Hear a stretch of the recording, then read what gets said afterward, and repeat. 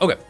Well, now that the bidding stuff is over, the payout stuff is over, perhaps we should open our IRL loot, get our IRL payout, if you will, from Lido. Oh, shit. Viewer of ours, Lido Kane, sent in some sort of goodie. So, I don't know, let's take a look and see what it is. Careful not to show my address on this, and then need to dox myself. So just open up the package off camera.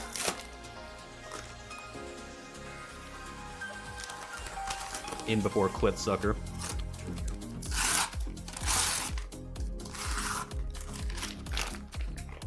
Okay, wait, there are two things in here? Oh shit, there's two things. Fine. Oh my, hold on, wait a minute, what is this? Okay, first things first, we have something wrapped in like clear plastic. Is this what I think it is? I think it's what I think it is.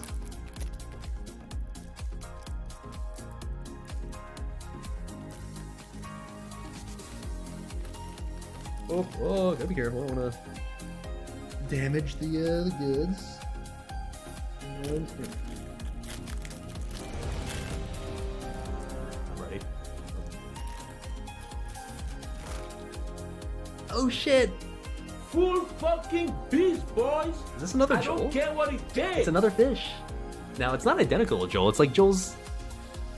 This might actually be a sturgeon. This looks actually honestly closer to the actual emote Joel. But it's Joelle. Yeah, we'll just call this the female. It's Joelle, hey buddy. Gotta find it a pink bow. I can do that later, but I got Joel and Joelle. Oh. This one's I guess the proper color, I guess, for looking a little wormish, but anyways, this one's the proper color for the actual Joel emote, honestly, but Joel and Joelle, hey guys. Body type 2 Joel, yeah. Hey buddy. Nice. Well, Lido got the original Joel, so I suppose it makes only sense that she got ourselves. Joel's got a nice little partner now. Oh, gonna have to buy another little pedestal so that Joelle can do the spinny thing. I gotta find a pink bow, so that way we can have the distinction of Joelle here. Also got the little smile. It's a little harder to see, but there you go. Hey, buddy. Okay. And then what's this other thing? This came also from Amazon.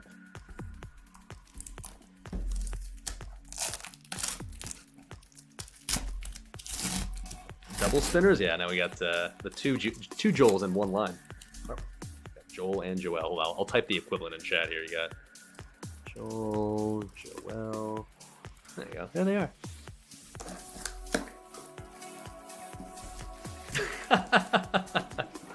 Oh, okay. Come on. Now, I feel a little bit attacked, to be completely honest. Lido has sent us a Scotch Brite soap stick, as well as many extra soap stick heads. Alright, fuck you two. Alright, yeah, look. Okay. I guess it would only make sense for me to show you what exactly we're referencing here or why.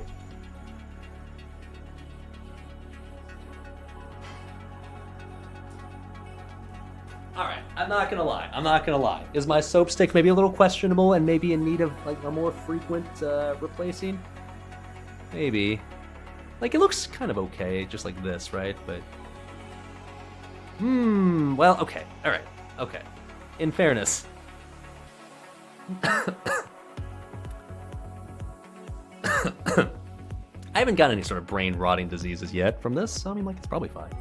It's rough? I don't know what you're talking about. It looks fine from this angle. Alright, maybe this one looks a little better though. Okay, well, oh my, okay, well. Okay, maybe I was in need of a new one. You're not wrong, but if it's not broke, then like, okay. Alright, well, fuck you, but I guess I'll take it.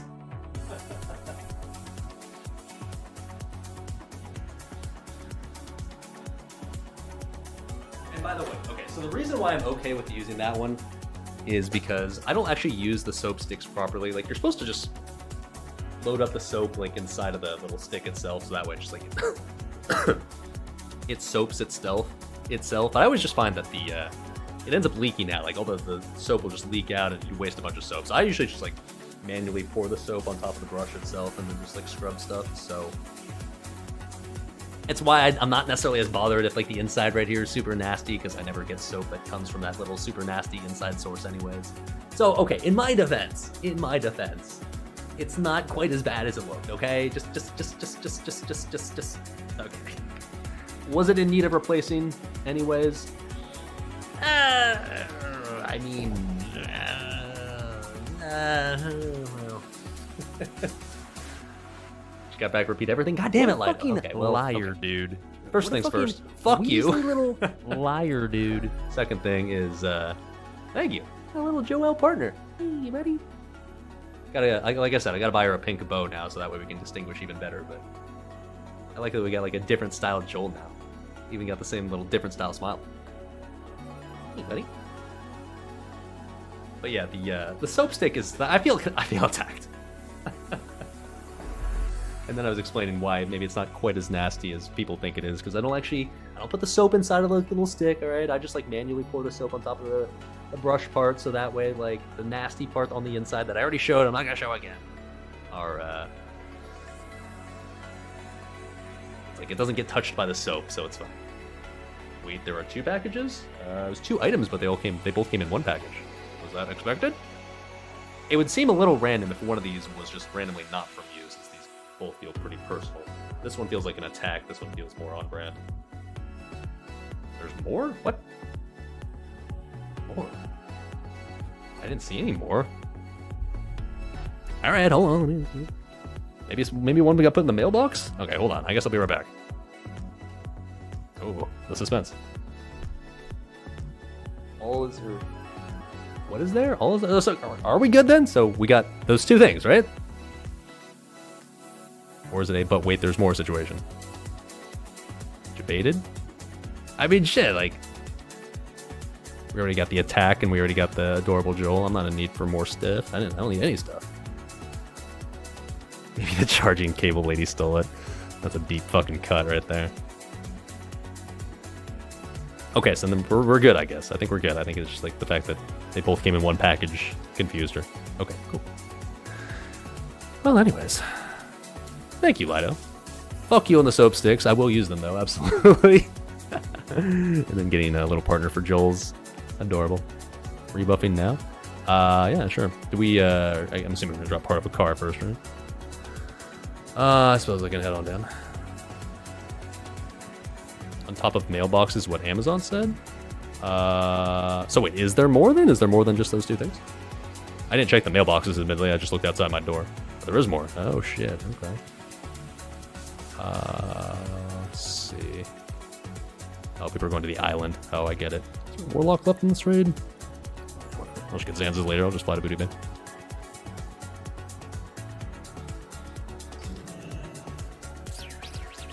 I have boons on me? I got 1. That's good enough. Alright, well, I guess I'll go check for more. Be right back. Shit. Alright, this one feels like it's got some heft to it. Oh, my.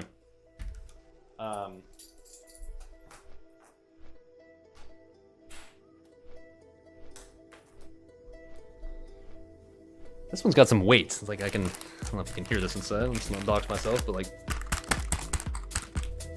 I hear like clanging of metal. I bet it's like, okay, my guess is something kitchen related, something cooking related.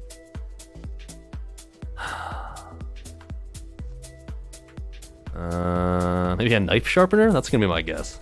Which would also be a personal attack that I'd not be happy about.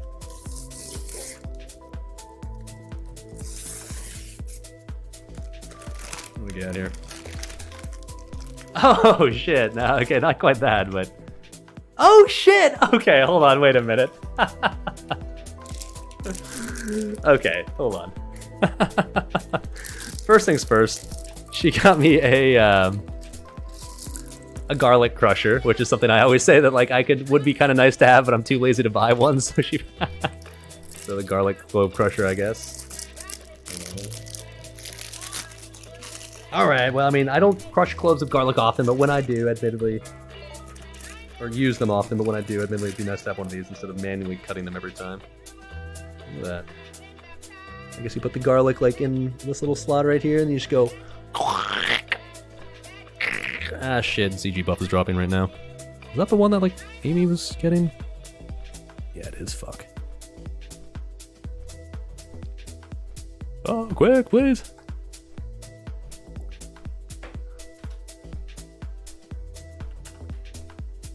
Trying to get a summon here to the island. Hold on, hold on. Oh, you know what just occurred to me? My Hearthstone was definitely in Booty Bay, wasn't it? I totally could have just,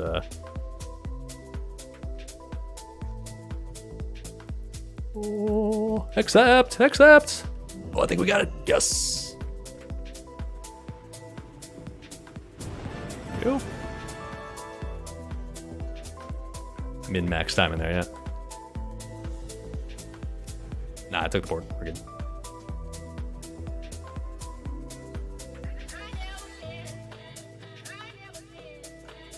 Okay, let's just wait for the Pawnee buff to go out. So sorry, a little distracted right here, but anyways, the best part's still to come. Oh shit.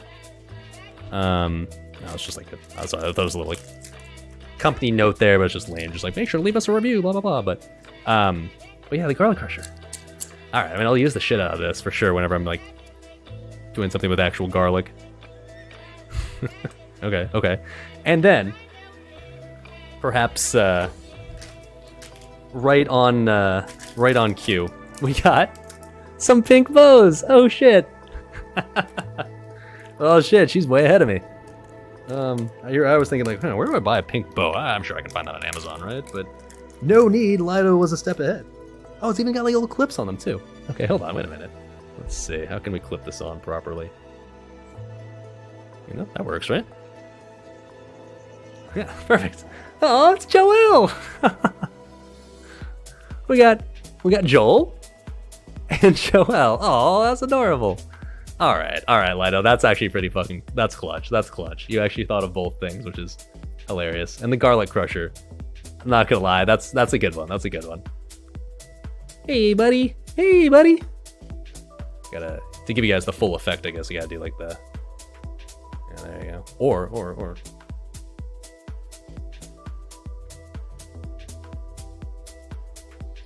Hold on, let's take the headphones off. Maybe it makes it easier.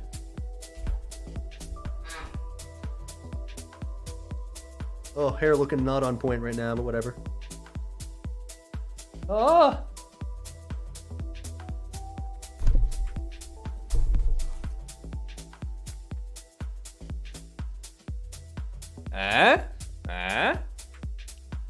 Instead of read the gift note of, oh shit.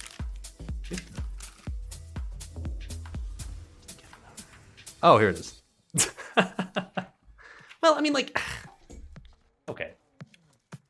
Once again, I'm feeling a little attacked. This is probably the meanest Christmas presents I've ever gotten. The note from Lido that says, just read it yourself, I guess. Stop using a fucking knife to cut garlic. From Lido. I mean, like, I was very I cut my garlic beautifully, so fuck you too. But I will be using this garlic crusher. That's definitely actually going to utilize from now on. I feel so attacked. I entertain you guys and I give you extremely engaging and exciting and fun content by cooking for you, having no idea what I'm doing, and this is what I get. Personal insults from random internet strangers who now has my address. Thank you, Lido, though. Seriously, sarcasm aside. That is both adorable, useful, and hilarious, and slightly offensive. The soap stick definitely feels like the biggest attack, but not unjustified. I'll give you that. But how dare you? How fucking dare you? But this one's actually unironically very useful. I wonder if you can crush anything else with this besides just garlic. It's probably just garlic, right? Which is why, like, okay, like that's why I was never desperate. I was like, well, what else can I use it for? Like, if I'm not doing something with garlic, then like, I don't know, like, what else do I really get? But like, all right, now that I have it, like, yeah, obviously I'm gonna use it. All right, fine. Just put it in the headphone dents, bro. It's not that bad right now. Technically, it'd be a tiny potato ricer. I guess, but I can't really think of too many scenarios in which you need potatoes like that. shredded or whatever you want to call it. Well, thank you, Lido, once again. That's a combination of hilarious, offensive, and quite endearing, so I much appreciate it. Merry Christmas. I didn't send you jack shit, but I'll send you, I guess, good vibes and a streamer shout-out. I'll continue making mediocre content. But now we got Joelle. Oh, the bow is perfect, man. It's perfect.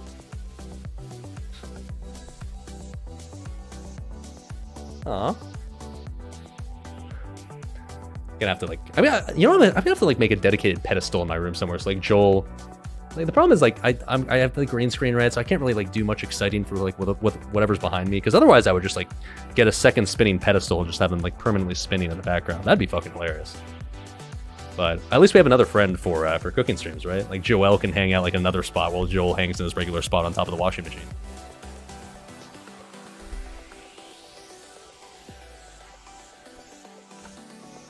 So anyways, for now though, they'll chill right there. Oh, look at that. Joel has someone to hang with now. Well, that's fucking adorable. Attach them to my chair? As in like, just put it up here. It'd be hard to see though. It'd be kind of hard to tell like what it is. No, honestly, what I need to do, this is something I've been considering doing for a while, and I should just like get around to actually doing it. I need to make an animated emote for the channel, which is like salv.joel, and now it can be salv.joelle as well. I'll just take like a video of them like spinning in front of the green screen, and then I can just chroma out the green screen part, obviously, and just like have my own like homemade Joel emote. That'd be kind of funny, right? Joel cam.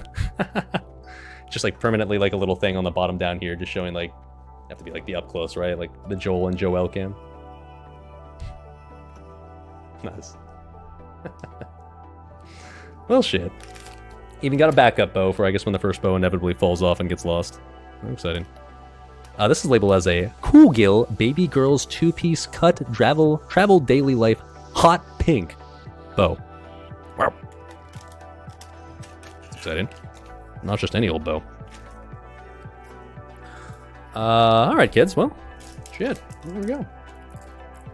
I'll definitely. I want to do some sort of Christmas stream. I'm still just desperately trying to think of something. Like here's my plan, by the way, for the next like day. Like, so tomorrow's Friday, right? My day off.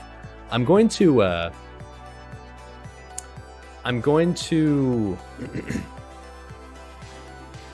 sorry, I lost my train of thought here. Okay, so I'm gonna go one of the comfy breweries that I always go to. I'm gonna go there tomorrow. I'm just gonna sit there for like 2 or 3 hours, just like slurping some beer down and like just doing a dedicated brainstorming session, because I want to come up with something for Monday. I need to. I want to do a Christmas party stream, or at least something related to Christmas on Monday. And I keep having kind of like the streamer equivalent of writer's block, and I just can't think of anything good. So I'm just gonna like sit down at Comfy Brewery, enjoy some delicious beers, and let the alcohol provide some creativity. You'd have them spin in opposite directions, though. Well, no, I mean, you have to have it like spin in like the regular direction of the emote, right? It's a dope sturgeon. Hell yeah, dude. I am a sturgeon. Streamer body painting stream. Gonna make my own eggnog? Maybe? I don't. How do you make eggnog? I don't even know the process. Homemade eggnog.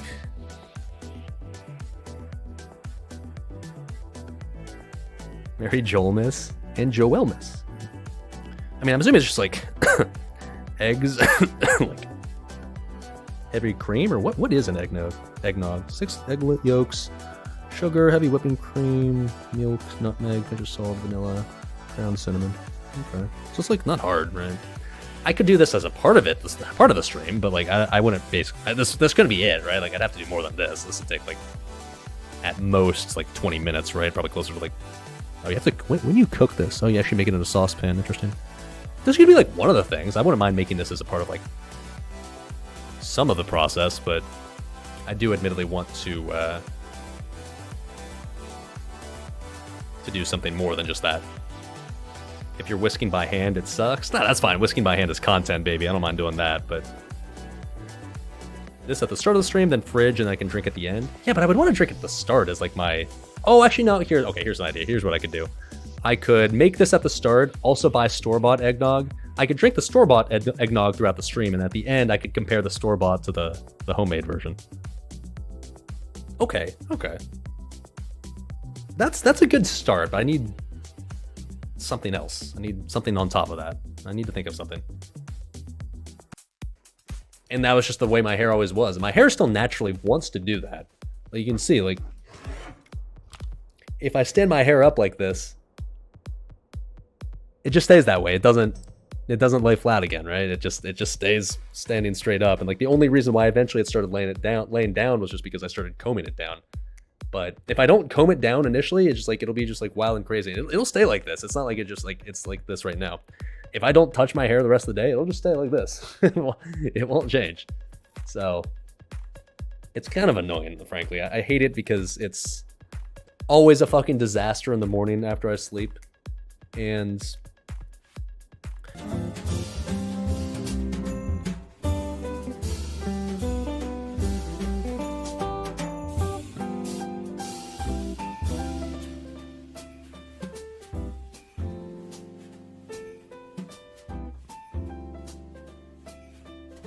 okay, let's say we get this started, shall we? Hopefully my voice isn't too fucked today. I don't know. We'll see. I can already tell it's not 100%. And then there's also that. But the good news is I'm certainly healthy enough to do the thing. That view, I know, right? I love this little like B-roll footage we had. This being from the pumpkin chili stream. But we are not making pumpkin chili today, are we? No, we're not. Let's head out and do the thing, shall we? Oh shit. Oh, it's Joel. Hey, buddy. What's up? Okay. Hold on. Before I come out there, let me turn off my other lights. That way I'm not wasting power. Gotta be a good boy for the environment and shit, right? Yeah. Okay. Well, I'm looking festive. Oh shit, I forgot something else. I gotta make sure that I can actually see it inside, because that's a thing. And like, I gotta make sure that I know what's on screen and on cam and all that good shit, and production value. Okay, there we go. Try that again. Pretend like I haven't appeared yet. Oh shit, look how festive I am. Okay, sweet. Hi. Let me get chat up here on my little mini backup phone. Okay, we got that. Very cool. Got that virus. Yeah, I don't know, man. Like I said yesterday, I got sick like 3 weeks ago, and then I got better, and then it was like 99% gone, and then yesterday my voice was fucked again, and it feels like the same thing that I had before just came back. I don't know what the fuck's going on. Regardless, the good news is I feel fine, and because of that, we're going to be making some delicious Christmas cookies today. Now, I know that I originally said that I wasn't going to be making Christmas cookies for the stream, and I was kind of lying, halfway lying. I'm not making what you would call conventional Christmas cookies, all right? I'm making... They're going to be cookies, and it is Christmas, so we're going to call them cookies made near Christmas, hence I guess they're kind of Christmas cookies. But we're be making something a little bit different today. Everybody can make boring, conventional, typical cookies that have like, sugar, butter, chocolate, and maybe some nuts in there if you're really feeling fancy, sprinkles and shit, whatever.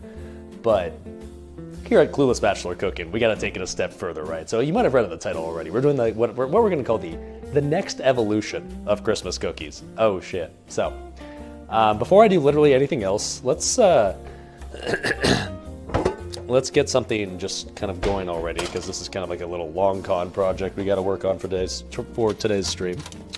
Might have read the title already.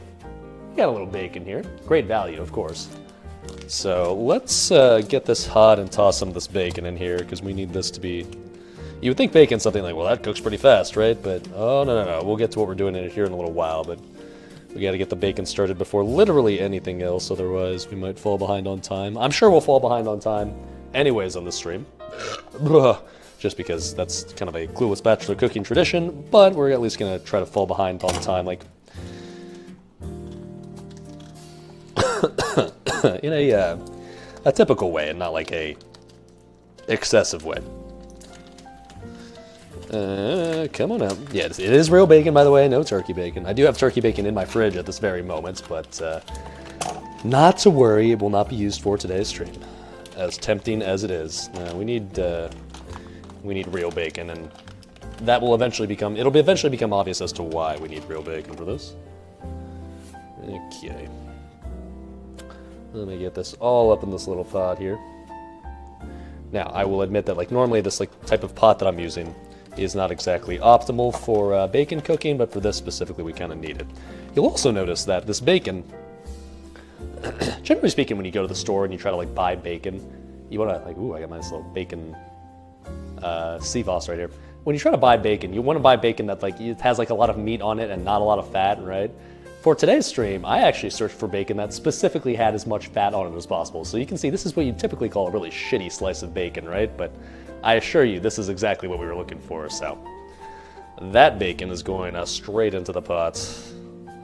The less actual bacon on these strips, the better as far as I'm concerned.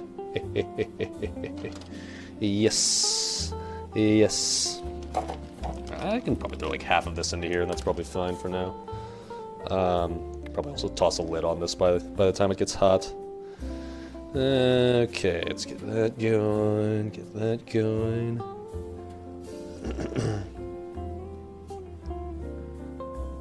Okay, whatever. Yeah, I'm definitely like overcrowding this pot full of bacon right now, but like I said, that is actually completely fine because, in case it's not obvious, we're looking for the fats really out of this and not necessarily the actual bacon meat, so it doesn't need to be cooked perfectly or anything like that.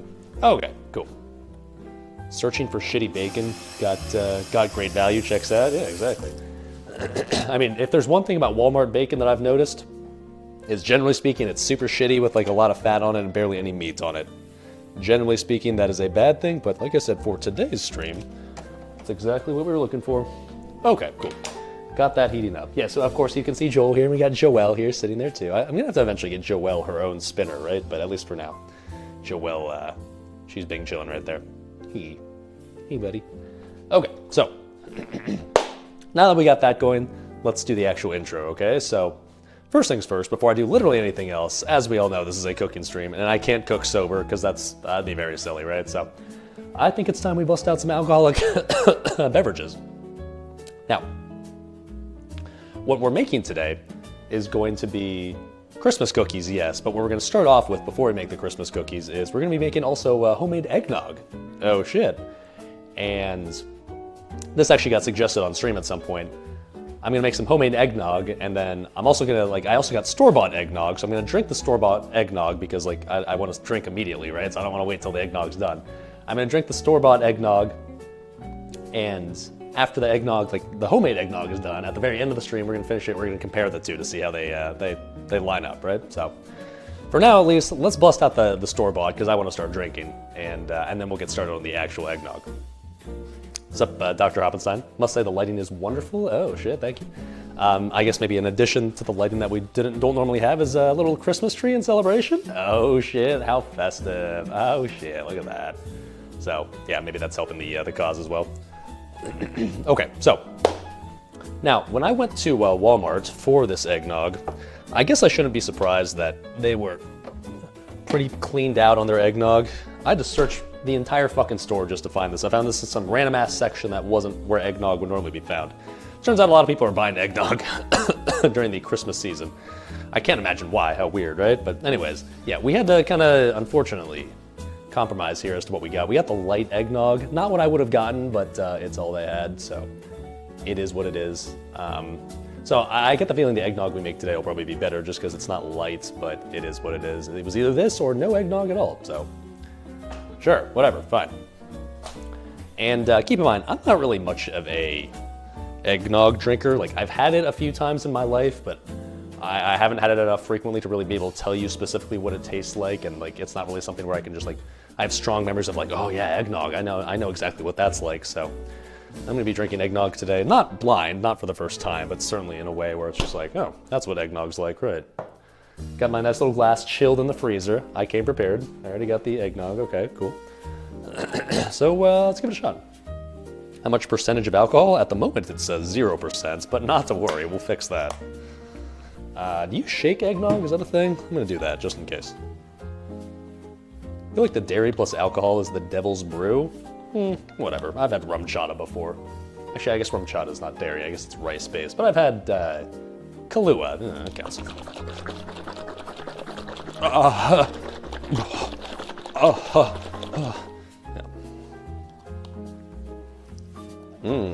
It's very eggy. How much is a lot? Is that a lot? I don't know. We'll start with that, I guess. Now, you asked, of course, what was the alcoholic content of that, and like I said, the answer at the moment was 0, but you know your boy's not gonna keep it that way, obviously. You know your boy got some knob for the boys, and the grills, of course. Now, normally I'd get Knob Creek, the rye. They were actually out of rye today when I went to the liquor store, so we got the bourbon. Their bourbon is also fine, so we're gonna enjoy some knob in our nog, if you will. Oh, shit. Ugh. All right, come on. The Southern Comfort Vanilla Spice Eggnog's the best one. They actually did have that one as well at Walmart. I saw that one too. I decided to go for like the unflavored one just because I figured like I didn't want to like have this like weird extra added flavoring sweetness. I didn't know if it was gonna be good. Now that you say that, maybe I should have gotten it, but oh well, too late now. You would love to enjoy my knob. A lot of people would. There's a lot of people that have told me I have a very wonderful knob, and I agree, but if you're good at something, you don't do it for free. Exclamation point OnlyFans coming soon. Wow. Okay. Ooh, yes. How much do you add to this? I mean, I don't know. Like, I'm just gonna kind of like, yeah, okay, there we go. That was probably kind of too much, but whatever, it's fine. I don't mind my knob being a little bit strong in my nog. Pour to the top, yeah, that'd have been a lot of bourbon. That was already, that what I just poured in right there already felt like a lot, actually, but it's fine, whatever. It's Christmas, right? It's a good excuse to drink. No one judges if you're an alcoholic during the holidays because they just assume that like, oh, it's the holidays, you get a pass, right? Cheers, boys. Smells like bourbon. Yeah.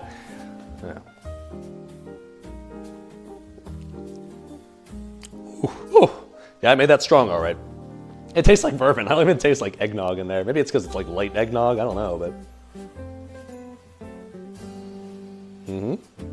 Yep, bourbon. It's not bad though. I mean, I like bourbon, so that's good. Okay, well, cool. Anyways, the bacon's doing its thing now. That was good. Where's my spatula? So what we're trying to do here is we're trying to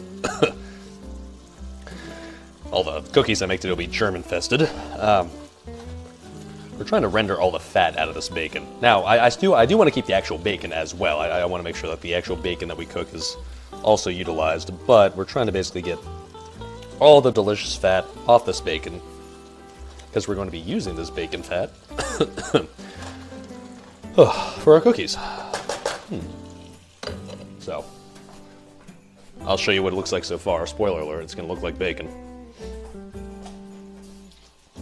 Yeah, there it is, but you can already see we got that fat dripping off there, so good news. Okay. Now, in the why? Oh my god. Okay, I'm just gonna try to ignore the fact that I keep coughing all stream. I'm sorry, boys. It's gonna be a thing. I can't control this, obviously, so you just have to live with it. Let's start working on the homemade eggnog now that we got our store-bought eggnog already being consumed. Let's say we start working on this shit that will ultimately, I guess, compare to the quote-quote real eggnog. Okay. Cheers. Loving the sweater? Oh, thank you, yeah. It's my one and only Christmas sweater. The sweater that I own. It's the one and only time of the year that I can actually justify wearing it, right? So, yeah. Have the same cold? Do you? The same cold that's lasted over 3 weeks and went away and then came back? Do you, though? Because this feels a little unique. Anyways, okay, so I will link the eggnog recipe that I'm using in chat. It's nothing special or nothing mind-blowing, nothing world-shattering, but I will link it regardless. As of course, if it does let me send the message, which it's not right now. What the fuck? Hello?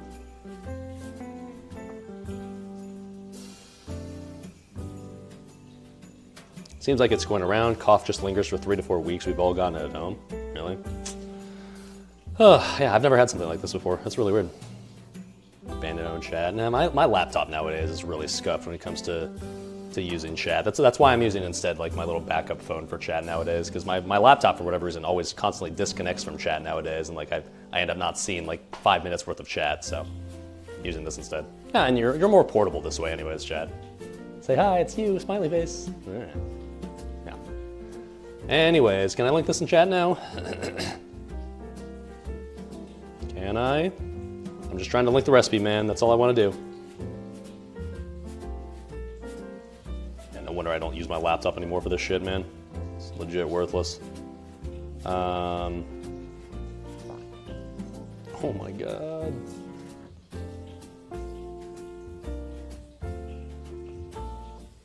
Okay, there we go. Hey, that didn't take long. All right. Shit, you're late. The good news is we only just started, so you're not really late. You're actually just on time. What's up, Roman of the Lord? Nice sweater. Thank you. Okay, so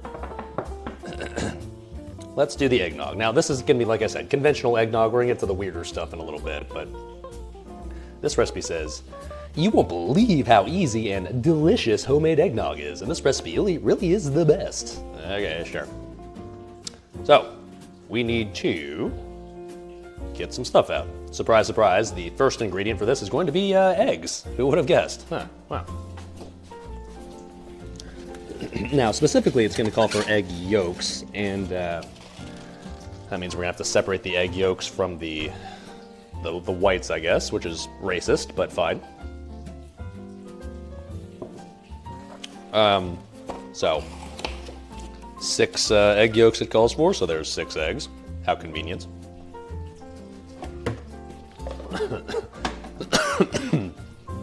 Let's get our what we like to call our well-seasoned bowl out, shall we? Oh yeah, this bacon's rendering nice, dude. Oh shit. Okay, let me flip the bacon over here one sec, boys. And grills, of course. Oh. I'm trying to render out like about half a cup of bacon fat, so it's kind of a lot, hence why I'm going to be cooking this entire package of bacon here. Hopefully we get something in the neighborhood of half a cup.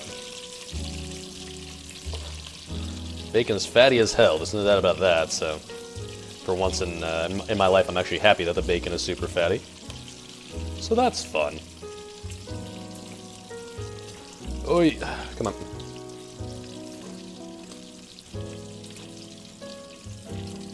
Sorry.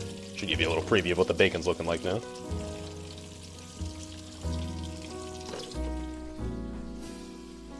Ah, we're getting some good fat in there. Oh yeah, baby. All that liquid. Booty. Yes, sir. And the bacon itself obviously is going to be tasty. But the fat is the key. Okay, so anyways. I've separated yolks from the eggs in the past, but I've not done it in a long time. I think I remember how to do it, but the good news is if I fuck it up, I do have extra eggs, so let's hope we don't fuck it up, though. All right, so I believe the technique, this is a tiny egg, damn, is you gotta like crack it, right? And you gotta crack it all around the middle so that way you can get like the egg in two and like approximately in half. And then I think you pour it back and forth until like you get all the egg white out, and then you just get only the yolk, I think. So I guess maybe I'll use a separate bowl here so I can dump out the egg whites as well. Let's give this a shot. Okay, so.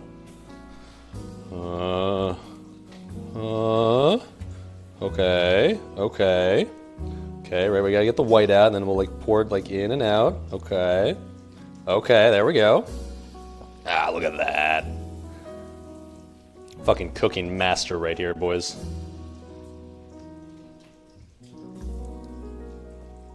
Yeah, jiggle it back and forth and shit, right? Yeah. Okay, and like, obviously this doesn't have to be perfect. If I get a little egg white in there, it's not the end of the world. Okay, I'd say that's an egg yolk right there. We're gonna toss that in. Yes, sir. All right. Just do that 5 more times. Easy. Not so hard. Let me give you more of a top-down view. That way we can see exactly what's going on down there, shall we? There we go. right.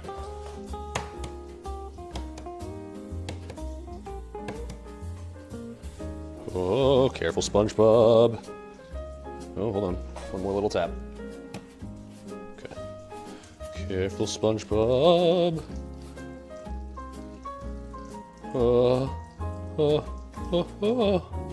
Okay. Didn't quite have that as much as I would have preferred, but it's okay. It's okay. I think it's still gonna work. Obviously, we don't want to break the yolk. That's the ultimate disaster, I guess. Hope you can hear that bacon sizzling in the background, by the way. God, it smells good in here. It smells like bacon, which, surprise, surprise, smells good. Okay. Slurp the egg whites for the gains. Yeah, I don't want to just like waste these egg whites, because I agree the gains out of egg whites are not to be ignored. But that being said, I don't really just want to like, certainly not gonna just drink it raw. That'd be a little weird. Also, that other egg yolk totally broke, but I guess it doesn't matter as long as we got it in the bowl, huh? So yeah, I don't know what I'll do with these egg whites. I want to save them, but what do I save them for? I don't know.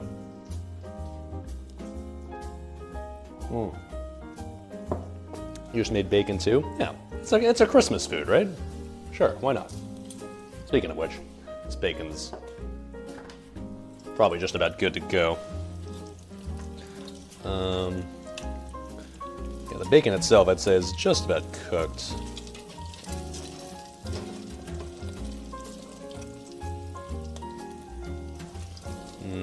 Give it like a tiny bit longer, but we're just about Gucci. Then we have the other half of the bacon we're gonna have to throw in there. But I'm gonna need some sort of bowl that I can store that bacon fat in. Maybe this one will probably work. Okay, we'll use that. A white omelet? Well, yeah, I mean, obviously you can use it for omelets or whatever, but I more meant in the immediate future. What can I use egg whites for? Probably nothing right now. But that's fine, dude. Alright, so the bacon, I'm not going to use literally all of this bacon that we have so far today, but I'll certainly use most of the fat, but the bacon strips themselves I don't really think will need to be utilized. Not all of them, so I'm going to have to save these for later. I guess maybe I'll just save that and the egg whites and just make an omelet later. You'll make like a super healthy egg white omelet only to add a shitload of bacon and make it super unhealthy and fatty, right? It's fine by me. Yes. All right, now look at all that delicious bacon fat right there. Yes. Yes. Pour that in the bowl. Yes. Oh shit, that's a shitload too. Okay. If we render out another equivalent's worth of this, I think we're just about good to go. Looking good. So let's repeat that same process. This is why we started with this part, so that way we could get all the bacon done by the time we needed it.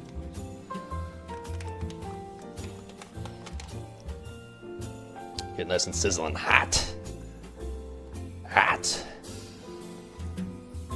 Ugh.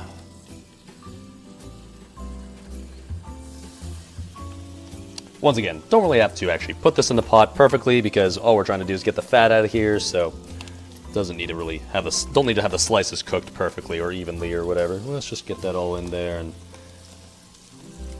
we're just gonna toss the rest of the package in here. Fuck it, whatever. If we overcrowd it a little bit, not the end of the world. Hoi.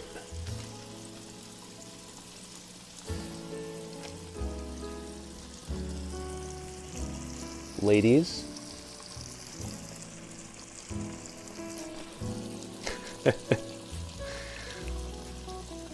That was a better visual in my head, in fairness. Okay, whatever, good enough. Okay.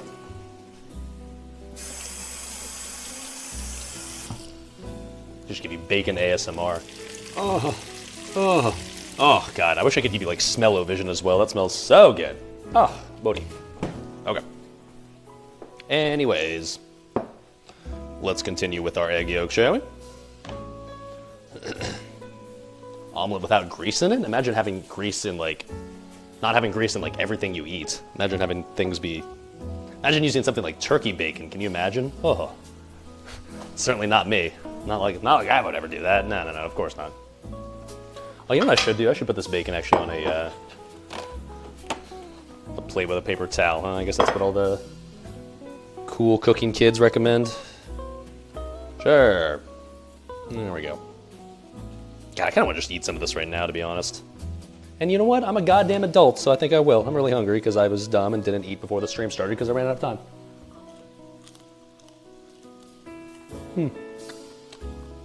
Imagine that. Tastes good. Oh. All right. Tastes like bacon. I'm a fan. All right. Anyways, let's continue with the egg whites or egg yolks.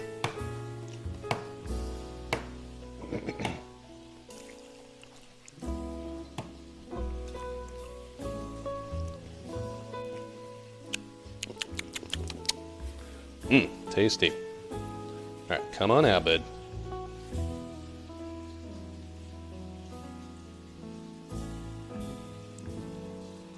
There we go. All right, I gotta get that egg jizz out of there and just gotta keep the gooey center, of course. I'm a goo enjoyer, but gotta separate it from the egg cum first. There we go.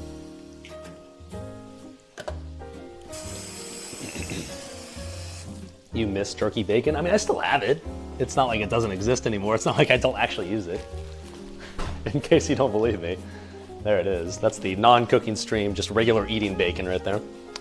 But I'm allowed to splurge for the cooking stream, right? Like, you know, I'm playing the stream character, which means that I'm allowed to be not me, which is someone who drinks eggnog and eats real bacon.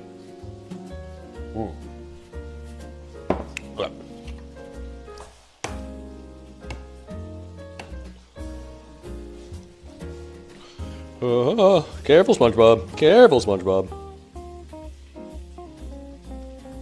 There's a lot of egg white in there. Yeah. Yeah, I definitely don't want to waste this. I don't know what I'll use it for, but... can I just store this in, like, Tupperware? Is that a thing? Tupperware egg whites? That sounds like something a Clueless Bachelor would do, right? Yeah.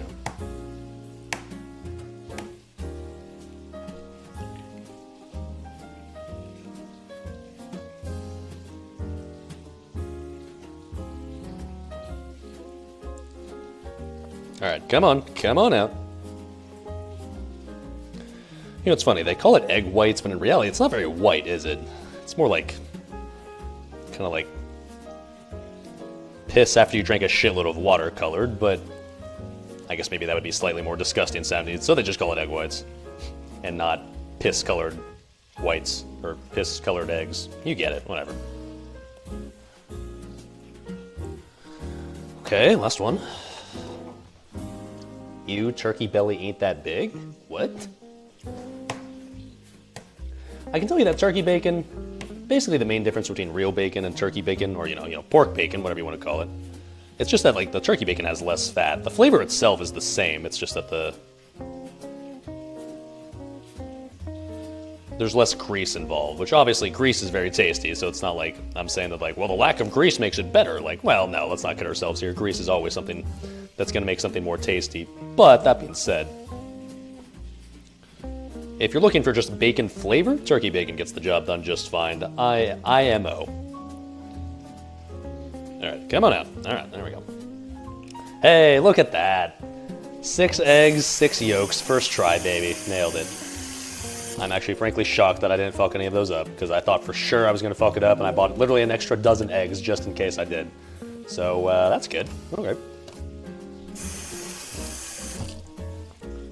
This is bacon going. Let me fuck with that a little bit. Oh. Oh yeah, we're getting a shitload of fat in here. Buddy.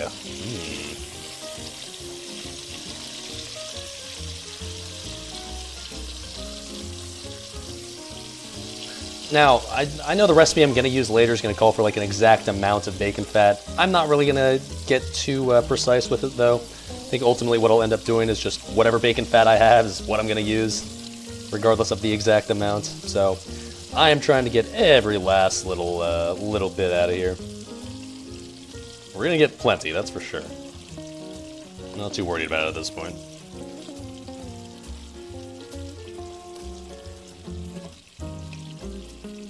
Come on. Come on. Alright, so what do I do next with the omelet here? Hey, what's up, Grumpy X? Oh shit, coming in hot with a tier 1 sub. Our resident rogue god X in both Fun Police and 5 $. Plays. The subs for the red shirt. It's kind of weird to call this a red shirt. It feels like it's probably a little bit more, you could be a little bit more descriptive, but regardless, thank you, sir. Your sub will go directly to the Hot Pockets, Doritos, and Gigapole Fund. Maybe the Petri Fund, how about that? Thank you, sir. Thanks for hanging out, glad you're enjoying, as always. Make a whiskey sour if I have lemon. I don't think I have any lemons with me, but it's not very festive, right? Like, we're making a, oh, you're talking about with the egg whites. Oh yeah, shit, I forgot you used that. I don't have any sour though on me is the problem, like any, what do you actually call it? I think it's just sours, right? Like sour, I think that's literally what it's called. You just add the sour mix. I don't have any of that, or lemons, but. Eggnog will get the job done just fine. All right, anyways, what do we do next here? We have to whisk the egg yolks and then sugar in a medium bowl. So yeah, the egg whites here, like I said, I guess I'll just put it in like a plastic Tupperware and save this for later. It'll store just fine like this, right? Probably.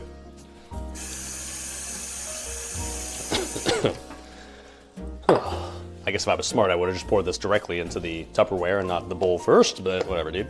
I'm not a smart man. It'll be quite the egg white omelet later, I guess. God, it looks so gross just sitting in the fridge. It literally just looks like jizz inside of a container, but anyways, all right, so we now need half a cup of sugar. Okay.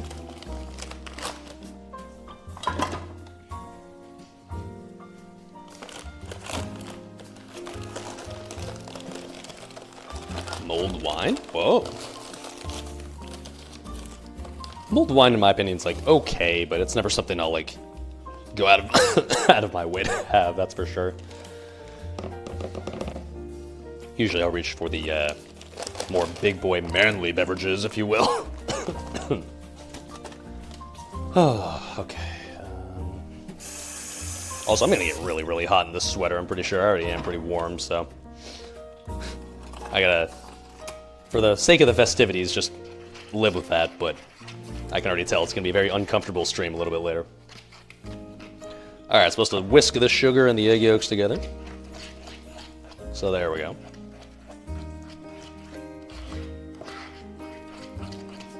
Fascinating looking. It's like custard, I guess. This must be how you make custard, right? You just use egg yolks because it's very, I don't know, custardy looking and feeling. It's very thick, which I guess makes sense. This is just the yolks and not the whites. Interesting. I've never really like cooked with egg whites a lot before, or egg yolks. Obviously, I know it's a thing, but it's kind of fascinating when you just like only mix up the yolk.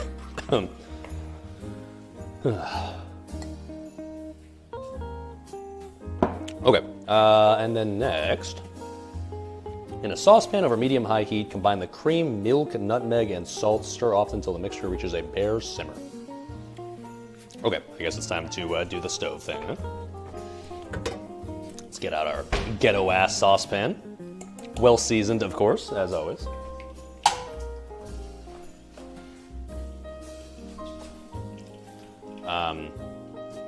Hopefully this is like fine, like as far as the size is concerned. I mean, I don't know exactly what the volume of eggnog I'm producing is going to look like, but I assume it's plenty enough to be held inside of this little tiny ass thing, so sure, let's go with that. All right, so what do we have to do here? We need to do cream, milk, nutmeg, and salt. Okay, I got milk. Cream.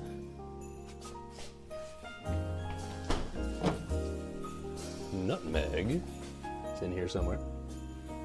There's my nutmeg. Any nutters? All right. Nice. Great value, of course. And salt. Oh, look. Fancy. Fancy ass kosher salt. Nice. All right, so it's medium-high heat. So I'm assuming I should probably add the milk first and then turn the heat on, right? Let's actually attend to the bacon first. Bacon's looking quite nice. Cooking-wise, it's actually just about done, I guess.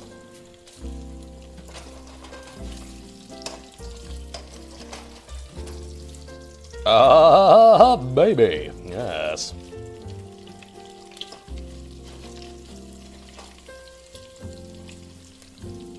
I will say, one nice thing about real bacon is that when it renders out all this fat, it means that you don't necessarily like have to have it like super evenly placed in the pan because it'll just kind of fry in its own oil.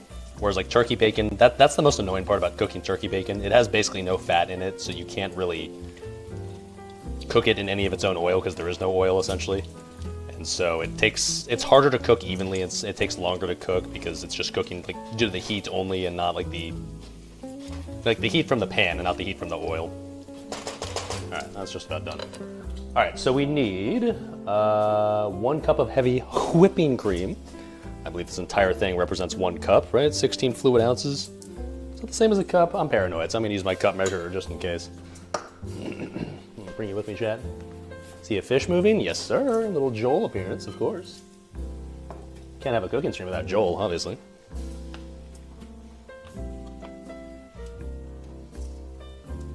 Wait, come on.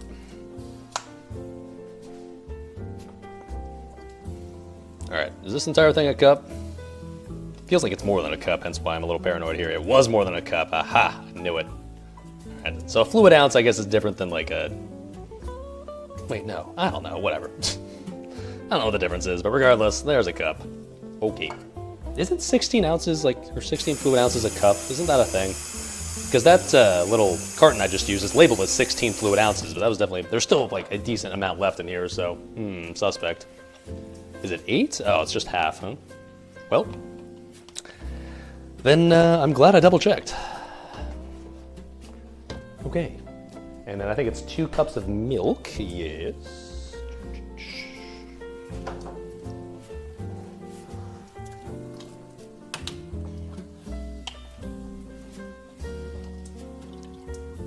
Okay, so... Uno... Dos... Alright. That saucepan's big enough, right? Nah, it'll be fine, dude. It'll be fine.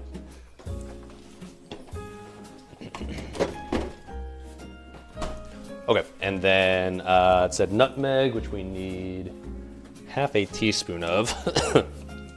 I'm just gonna YOLO that. That feels like about half a teaspoon. Nah, a little bit more. Yeah, there we go. Okay. Nutmeg's tasty. I don't mind if I add a little extra.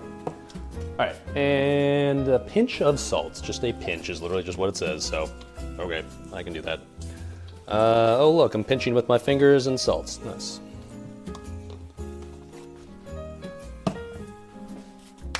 All right, now it says medium-high heat. Sure, so let's go like that. All right, gotta turn on the lights, that way we can see full fucking Bis Boys. I don't care what it takes, obviously.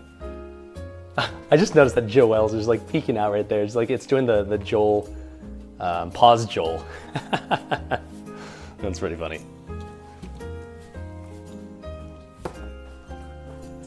Or is it pause Joel? It's the one where like Joel is just like barely peeking out. Yeah, this one exactly. That one. Joelle's doing the pause Joel over there. Okay.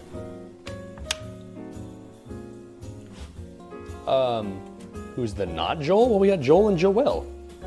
Somebody didn't watch when I opened Lido's Christmas gifts, but now, Joel finally found his partner. Hey, buddy. Got regular conventional Joel, of course. And then we got his adorable little sweet lover, Joelle. Hey, buddy. So yeah, Joelle still needs her own little spinning pedestal. We'll work on that, but at least for now, we got the dream team assembled right there. Very adorable. Okay, so lift you back up. There you go. I think while we wait for the cream stuff to heat up, let's take the bacon out of here, shall we? Since bacon's just about done. Got a shitload of fat in there, that's for sure. Booty.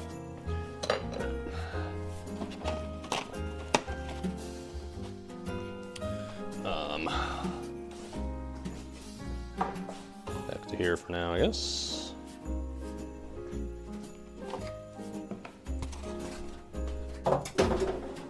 Oi, yo, yo, yo, you don't want it to burn. Come on. Okay. Let's get the bacon off first. Bacon smells like, well, bacon. Spoiler alert, it smells very good. Who would have guessed? Oh, baby. Yes. And then let's pour the bacon fat into our little red bowl here. I don't know the exact amount that we have in this bowl, but if I had to venture to guess, I'd say we probably have like maybe 3/4 of a cup in there. It's a lot. It's exactly the amount we wanted for sure.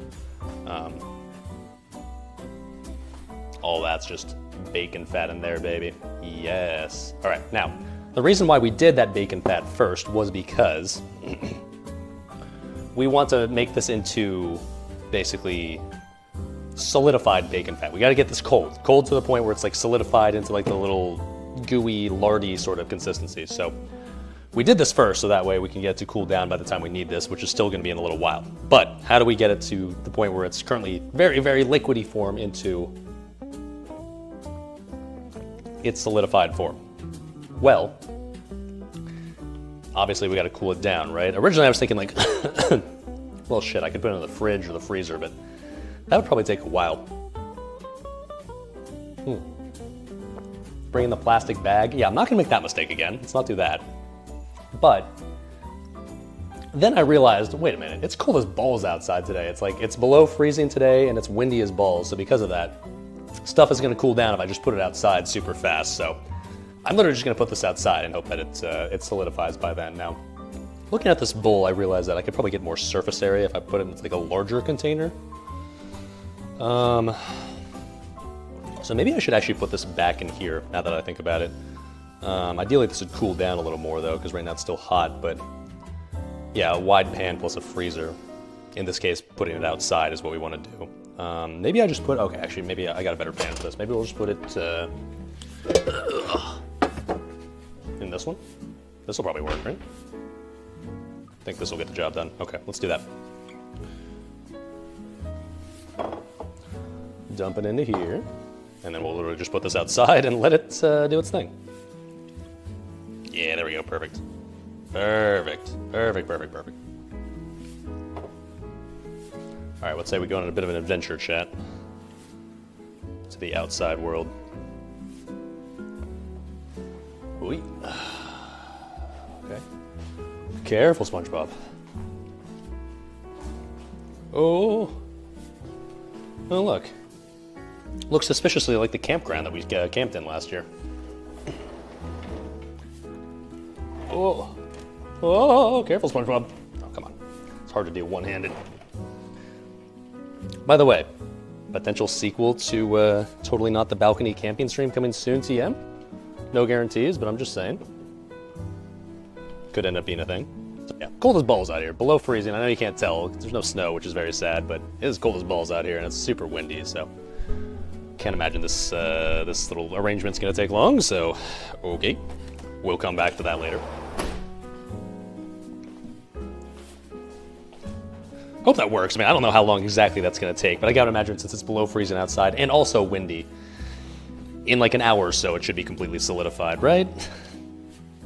I certainly hope so. Okay. Field trip pog, yeah, very excited. I hope you enjoyed. Get finished off. Man, I'm going through this quickly. I probably should have bought more eggnog. Whatever. If I run out of eggnog, I can just drink like straight whiskey. That's fine too.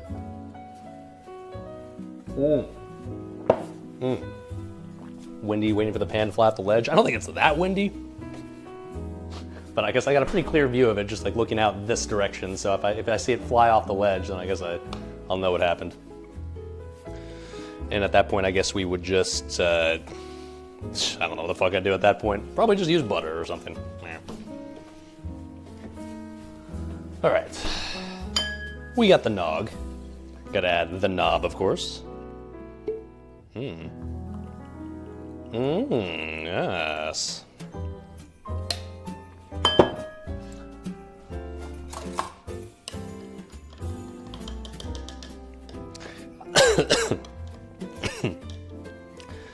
I made that initial one kind of strong, but I gotta say, as I kept drinking it, I was like, you know what? I'm actually kind of glad I did. That's pretty good. So, can make that one nice and strong once again. Hashtag no regrets.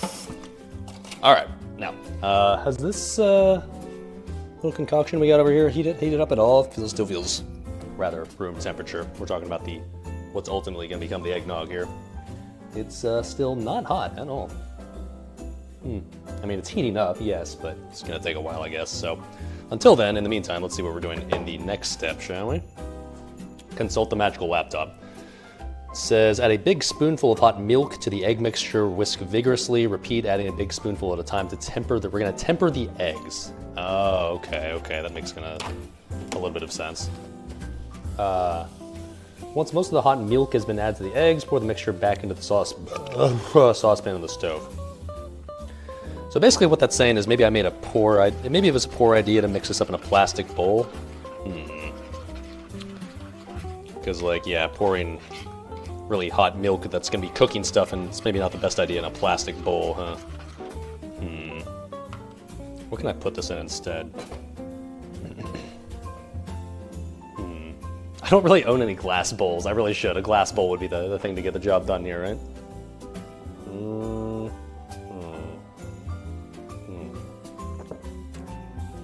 Oh my god, I made this like super fucking strong. Holy fuck.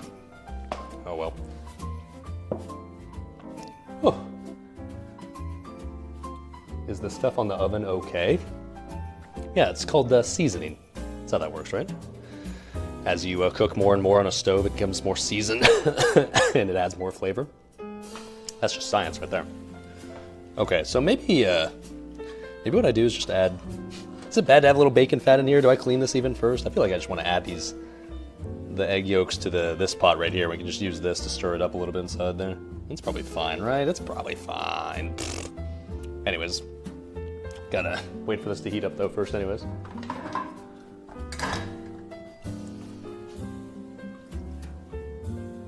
I really should have done this before I did the egg yolks, because the egg yolks would have been the perfect thing to do while this heated up. You have no idea how annoying this is.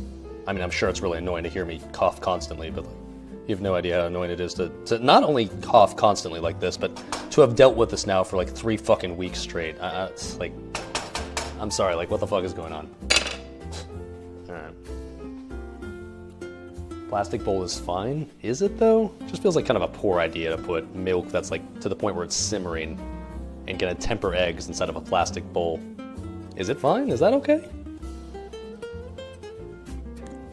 I mean, it's not like it'll be boiling per se, but oh my god, I made this so fucking strong. Holy fuck. I'm gonna drink this slowly.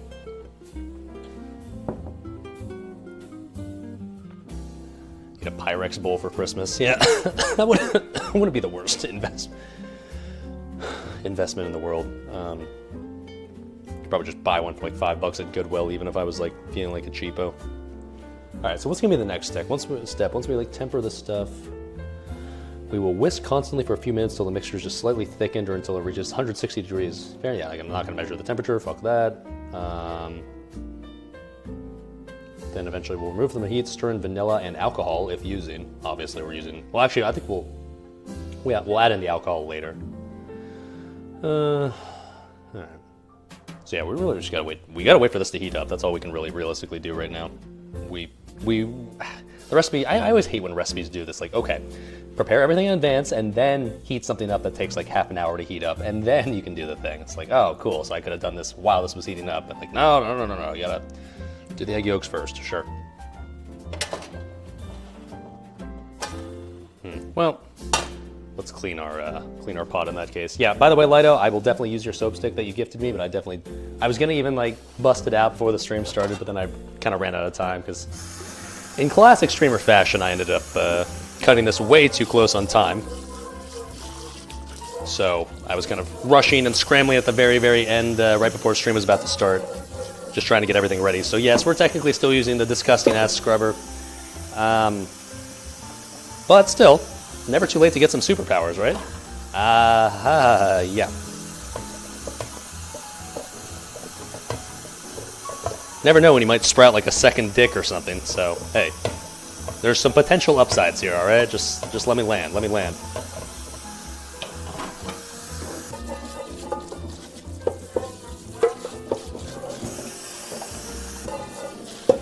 Besides, I never do this when I'm doing Clueless Bachelor cooking streams, which is like clean as I go, which is always results in the stream being my kitchen being an absolute fucking disaster by the end of a cooking stream. It takes me like an hour just to clean my kitchen up after the stream's over. So if I was a smart boy, I would just do this all the time, where I clean as I go, since I know that's what everyone recommends that you do when you're cooking, right? Well, there you go. Okay. I'm gonna try a little more of this bacon. Like I said earlier, I don't actually need all of this for what we're making today, so I can afford to splurge a little bit. Oh, buddy. Crispy.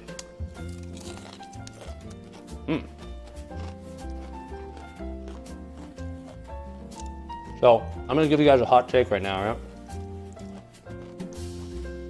Bacon tastes good. I know, right? More news at 11.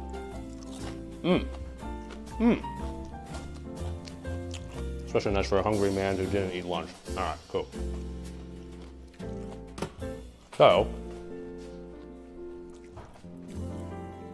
this is heating up to the point where I can probably start spooning in some milk. And I've never tempered eggs before, but I gotta imagine all you really realistically have to do is just get it to the point where the eggs look like they're scrambled, I guess. I mean, I don't know. What else would you really do, right? I'm gonna use as a spoon here to spoon the milk in. I guess literally just a spoon, but it's kind of small. Oh, I know. There we go. Cool. Some ASMR level crunch. Yeah. Well, it turns out real bacon gets a little crunchier than turkey bacon. Imagine that, huh? Flaccid bacon better. Nah, I gotta say I'm a crunchy bacon enjoyer. If there's even like a tiny hint of mushiness to my bacon, like that ain't it, Chief. That's not the play. You want to make sure your bacon's like extra crunchy. I don't even care if it's burnt a little bit. I'd rather have it be burnt than flaccid. There's nothing sadder than like mushy, flaccid, soft bacon. That is not the play, dude. All right. It's hot enough to start tempering the eggs? I don't know, but we're gonna pour some in and just start mixing and see what happens. It's steaming, so it's gotta be getting there. You don't want to scramble them, just whisk constantly? Okay. I don't think that's doing anything yet, though, to be honest, so I think it still needs to get hotter.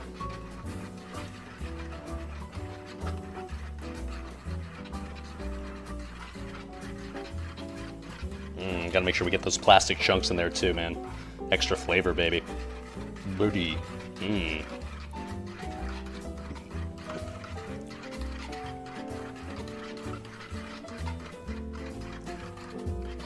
it's not doing jack shit yet, but that's okay.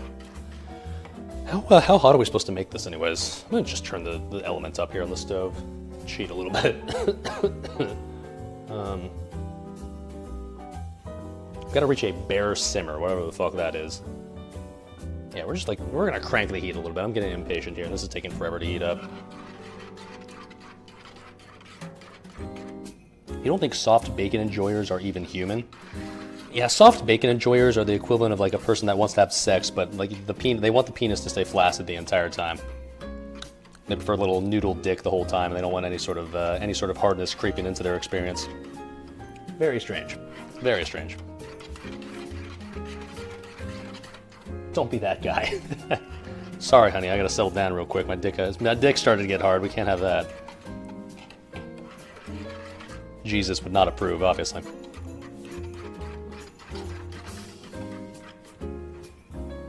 Okay, here we go. All we had to do was crank up the heat a little bit, and now it's starting to simmer. Well, not simmer yet, but you can definitely tell the heat is being transferred a little bit faster here now. Perfect analogy. I'm somewhat of a professional. Came up with that one on the spot. Yeah. It's my thing, you know, what can I say? Alright. It feels pretty warm. Now we're going to turn the heat down a little bit, but I think we got to the point where now maybe you can actually start tempering the eggs a bit. Okay. Add a little bit more into here. Okay. Oh, a little spillage. We're good, we're good. Oy. So how can you tell if yolks are being tempered? What exactly is the telltale sign of like, ah, yes, it's tempering is happening in this bowl right now. Oh, very cool.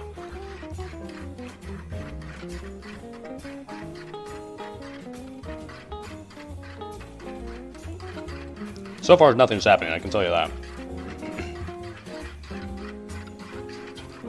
I guess we'll just add in more milk, I guess?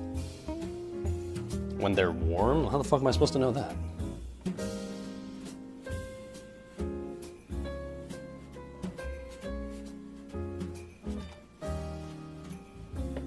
Warming the eggs up without cooking them? Is that what we're doing? I always assume, like, when we say temper, we do want the eggs to be... I don't know, I guess I don't know what the fuck we're doing. We're tempering them, of course. I know what tempering is, obviously.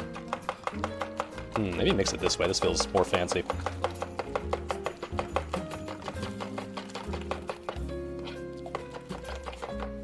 I mean, it feels warm, I can tell you that. That's good, I guess. I don't know. Oh, this is taking way longer just to make the stupid eggnog than I thought it would. In classic Dali fashion, of course. I originally was going to make 3 cookie recipes, but I ultimately decided to narrow that down to 2 just because I figured I would make the classic mistake of underestimating how long everything would take, so I'm already going to go and say that's probably a good call. Huh? I wanted to make more cookie recipes, and I wanted to bite off more than I could chew, so to speak, but I think 2 is probably the play for today. So you want them to bring them to safe temperature without making the eggs solidified. Whatever the fuck that means. Sure, let's just get this to a safe temperature. Oh, cool, I can see this actually simmering now. Cool. That's what we want to see.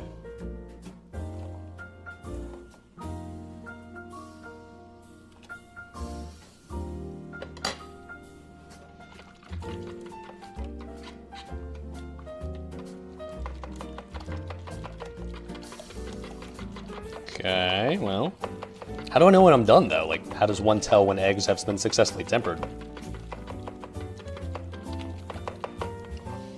You thought this was just bacon with blue cheese on top? I mean, shit, that'd be tasty. It's not like I'd have a problem with that, but we're making cookies today. We're not just making bacon and just putting blue cheese on top, as nice as that would be. So, Chad, how do I know when I'm done? As in, like, with tempering. When they start yelling? What?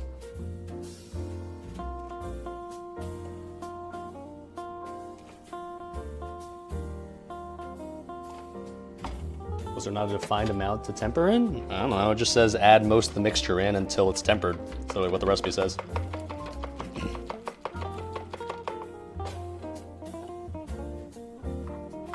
I don't know.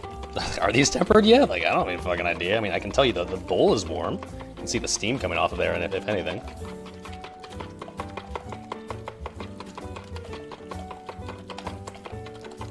For sure they are. Are they? How do you know? It just looks like a bowl of warm yellow liquid. Are they tempered? Like, how do you know this? Like, what's the point where it's just like, ah, yes, the egg yolks have gone from being untempered to now being tempered. Is it supposed to get, like, thicker, or, like, what is supposed to happen here? Is there science gonna happen at some point? They don't seem hot enough? I can fix that. Oh yeah, I can fix that.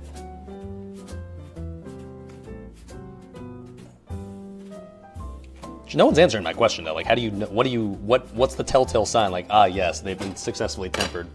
How can you tell, like, okay, they're no longer untempered egg yolks, they're now tempered egg yolks? What's the difference? Surely someone must know here. All I'm getting is like, well, you just go it until they're hot, until there's bubbles or something. Do I have a thermometer? Did you read the title of the stream? It's called Clueless Bachelor Cooking. Imagine actually having a thermometer. Basically when they're warm. I mean, it's definitely warm in here, I can tell you that. Like, this bowl is definitely probably warmer than it should be for a plastic bowl. The eggs will beep, yeah, great. Rich, silky texture. Is that what I have right now? Temper eggs mixed with a small amount of hot liquid, blah, blah, blah, blah, mix the... I'm probably just gonna toss this into the saucepan like the recipe calls for and just say, fuck it, it's probably good enough. I'm kind of getting over it at this point, to the point where like, what could possibly go wrong if I just toss it into the saucepan and just see what happens? Once most of the hot milk has been added to the eggs, pour the mixture back into the saucepan on the stove. I'm just gonna do that, fuck it, okay. And then we'll whisk this constantly until something happens. All right, yeah. Yay, we tempered eggs, that was easy. Okay, cool. We did it, chat. Yeah. All right, now we're supposed to mix constantly until something happens. I think this is supposed to thicken up at least a little. Let me actually bring my laptop over so I can read the recipe as I go. Is this hot? We good? So, anyways, yeah, whisk constantly for just a few minutes until the mixture is just slightly thickened, or until it reaches about 160 degrees. Yeah, imagine using a thermometer. And then it'll thicken more as it cools. Okay. I do actually have an actual whisk. Should I use this instead? Probably. Let's get that out. This one I think my parents bought me for Christmas one year. So, that's fun. Oh my god, that is strong. Okay. There we go, look at that. I might not own a thermometer, but I do actually own a whisk. Surprise, surprise. If you just mix all the hot immediately, you just cook the egg. Well, I get that that's what you're trying to avoid. Ooh, this is definitely thickening up already a little bit. That's good news. Okay.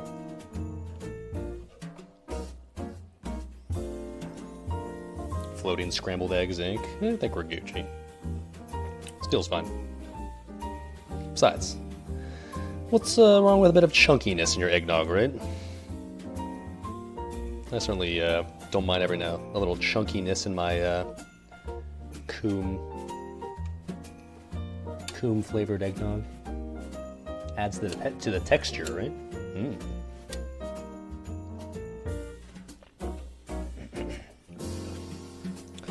Is this getting thicker? I have no idea.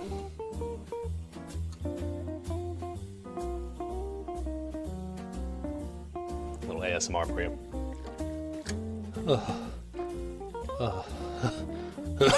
Coffee ASMR.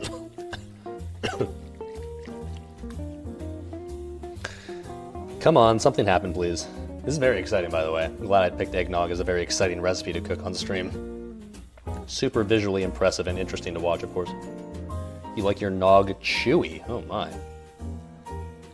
Yeah, I'm not sure if like you want to like get the store-bought eggnog, pour it, and just like notice that there's mystery chunks inside of it. But as long as it's my homemade eggnog, then you know that like the chunks are safe, right?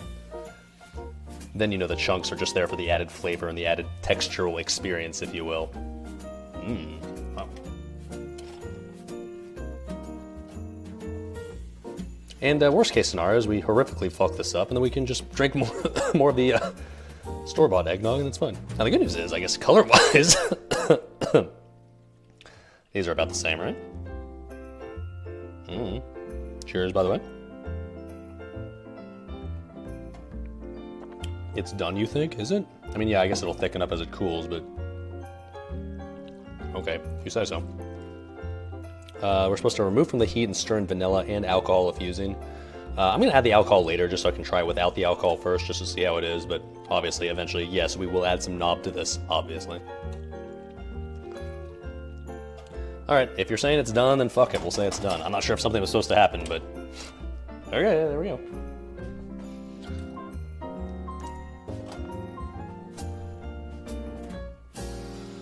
Alright, so, I'm gonna have to add vanilla to this. Now, I don't really have real vanilla extract, but I've got the fake stuff. Imitation vanilla flavor, good enough for me. So we're supposed to add, looks like, how much of this? 1/4 of a teaspoon, so basically just nothing. Like a tiny little dash, just a little like, ha!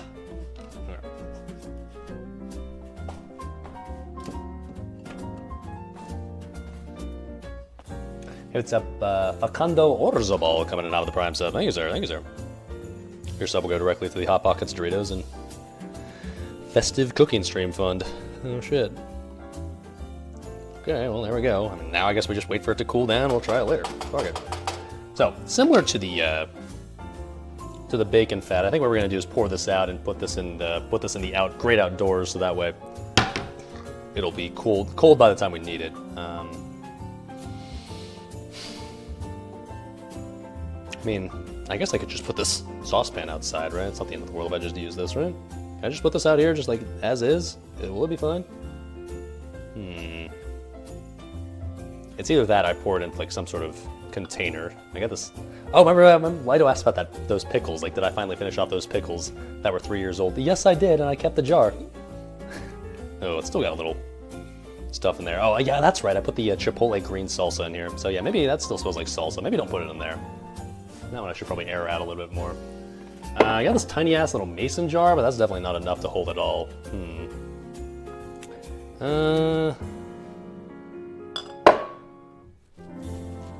Yeah, I think we just put this out. Well, okay, the last thing I guess we could do is we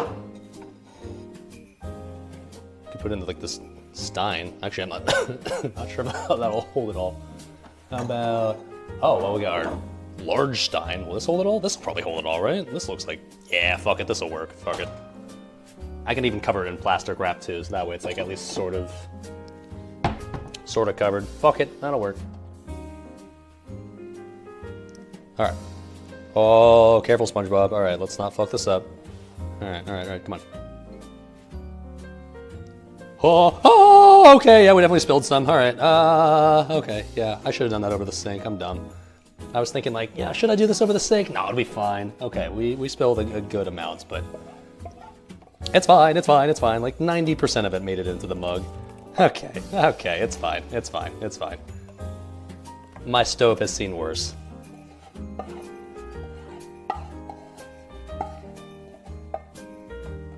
All right. Yeah, I definitely just knobbed all over my stove right there. There's definitely some... If somebody came over right now and looked at my stove and without any context as to what I just did, they would definitely be wondering like, you into some weird shit, man? I swear it's just eggnog, I promise. Okay, paper towels, yeah.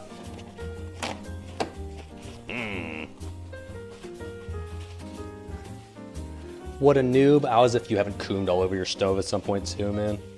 I don't want to hear it. Okay, well, yeah. It's fine, that could have been worse. Why did I not just do that over the sink? I'm not a smart man, dude. I even thought about it in my head, like, I could do this over the sink, and I was just like, nah, fuck it, just send it. I'll nail it first try. I'm a professional, right? Yep. All right, well, that's gonna smell great once that solidifies and dries later. All right.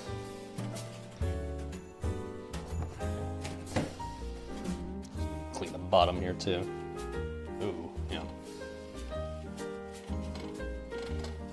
Okay, there we go. Like new, like nothing ever happened. Cool.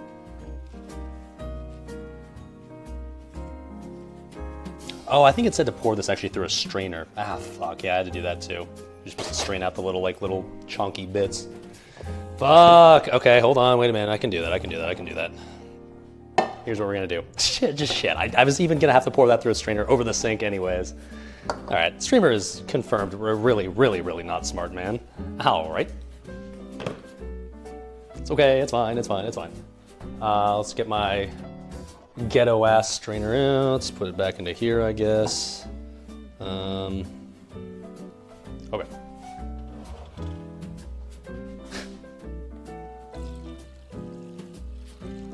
I mean, there's really not many chunks in there in the first place. I mean, I guess maybe the bottom's a little chunky, but like otherwise it's already kind of fine as is. I didn't really have to use the strainer. What's even getting strained out of here? Yeah, I mean, I guess we got like some nutmeg chunks out of there. All right, sure, whatever. Okay, well, we gotta do this again, but the good news is this time we're at the sink, so we can afford to spill a tiny bit, although we're gonna try to save as much as we can. Okay, well, you got like 95% of it. That's fine. A little spillage, but this time around, not the end of the world. Okay. There you go. That's the eggnog. I mean, it smells like eggnog, so I mean, that's good. Okay, cool. I think we'll get some plastic wrap, cover that, and we'll toss it outside and hope for the best by the end of the stream. Fuck it. That worked, right? That was basically a success, right? Chat? Tell me I know what I'm doing. I know what I'm doing. Don't even tell me, I already know. Okay, good.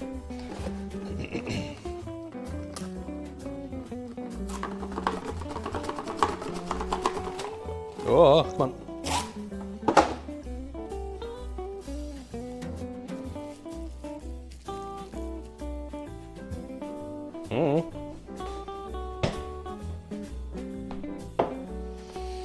Store-bought one's maybe like a tiny bit more yellow. But that's okay. This one just didn't hydrate as well as this one, so I'm sure it's gonna be fine. Oh, that was a lot of bourbon. Okay. Whew, let's take this outside. Another field trip. We can actually, we can check on our bacon grease as well, see how that's looking. Booty. All right. Got our chalice of coom ready to put outside. Whoop. Oh, careful, SpongeBob. Okay. Oh shit! Look at that! Look at the bacon grease, boys. Yes. All right, nice. That's already ready. Shit! I can put this back indoors. Actually, I don't want it to freeze. Okay, cool. Coom chalice. Leave that there. Bacon fat. Set to go. Sick. I thought it was gonna take longer than that, frankly. Beautiful. All right. So let's move on to the cookie making now, shall we? I did say this was going to be a cookie making stream. We haven't made a single cookie yet, but now it's finally time. Sick. Okay. I'm not gonna chug it before it's cold. No. Patience. That's why we got the store-bought stuff, so we can just enjoy our knob. Well, also, yeah, our knob, but also the nog from the start. Okay. So, let's give you a bit of backstory as to what we're actually doing here and what I'm actually making today, shall we? So, originally, somebody a little while ago, like when I was talking about like what are good ideas for a Christmas cooking stream would be, somebody mentioned Christmas cookies, and originally I thought like, well, it's not a bad idea, but there's nothing particularly interesting about mixing together a bowl filled with just like sugar cookie ingredients and then putting it in the oven and calling that good enough. Like, yeah, I could have maybe made it into like weird shapes or whatever for memes, but like overall, I just didn't think it was a great idea. But eventually I realized like, well, wait a minute. For what I first did, like, so we did this like we started doing this on stream, right? So I went on ChatGPT and like said like, what are some weird like countries that celebrate Christmas? So that way I could come up with like some maybe weird Christmas dishes. And originally we came up with like, oh, like Suriname or Suriname, whatever. Could make Surinamese Christmas dishes. And that idea was okay, but I wanted to innovate it on it a little bit more. And eventually I came to like, well, okay, so I want to make like something weird, right? Something weird, still Christmas related. And we'd already talked about cookies, so I was like, what if I tried to just make like weird, unconventional cookie recipes? And so I asked ChatGPT again, like, give me some unconventional cookie recipes. So it gave me some really boring, barely unconventional ones. I was like, no, give me some actual unconventional cookie recipes. And then it gave me some good shit. So ChatGPT gave me options such as spicy chili chocolate cookies. So like it'd be chocolate infused with chilies. That was a pretty good one. I was gonna do that, but then I realized that all the recipes called for like, you had to buy like chocolate bars that were infused with chilies, and I didn't know where to find that, so that was off the table. That would have been interesting though. It mentioned some pretty fucking weird ones where I was like, because I did want I want the cookies to at least maybe be good, and it made some pretty fucking awful suggestions like soy sauce sesame seed cookies. I was like, I don't know about that one, dude. But it ended up suggesting a couple where I was like, that maybe might be okay. So, we are making the next evolution of Christmas cookies, as the title would suggest. We are making two things. Number one, we're gonna be making some bacon fat ginger snap cookies. Now, that is the reason why we just got all this bacon fat solidified, because we're gonna be utilizing all of this. The only thing about that recipe though is it doesn't actually call for any bacon inside the cookies. When I looked at the ChatGPT recipe, it said like, well, yeah, like obviously chop up the bacon and put in the bacon as well. So we'll be modifying that recipe a bit and incorporating said bacon into the cookies, obviously. And then the second one that it suggested, which admittedly is going to be a bit more out there, because I think the bacon one will probably be good, right? Maybe. Add bacon to anything; it's probably tasty. It's kind of like butter or eggs or sugar. We are also today going to be making blue cheese walnut cookies. Now I know that sounds weird, and it is, but it's like according to the recipe, it's supposed to be like a savory cookie, so it'd almost be something that you would have as like an appetizer, or maybe something you'd have like after a meal with like a glass of wine or something. I don't know. We're gonna be making some blue cheese cookies today. Will they be disgusting as fuck? Maybe, but there's really only one way to find out, right? Bruh, let it land. I don't know how these are gonna turn out, okay? I tried to pick recipes that at least had the potential to be good. The bacon one feels pretty safe. Okay, the blue cheese one, we'll see. But, okay. I had other options, like I said. I had like the soy sauce sesame seed one, but I was just like, there's no way that's gonna turn out even. There's no chance it can be good. So I was like, okay, let's not do that.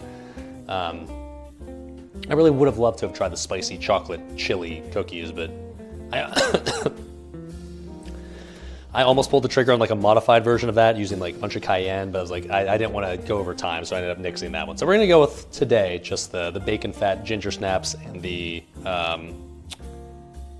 blue cheese cookies. What's up, Kumarad? Oh my, what a name. Perfect for the occasion. Cheers, dude. Coming in hot with the prime sub. Thank you, sir. Your sub will go directly to the Coom Fund. Wow. Okay, cool. Let's get started. So I think the first thing we're gonna do is we're gonna prep the blue cheese cookies, because what we wanna do is we wanna make the dough for the blue cheese cookies and then have it chill in the fridge for a little while, or in this case, probably outside. And then while they're chilling, then we'll work on the ginger snap one, because that one doesn't need to be chilled at any point. So let's start with that first. So I'm going to link the recipe we're using today in chat. Yes, I found a real recipe. It's not just a ChatGPT recipe, so surely it must be good, because otherwise somebody wouldn't make an entire recipe page out of it. And the picture of the woman who made the recipe is like this really, let's call large boned white woman, so you know she makes the good shit, right? You know she makes the good shit. Okay. Imagine, you're imagining bringing a tray of cookies to a party, and when people ask what kind, you say, oh, they're blue cheese cookies, and looks how it get. If these turn out to be even remotely tasty, I'm gonna totally bring these to my friend who works at the comfy brewery that I go to. I'm just gonna give it to her and be like, try this. I'm not gonna tell her what it is, because I'll be curious to hear what her impressions are. So, if that ends up being a thing, I'll let you know how it goes. But first things first, let's make it and see what happens, because first it's gotta get my seal of approval, and I'm not convinced it will, but there's one way to find out, right? All right, so it says preheat the oven to 325, and no, because we're chilling the dough first. Wait a minute. We're supposed to combine everything for, okay, hold on. Line 2, bacon sheets with parchment paper, and we're gonna do that later. Okay, so we're supposed to combine blue cheese and butter in the bowl of a food processor. I don't own a food processor, but I do have a blender, so we're just gonna use that. Which I'm sure that'll work well enough, right? Surely. Some may remember said blender from streams such as the Thai cooking stream, or more recently at least, the pumpkin chili stream. So time for the Walmart blender to make a reappearance. Come on out, bud. All right. Oh, okay, that was still turned on. Okay, let's plug that in, this time turned off. All right, there we go. That only mildly freaked me the fuck out. All right. Anyways, so let's see. Yeah, you're sorry. So what are we supposed to do here? We're supposed to combine the blue cheese and butter in the bowl. Now, we're supposed to have room temperature butter, so I've had butter sitting out here the entire time. That feels thoroughly room temperature. Cool. And let's get out the blue cheese. Okay. I mean, here it is. It's blue cheese that you'd buy just for, you know, blue cheese purposes, right? So, it'll work fine. I like blue cheese. It's tasty. Tastes good. So I'm supposed to use 3.5 ounces. This container is 5 ounces, so I could just, I guess I can measure this. Hold on. I've got a food scale. I can use it. Yeah.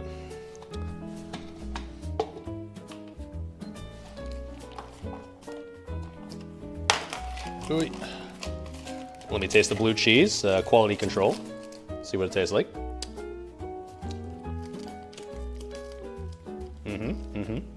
Tastes like blue cheese. Okay, okay.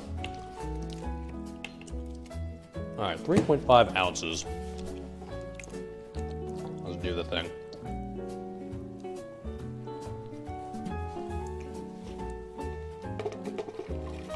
Oh, come on, no spillage, please.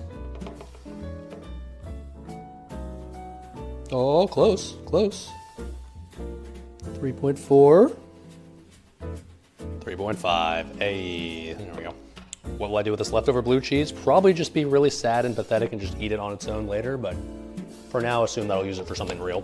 I promise. Okay. And then the butter, should I just toss in like the entire thing, or should I chop it up first? I mean, I know it's going in the blender, so I guess it doesn't really matter, but it feels like I should have this maybe chunked up like a tiny bit just to make it, I don't know. Whoa, easier to, okay, come on. Easier to initially blend or something. 3 tablespoons, by the way, I measured that one out in advance.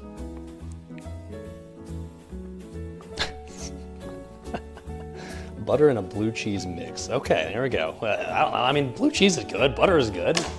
They must taste good together as well, right?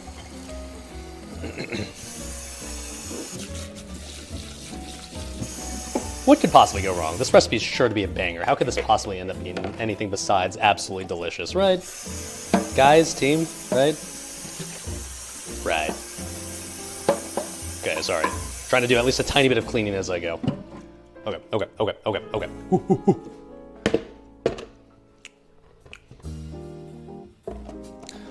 So we're supposed to pulse until thoroughly blended, and then we'll add the other stuff. Blue cheese looks like leftover from the Hoover. I mean, it's not like blue cheese looks appealing. It looks like moldy cheese. That's the point, right? All right, so we're supposed to pulse this, so.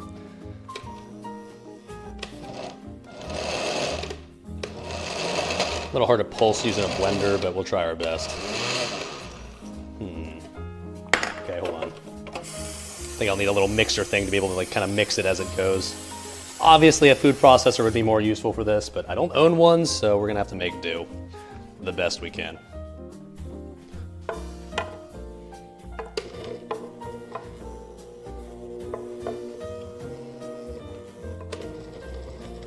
Okay, there we go. There we go. It's sort of doing what I imagine it's supposed to do. Kinda. This looks very wrong, by the way. It looks like some sort of like horrifying alien experiment or something.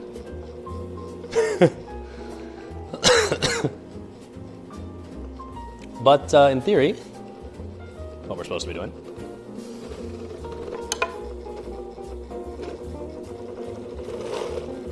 Blender from Walmart for sure. I mean, you know it, obviously.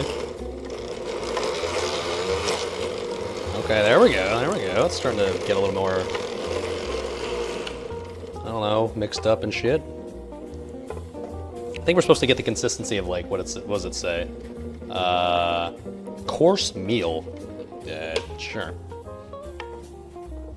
Scrape up the sides here. Yeah, obviously a food processor would be better because then like it'd be easier to have it all be combined, but we're making do. We're making do. Once we add some liquid to this, I think it'll get much more easy to have this all universally blended, because right now like this is not a very liquefied mixture, so it's kind of hard to get like a nice even mixing of this shit.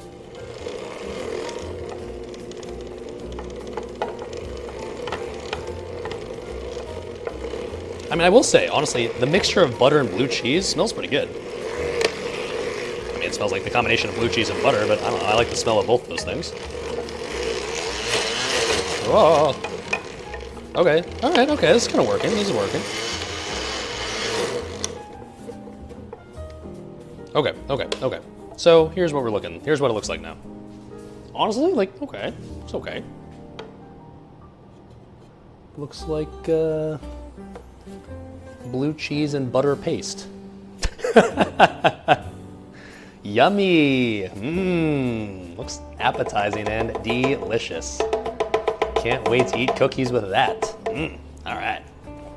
Yes, sir. Yes, sir. Okay. What do we have next? Let's see. Joel's platform spinner spins better than that. Shut up. All right. Hey, it's a Walmart blender, okay? You gotta expect to get what you pay for, all right? Texture must be horrible.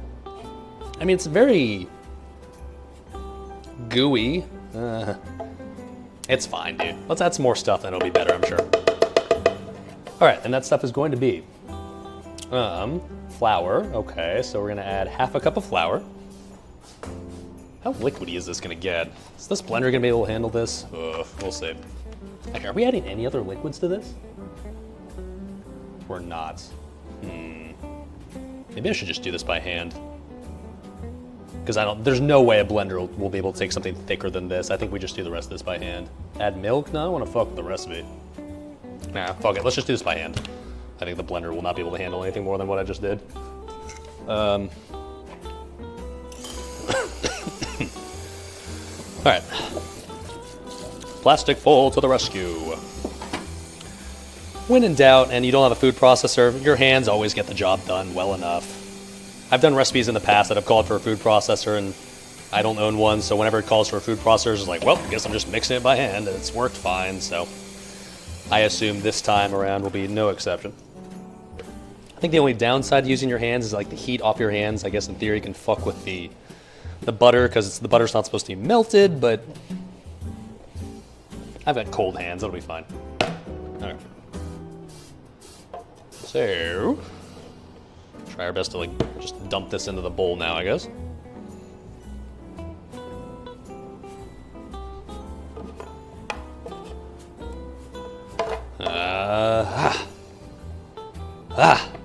There we go.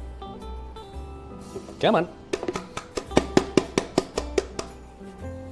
Okay, maybe it's smarter if we just take off the bottom of the blender. Oi, come on. Oh. Gonna try my best not to slice my fingers in two. Come on. Oh, where's the bottom of that one come off? There we go, okay. My, that's interesting looking.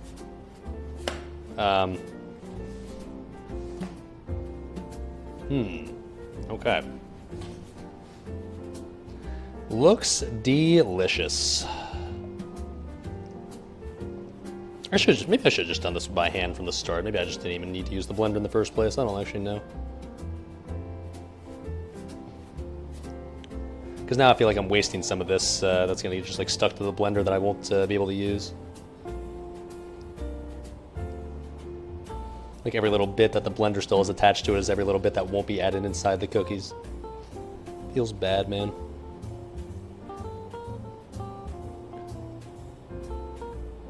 Okay, got that portion out. Now we gotta get the Kuma portion out. I think we can just kind of push it with our hands that way. Oh shit, the lid's still on. Fuck.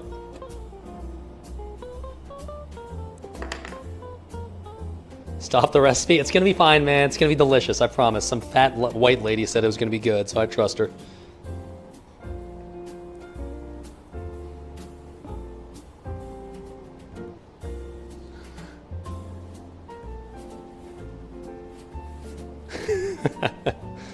Yep, looks appetizing to me. Yep. All right. Finger the rest of the off the side. You gotta finger this to get maximum effect, of course. Okay, whatever. I got most of it. That's fine. I guess a tiny bit will get wasted, but I guess this is the perfect time to like taste our experiment so far. What does this taste like? Let's see. Nice little fingerful of gooey, mystery, blue cheese-ish goo. I mean, it tastes like blue cheese, which tastes good, so that's fine. All right. Yep, spilled a bunch of water over my floor. Nice. Oh. Can't wait to do all this cleaning, man. It's gonna be very fun. All right, into the sink you go. We'll worry about this later.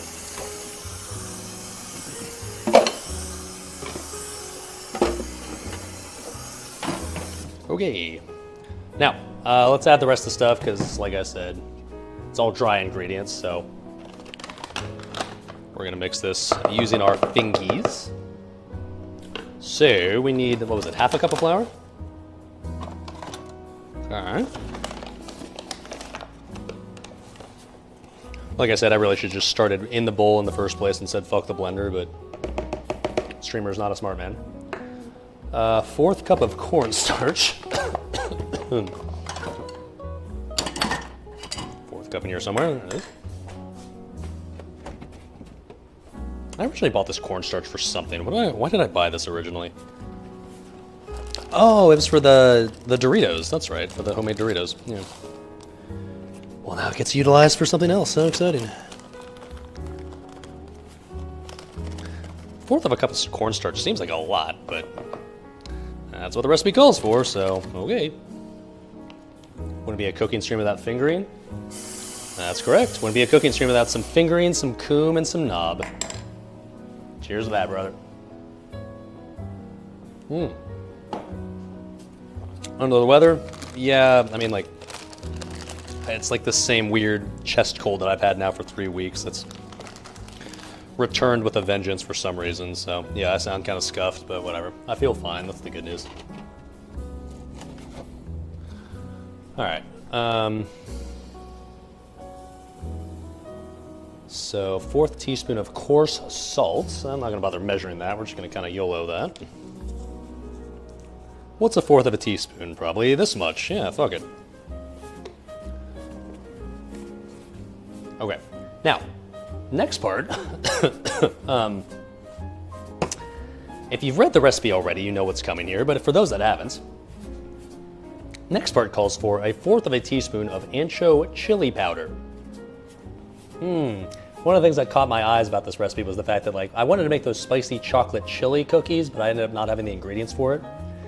I like this one though, it's just like, oh shit, this one adds a little, a little spiciness. Now, the recipe specifically says, although I haven't tried it, I think cayenne would also be good. So, boys, we might be the first ever to attempt putting cayenne pepper in our cookies. Fuck it, man. It's gonna be delicious. What could possibly go wrong? Sounds extremely appetizing to me. Cayenne being just a tad spicy. What could possibly go wrong? Now, it's only supposed to be a 1/4 of a teaspoon, which is not a lot.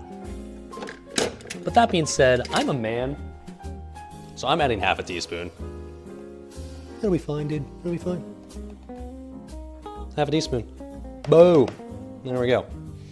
If you're gonna add some spiciness to your cookies, you might as well go all the way, right? None of this half-assed, like 1/4 of a teaspoon shit. No. None of that. None of that. Okay. Surely I won't regret that later. Okay. Also, let me wipe out my floor. I got this little damp earlier. Oops. Yeah. Okay. And then I think we just mix these specific things up. Okay. Oh, pepper. Shit. Pepper in our cookies. Yes, sir. Freshly ground, obviously. That's what the recipe calls for, and this is obviously freshly ground. Did it right before stream started, obviously. All right. Big PP moments? Yeah, dude. Like I said, no half measures. Gotta go all the way, baby. If you're gonna add cayenne, then might as well just add a shitload of cayenne. Okay, now we're supposed to get this to like the coarse meal consistency is what this says. So let's start off using a fork, and then we'll eventually switch to our fingies once it gets a little bit more cohesive. Or I guess less cohesive. This feels very similar to when I made the Irish soda bread for the St. Patty's Day stream, so I think we went for like that consistency. Definitely seems like one of the cookie recipes of all time. Dude, it's gonna be delicious, I'm sure. What could possibly go wrong? I'm surprised there's no liquid in here. I mean, there's butter, but like, there's no... Feels like there should be some sort of liquid to make it more... I don't know, doughy, I guess, but... Does regular cookie dough use any liquid? I'm trying to remember. Maybe not, I guess. Well, I guess there's an egg, but that's about it. Anyways, I'm sure this will be fine. Smells like cayenne pepper. That's alright. It'll get less spicy once it cooks, right? Yeah.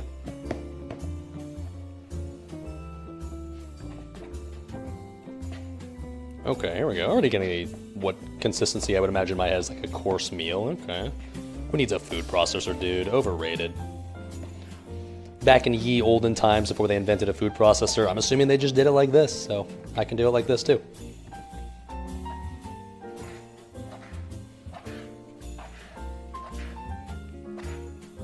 At what point does this turn into dough? Like, is this going to be the dough? Is this it?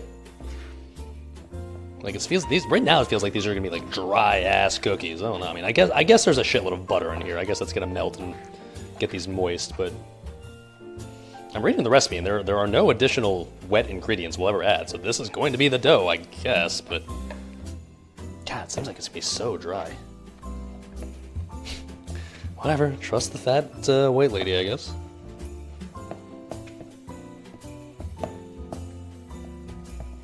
Says add the walnuts and a moist dough. How can this dough possibly be moist? I'm so confused. Looks like sand. Yeah, I mean that's kind of the consistency it says you should be going for right now.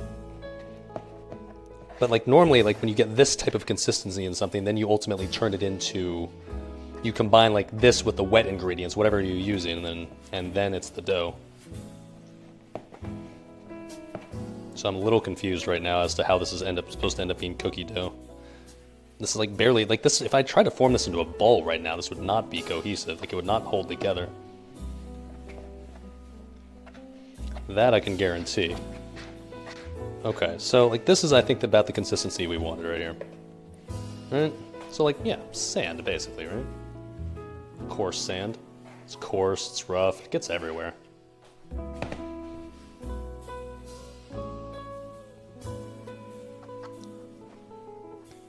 Okay, well. I guess we'll continue to hashtag trust the process, I guess. God, is this fat lady sure? Oh, man. I'm gonna add more bacon just to calm my nerves. Okay, so we're supposed to we're gonna add some walnuts because these are blue cheese walnut cookies. To add the walnuts and process until a moist dough is formed. There ain't no fucking way this is ever gonna turn into a moist dough. What is this lady smoking? What? Like this won't form into something cohesive, I don't think. If I just take a handful and squeeze it. I mean, okay, I guess it does if you squeeze it, but like, walnuts obviously won't make this more moist. Yeah, okay, you can form a ball of it, I guess. It's really gonna turn into... Okay. I mean, I guess it'll be like maybe shortbread consistency when we bake this. I don't know, trust the process, I guess. Whatever, fuck it. It'll be fine, what could possibly go wrong? Let's chop up some walnuts, or walnuts, I guess. I don't trust this at all, man. Walnuts are indeed not known for their moisture content. I mean, walnuts are like, they're nuts, right? So they got a lot of fat in them, so in theory, there is fat and therefore liquid to extract, but the problem is, like, you would have to, like, cook them, right? We're not cooking these. So, yeah, a little odd, I agree.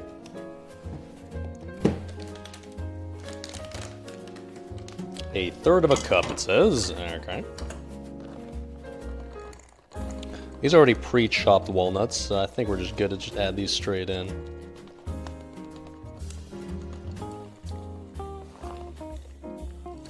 In you go. A little bit extra for good measure. Okay, and mix her up. Because you need to use cayenne pepper as a substitute, probably? Yeah, clearly that's what made it drier, adding cayenne instead of regular chili powder, clearly. a moist dough. I don't care how much I mix this and process and stir this. This is not turning into a moist dough. What the fuck is this lady smoking? Ain't no fucking way, dude. There is no way. Like, can I add a little milk? Like, I don't want to fuck with the recipe, man, but like... She doesn't have any pictures, there's no...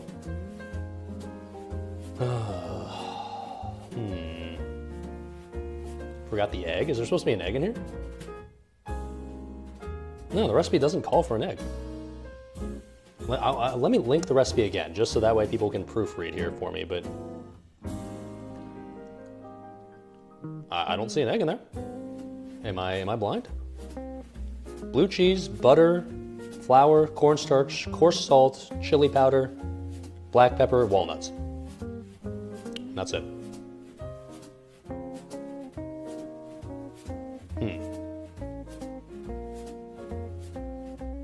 I mean, like...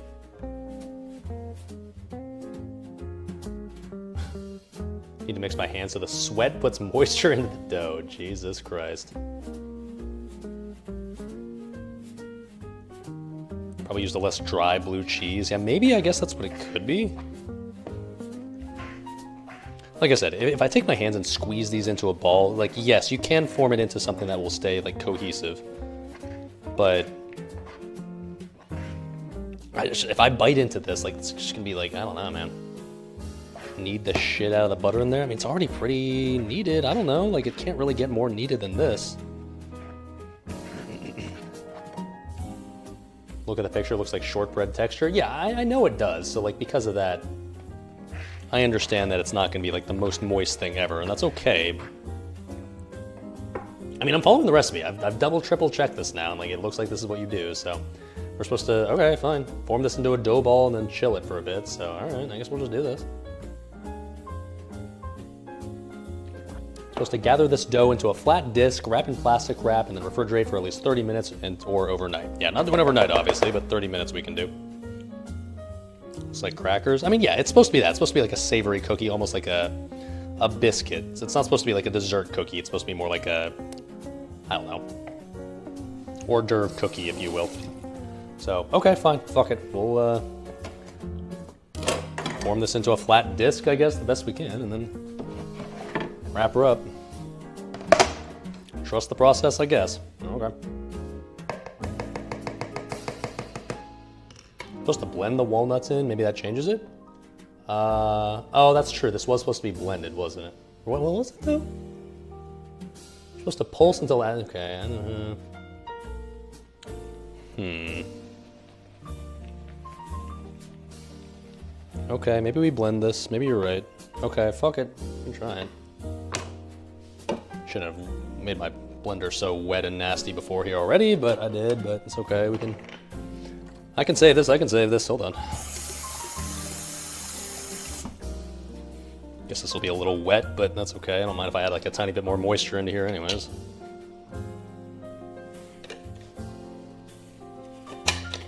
Oh, come on. Alright, I don't know how well this is going to blend, but there's one way to find out, I suppose.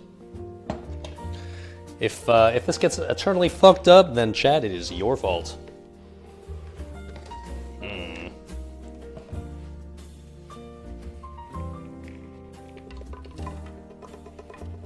Just like dumping sand into my blender, man.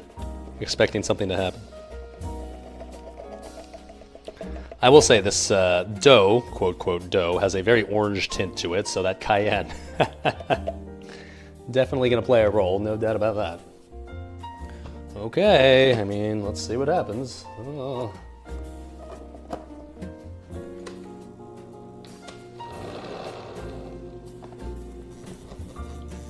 Come on, come on.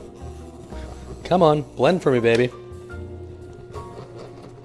Very little is happening. Oh, hold on, wait a minute. Okay, hold on, there it goes. I mean, okay, it's going.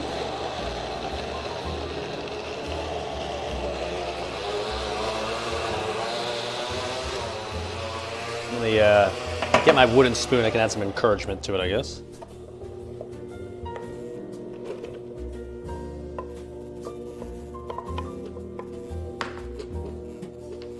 so paranoid to turn this high and just have the shit start flying everywhere, but... Okay.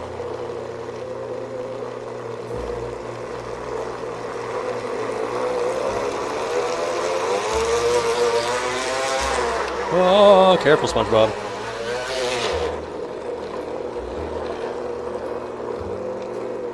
Is it supposed to have a chemical burning smell when I turn this blender on this setting? Okay, I will say it is getting more moist. I'll give it that. It is becoming more moist now. Fine. I can see what the process is supposed to be doing here. Is there supposed to be smoke radiating from this blender right now? Because, yeah, there's definitely a bunch of, like, chemical smoke flying around my kitchen right now. It smells very bad. The blender is actually smoking. We're gonna go ahead and stop here and call this good enough, I guess. All right, so that blender's probably about kaput at this point.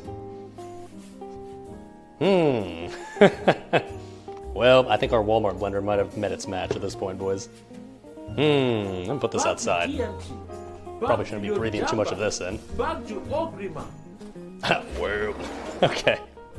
Well, the good news is it's a Walmart blender, so I'm not really sad about it probably meeting its end, its demise right here. In fairness, I've owned this thing for a long-ass time at this point. Okay, well that doesn't smell wonderful, but whatever. I probably just shortened my lifespan by a few years by breathing that in, but okay. Anyways, we at least got some of this blended down, and it's kind of more moist than it used to be. Blender sponsor stream, yeah. Soon TM, I guess. Okay, let's put this back in the bowl, I guess, and, okay, I mean, it did get a little bit more moist, I guess, so that's good news, at least.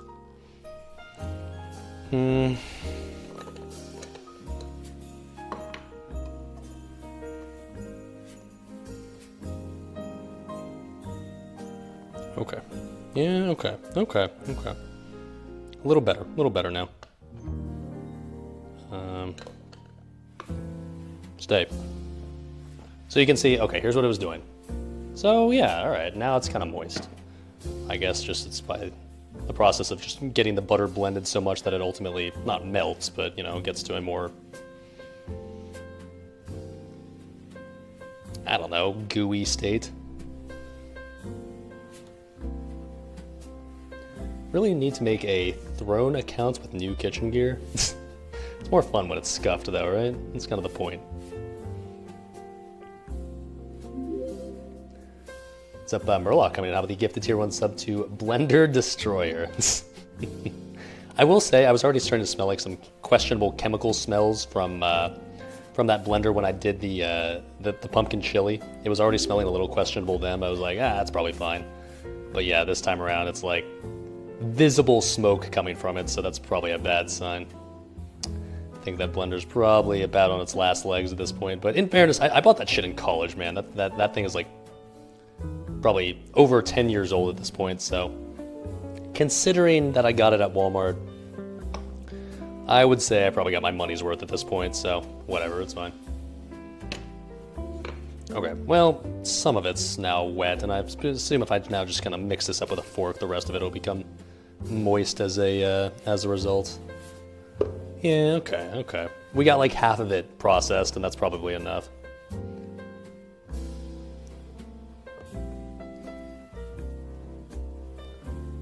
Okay. Another victim of the Clueless Bachelor cooking streams, my blender. May it rest in peace. Okay, so I think we can just officially just form this now, like on this cutting board into a disc that we're supposed to make this into now. What's up, Siggy Spess coming in hot with the tier 1 sub. Thank you, sir. Your sub will also go directly to the Hot Pockets, Doritos, and soon-to-be new Blender Fund. Need to get me a food processor to pulse blender abuse? Yeah. I know, not ideal. All right, let's gather this up and see what happens. Let's just dump this all out on the board and then use our fingies for the rest of this. Okay, you can see now it's like actually pretty moist. That's looking pretty good. What's up, Sarah WS coming in hot with a tier 1 sub for the new Blender Fund sub. Thank you, sir. It will in fact go towards probably a new blender from Walmart. No shit. All right. Yeah, so like ideally a food processor would have gotten all of this moist and not just like some of it moist, but as long as we mix this all together by hand, I think this will become something that will be reminiscent of a cohesive dough. You can see like it did a pretty good job, right? It did enough. At least it died a euro. Before it finally gave out, it did decide to turn our little ball here into something that is actually resembling dough. It still smells like chemicals in here. That's not a good smell, man. May have broke my blender. Kind of right about the dough. Oh yeah, for sure, that did work. At the cost of my blender, but clearly it was on its way out anyways. I remember it kind of smelling like that a little bit when I did the pumpkin chili stream, so it's not like it was that specific thing that did it in. It was clearly already on that, going in that direction anyways, so don't feel bad about it. Not that you do anyways, but still. Okay. There we go. That looks pretty nice, actually. That looks like what I'd describe as a ball of dough. It smells like cayenne and blue cheese. Which I suppose is supposed to be the point, so, okay. What's up, Shart Squatch? What a, what a name. Coming in hot with the little subaroni. Thank you, sir. Your sub will go directly to the Hot Pockets, Doritos, and Blender Fund. Appreciate it, bud. Definitely looking nice and moist, no doubt about it. Okay. Let's set a flat disc, right? And just get this wrapped in plastic and then toss it outside. Our quote-quote refrigerator outside. Fuck it, man. I mean, shit, it did work. Okay, okay. I now have confidence in this actually turning into something resembling a cookie when I put it into the oven, so that's good at least.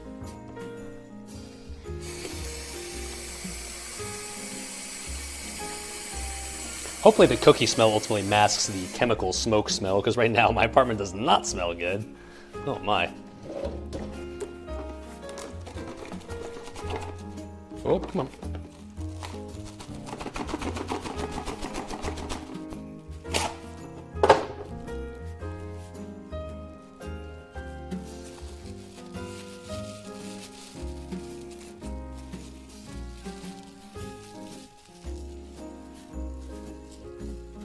Okay, there we go. So I guess we're gonna toss this outside and wait for it to quote-quote chill for a bit.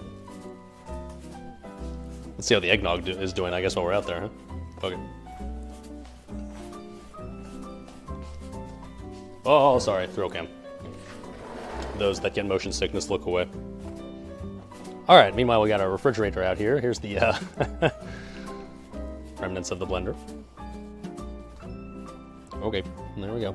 That'll chill out here. It is, without question, below freezing out here. Whew, it is chilly. And this plastic wrap, I guess, is kind of on the eggnog's little scuffs. It's back on there. Eggnog is definitely not chilled yet, but it's no longer warm. It feels like it's probably room temperature. So give it another, like, maybe 30 minutes and probably can be chilled to the point where we can give it a shot.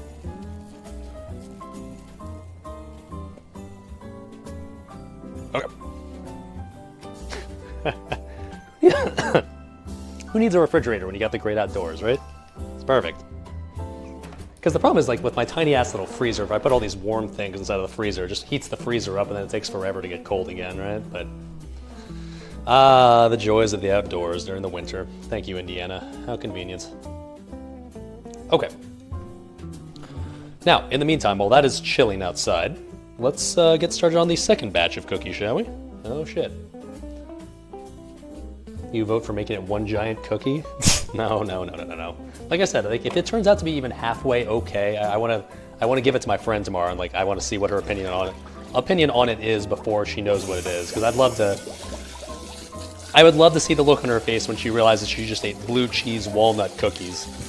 Especially after, hopefully, they say, like, you know, like, oh, that was pretty good. What is this? Oh, interesting. Oh, that was actually pretty tasty. If I can achieve that, it'd be like a life goal knocked out right there. Like, make something super fucking weird and disgusting sounding, and then, like, people say, like, ah, that was pretty good. Wow, good job. And then immediately vomit after I tell them what it is. Okay. So, next up is the bacon fat ginger snap cookies. And the recipe we're using, let me link it in chat now, only calls for you to use the bacon and not the actual, or the bacon fat and not the actual bacon. But that being said, we made a shitload of bacon earlier because we needed to render said bacon fat out, and it's just sitting here, right? So we're gonna use the bacon, obviously. If you think for a second we're not gonna utilize this, then you are dead wrong. Not gonna use all of it, just because that is a shitload of bacon right there. That's an entire cooked pound of bacon, but I can probably use like half of this, and the other half we can just save for general consumption later. Or, you know, now.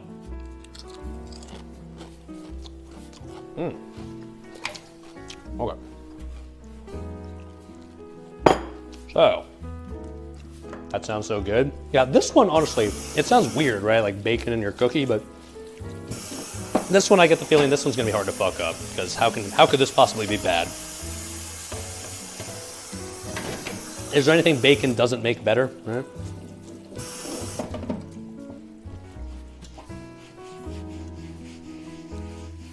All right. So, what are we doing here? This one's made by a guy, surprise, surprise, right? The bacon cookies. This is a man that made this one. I'm not shocked.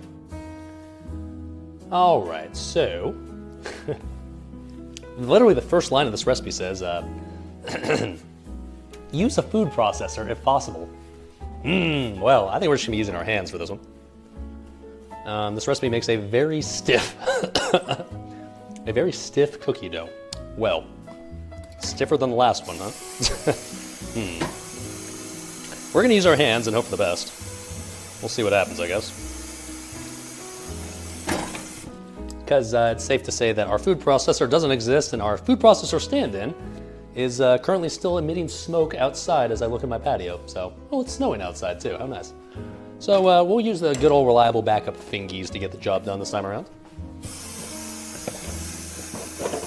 Now, admittedly, the blender did a much better job at making the dough into like a cohesive dough compared to the hand method, but whatever we end up doing like with our hands is gonna have to be good enough, because I'd say using the blender at this point is not really an option. I mean, I could technically use the blender outside because like it still technically did work, even though it was giving off this horrendous smoke. But I don't want to do that inside at this point, so that'll be our absolute last resort, I guess. Okay, anyways. Heat the oven to 350. We'll do that in a little while. Yeah, we'll do it now. Fuck it. All right. I guess my oven's just sitting there for a little while, preheated. It's nothing in the world. Okay, so line 2 cookie sheet in a mixer with a paddle. Don't have that. Add the bacon fat, molasses, sugar, and egg. Stir to combine. Add remaining ingredients until a smooth, stiff dough is formed. Okay. Well, let's start with that bacon fat, shall we? That is what we were working on earlier, and here's said bacon fat right there. Nice. I don't know exactly how much we got, but let's find out. It says to use 3/4 of a cup. Might have gotten that much, actually. I mean, this will be kind of a lot, actually. Maybe I should use a bigger bowl than this. Maybe I will, actually. I'm gonna use our economy-sized bowl, I suppose. The big boy, the chonker, the big mama. It's clean, right? Let me clean this out, one sec.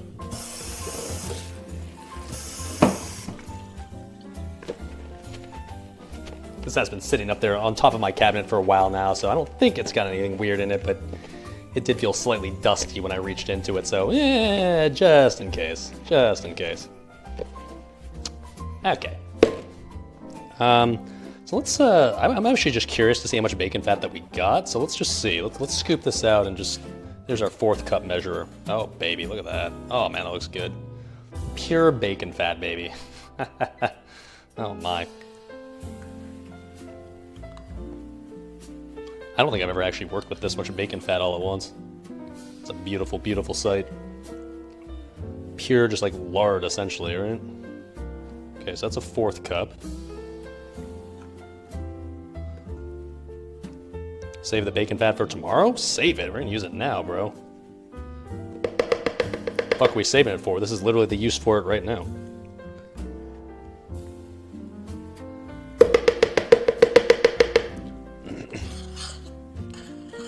Okay, so maybe it's not gonna be 3/4 a cup. It feels like it might end up being like a tiny bit less than that, maybe like closer to half a cup, but that's still enough in my book. Okay, so that's like a half cup. So yeah, we're not maybe not quite at 3/4 of a cup, but we're close. We're close. Certainly close enough for this recipe, I'll say.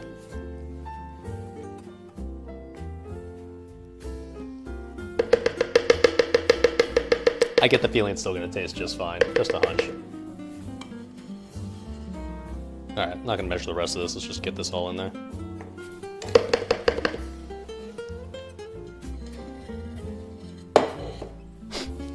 That looks kind of wrong. I don't know. Oh, it broke. Shit. Sorry. Hold on. What's going on here? Back to GM. My phone's low in battery. Back Oh to shit. your My bad. Jabba. Sorry. Back to Ogriman. Oh Jesus. I just realized that my phone charger wasn't running this entire time, so my phone just said like, it's low on battery, help me, save me. Okay, we good again? We Gucci? Okay, I think we're Gucci. Sorry, my bad. We're back. Anyways, here's what it looks like. So that looks a little, how long could you not see it? My bad. Anyways, yeah, so that looks a little questionable, but it's bacon fat, so we know it's tasty. Also, I like how somebody Discord pinged me saying the video broke, as if I'm checking Discord right now. Like, bro. The only reason I saw that ping is because I went to my phone to get the charger working, so I saw it. But otherwise, like, bro, I'm not looking at Discord right now. Okay. Anyways, so there we go. We got the bacon fat scraped out. Now we got it in there. It looks like coom. But like tasty coom, I'll say that. So like, all right, cool. All right, and then next up we're putting in molasses. Okay, so I've never bought molasses in my life. I've never cooked with molasses. I've never used molasses. I've had molasses. It basically just tastes like really thick, syrupy brown sugar essentially. So okay. Oh, I can see why it's gonna make a thick dough, because molasses is, you know, for those that have never had molasses before, it's like consistency of something like tree sap. Here, I'll just show you.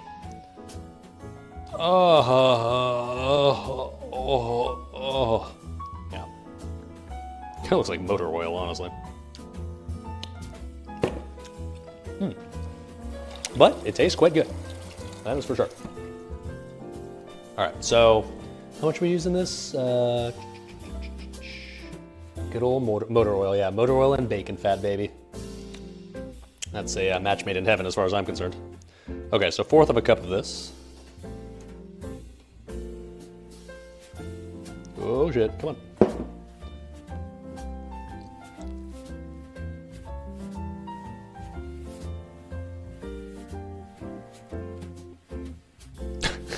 Okay, well, this is a little annoying to work with. This is kind of impossible to get completely removed from the measurer, but I got most of it. Okay, whatever.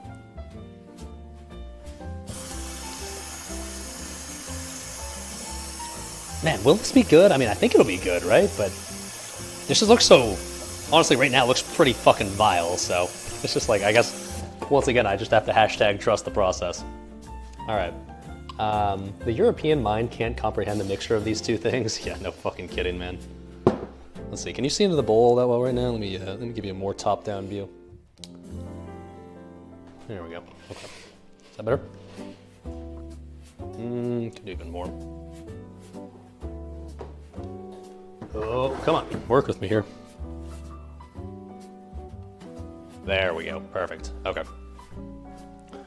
And then next up, we need to do sugar and egg. Okay, so sugar-wise, we're using 1 cup. God damn, that's a lot of sugar. Maybe I should have made a half recipe of this. Like, I'm already committed at this point to the full recipe, so fuck it. But it's occurring to me right now that this is gonna make like a shitload of cookies. So I hope they're good. I mean, like this one, I'm more confident that it'll be good compared to the other one. So I'm not super upset that this will be a full recipe, but if it's not good for whatever reason, then might end up being a giant waste, but whatever, we're sending it. Fuck it, dude. All right, cup of sugar. That's not a small amount. Okay, 1/4 cup of molasses, 1 egg. right.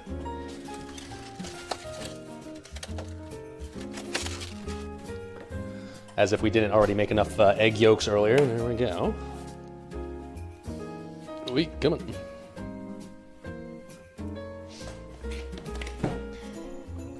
And then now I think we just mix this for now, right?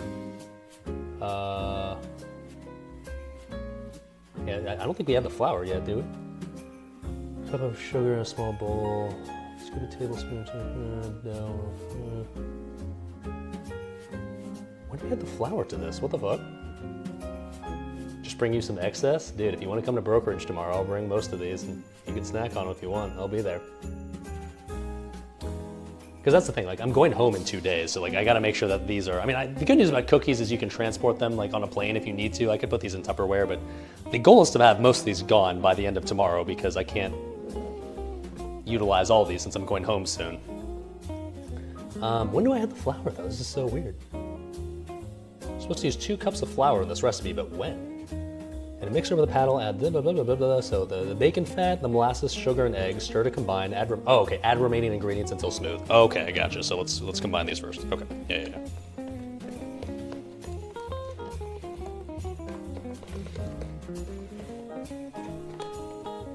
This is certainly an interesting mixture right here. I'll say that.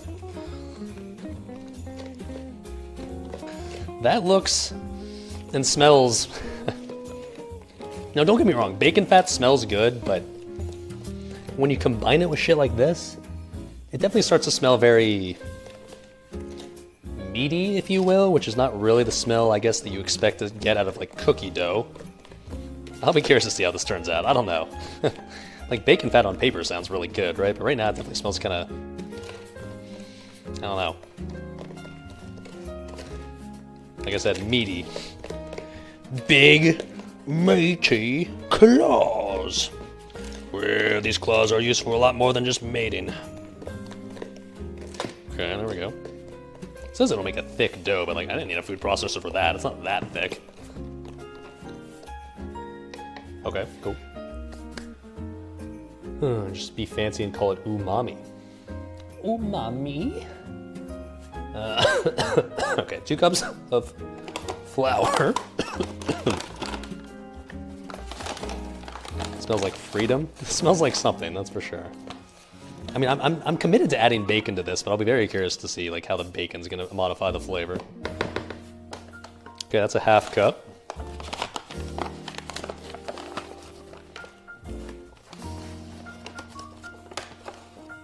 That is 1 cup.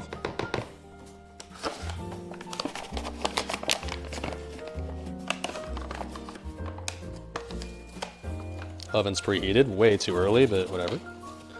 That is 1.5 cups.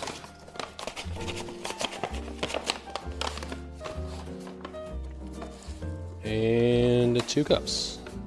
Okay. And then a teaspoon of salt, it says. I'm just gonna YOLO that. A teaspoon, well, that's actually kind of a lot. Okay, hold on. We're not gonna YOLO that, we're actually gonna measure that. My tablespoon or teaspoon measure. I know you're here somewhere. Buddy. Teaspoon, right? Yeah, okay.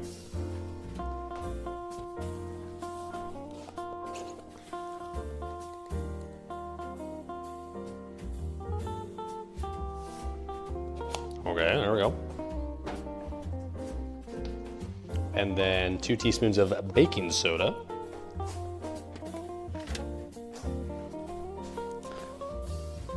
Jacked arm white powder right here. All right. Gotta love it when you add some nice mystery white powder to your coup mixture here.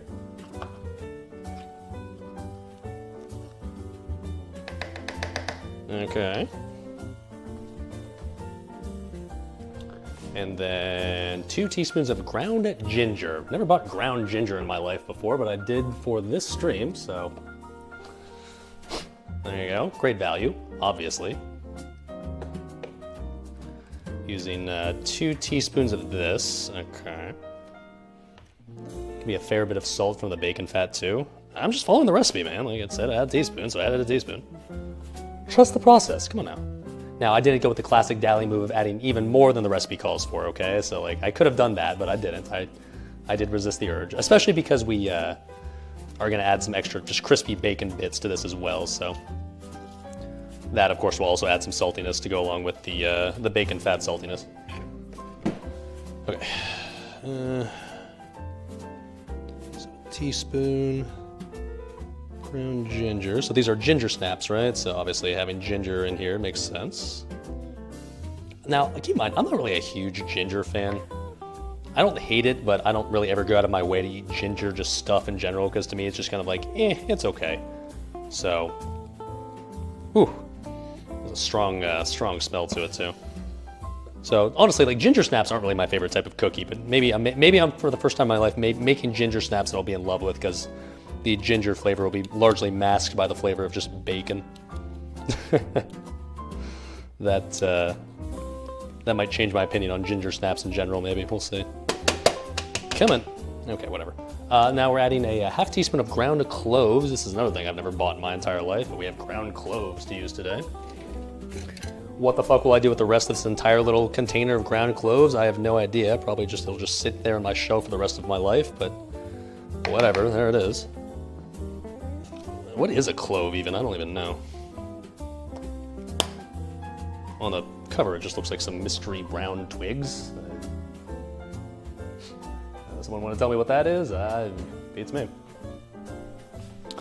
But we got it in there, so okay.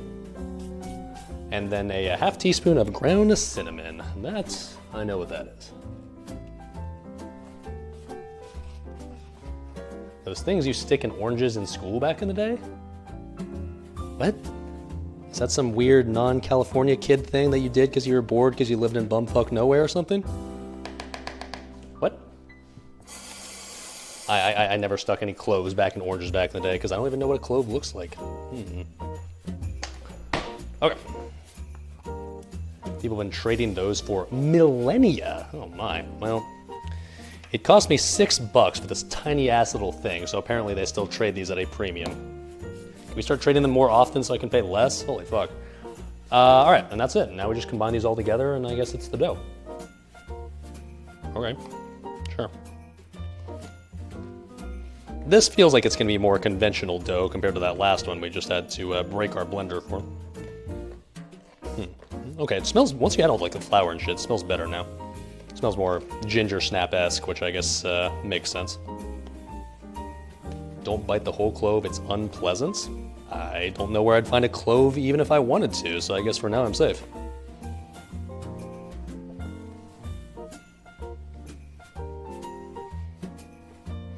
Yeah, it definitely smells very ginger snappish, no doubt about that. The bacon fat kind of like, the smell of the bacon kind of fades away, to be honest. Do I add the bacon bits? I should add the bacon bits, right? Like, I want to go, like, that's kind of memey to add the bacon bits, but like, do I just YOLO commit to it? Like, because to be honest, I can tell you that, like, with what this smells like right now, I can almost guarantee this is going to taste good. But will the bacon bits, like, it'll be fine, right? Like, how can bacon bits make something taste worse? Right? Right? I mean, maybe I could do like half and half, or like maybe I just separate the dough into two and add bacon just one half. Because like this is a lot of dough, right? I don't actually really want all this to go to waste if I don't have to. Half with bacon bits, half with that. That's kind of what I'm thinking now all of a sudden. Also, let me swap to using a fork. I think using the spoon is not really mixing all that well. Come on.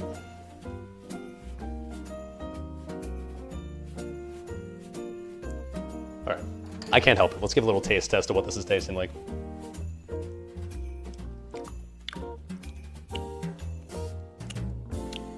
That's interesting. You can definitely taste the bacon grease in there. It's like, this is gonna sound weird, but it's not bad per se. It tastes like a very meaty cookie, like a cookie with like some, I don't know, meaty quality to it. Like, I guess as a meat enjoyer, that's not a bad thing, but it is different, no doubt about that. I really do want to add bacon bits to this. Maybe we won't go overboard on the bacon bits. I think we don't want to go like we don't want to like overpower it with bacon bits, but I definitely do want to add some at least. I'm very curious as to what that'll taste like. Wouldn't the bacon bits mess up the water content for the recipe? Motherfucker, do you think I know? Does this look like I know what water content is? Bro, I don't know. Like the bacon's already cooked, right? It's also been sitting here, so like it's pretty damn dry at this point. I don't think there's much water in here anyways. Like, this is what it sounds like when I bite into it. Pretty much water in there, dude. If anything, I think we had a little less bacon grease than the recipe called for, so if anything, the rest of the fat that would render out of those bacon bits would probably just be the missing part of the recipe. But yeah, maybe we'll do half and half. I don't hate that idea. It's not bad. It's not a bad idea. Okay, anyways, this is like, it said to use like a food processor because this dough will be really thick, but honestly, this dough's a lot less thick than the other one. This one's easy to work with. I'll easily be able to partition this one. Okay, cool. Anyways, so this says put 1/4 of a cup of sugar in a small bowl. Scoop a tablespoon or 2 for larger cookies of dough. Wait.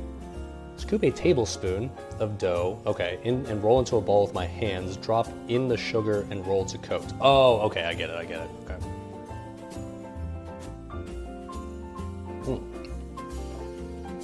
That was the last of our store-bought eggnog in this class. Maybe the next thing we try is our actual homemade eggnog. Okay, so I get what it's saying. All right, so let's cut this in half. All right, let's do half and half, and add bacon to half of this. I like that plan. So like put that in there. Is that about half and half? Looks like half and half. Okay, cool.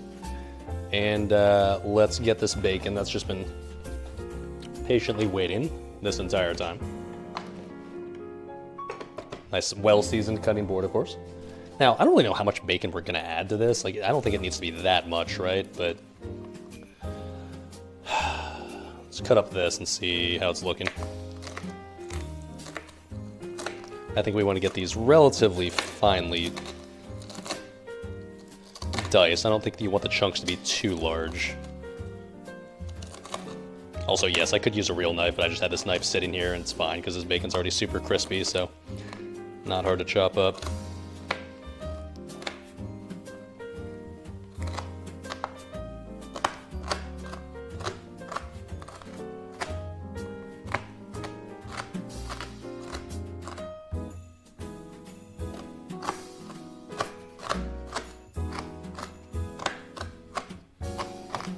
Okay, looks pretty good. I don't know, I guess we just add it in and send it. Fuck it, dude.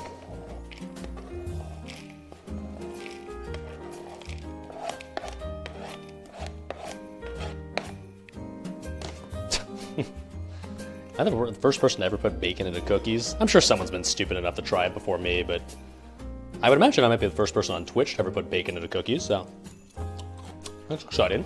Something of a pioneer, really.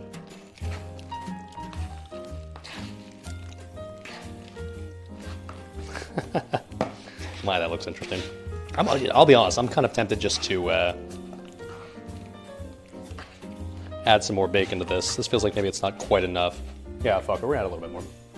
Fuck it. Fuck it. Just literally just crumble this by hand.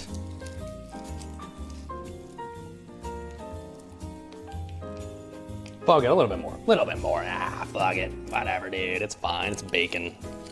How could this possibly be bad, right? Come on. There we go. Yes, sir.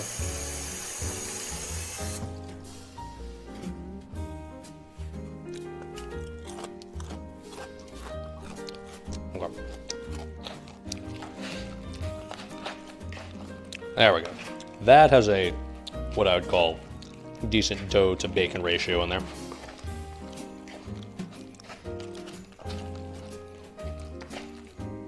The smell's fascinating, I'll say that. It doesn't smell bad, nor does it smell conventionally good. It smells interesting. I'm very curious to see what the taste is of this.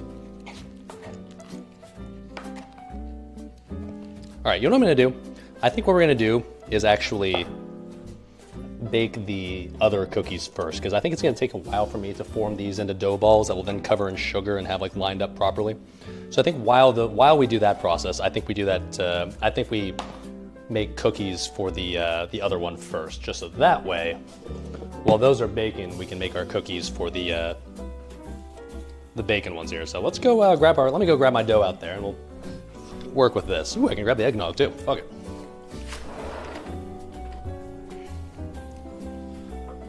Yeah, it's definitely chilled out here. Okay, we're Gucci. Eggnog is actually kind of chilled too. Neat. Okay.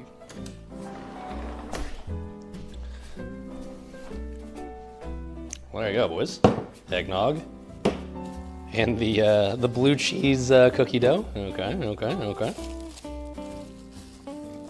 Now the eggnog, this is kind of a lot, so I'm not gonna eat all of this at once. Maybe we just, I guess let's pour some of this out and just give it a shot, shall we?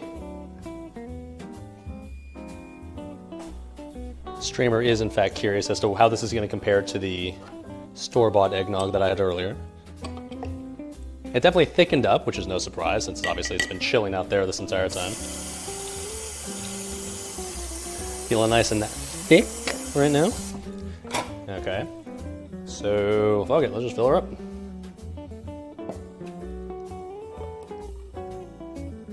It's about the portion I had earlier. So I made about 2 portions of what I was drinking earlier. Okay, good. Means I can actually probably finish all of this. Maybe not tonight, I don't know, we'll see. But I'll have 1 more portion for later. And then of course, we gotta, well, let me try it first without the knob and then we'll add the knob to it. Let's see.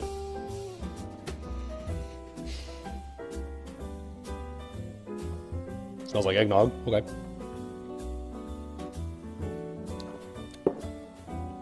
Ooh, shit, that's really good.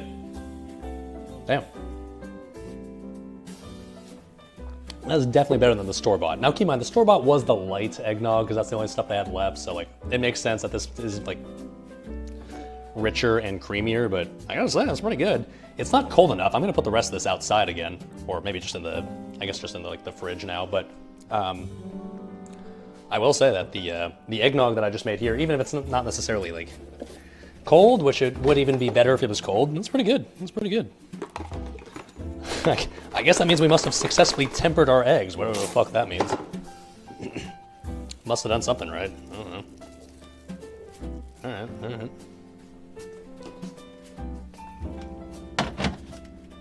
And obviously now we gotta add some knob to it, because like if you think I'm just gonna drink this without any sort of alcohol in it, you're out of your goddamn mind. Yes, okay.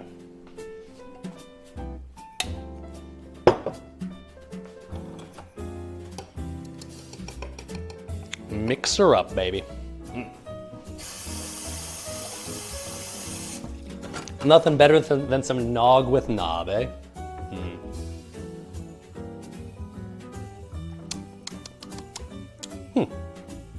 It's pretty good. I'm not much really of like an eggnog drinker, not because I like don't like it, but just because I don't really just ever have an opportunity to drink it. But I gotta say, that was not bad. Not bad at all. All right. Let's make this into cookie shape, shall we? So let's go back to the blue cheese walnut cookie recipe. So we're supposed to roll this dough out to a thickness of 1/4 of an inch.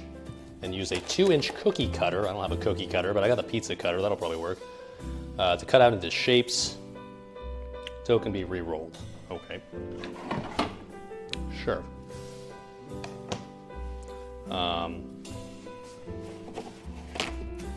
Maybe flour the surface a little bit. This seems vaguely familiar back from when we did this during the horrendous Italian cooking stream when we had to make the homemade pasta, which was a fucking nightmare.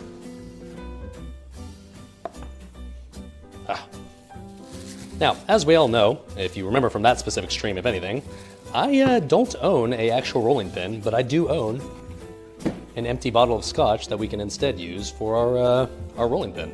So let's do that. Still have this one just sitting here, ready to go. Any Lagavulin enjoyers in chat? Oh my. Not drinking Lagavulin today, but we are going to utilize the bottle again. Okay, so 1/4 of an inch it says. Oy, that was a thick dough. God damn. This one's so much thicker than the other one is. Oh fuck, I forgot to flour this, didn't I? Oh shit, hold on.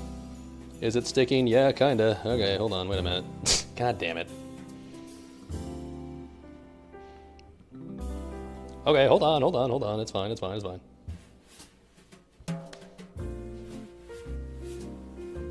That smells fascinating, dude. I'm not gonna go as far as and say like it smells good, but it smells interesting. It smells like something that could taste good. We'll see. That really inspires confidence, right? Well, this might taste good, maybe. I don't know. Possibly, maybe. Small chance of it. You never know.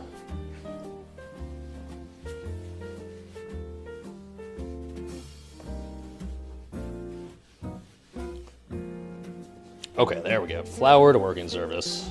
Yes. Tried the Laga 2023 special edition of Ink of Legends recently. It was very fruity. Ink of Legends. I haven't heard of that one before. I gotta say, the generally speaking, like special edition Scotch to me almost never seems like it's worth it, just because it's like seems kind of gimmicky sometimes. But does that mean like it was good? Like to me, honestly, when I think of Lagavulin, I don't think of fruity. That's not really what I want out of Lagavulin if I'm drinking it. But obviously, everyone has their own different Scotch tastes, I suppose. Is that a good thing?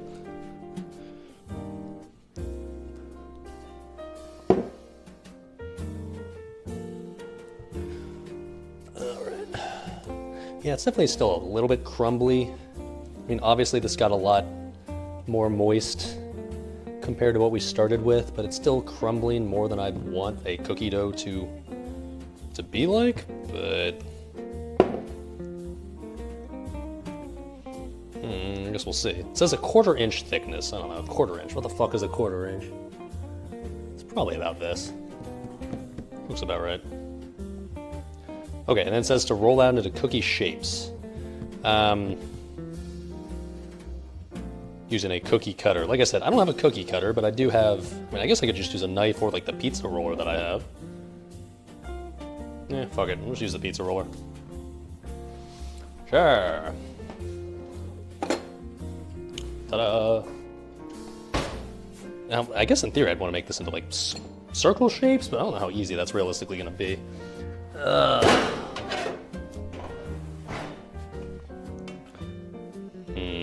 This is fine.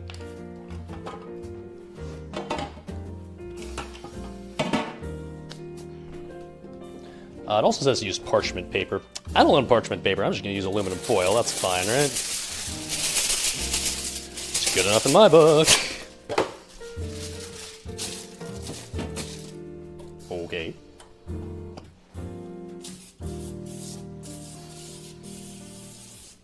These are definitely the most time-consuming cookies I've ever made before. I have made cookies in my life before. I've made just like regular-ass chocolate chip cookies, which, yeah, they're not particularly special, but they're obviously tasty because, like, you know, chocolate chip. Who the fuck doesn't like chocolate chip cookies?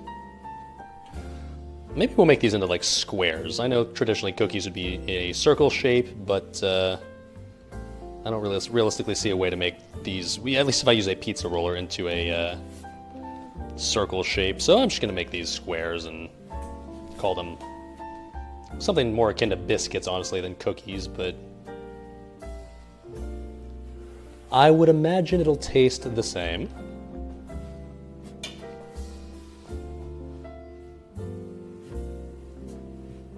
Okay. Cut these into like thirds, I guess. I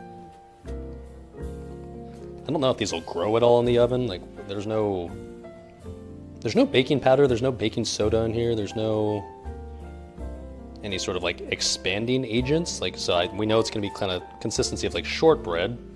At least that's what we're assuming. I should use a knife for this. The pizza roller's not doing the job here.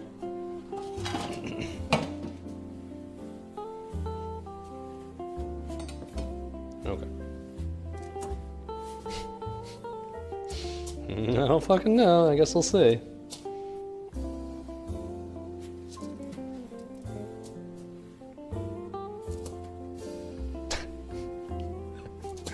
I don't know. We'll see. We'll see. I don't know. I could use glass to cut circles out. Yeah, I guess that's true. I could have actually done that, but whatever. Squares are fine. Maybe I'll use my fingies for the last few for, Actually, here, how about this? Yeah, how about we just, can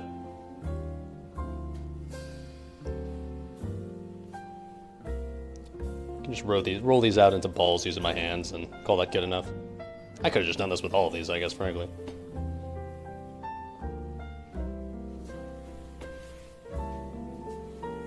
There we go.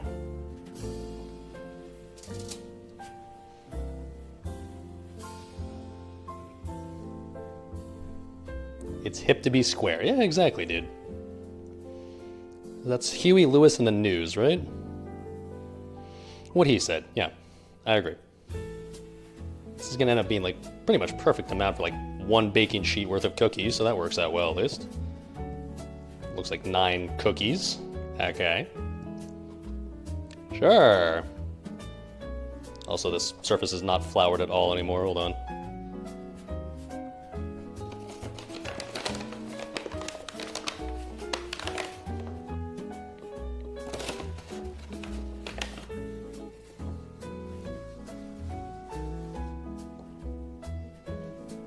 Come on, baby. Need you to be cookie-esque, please.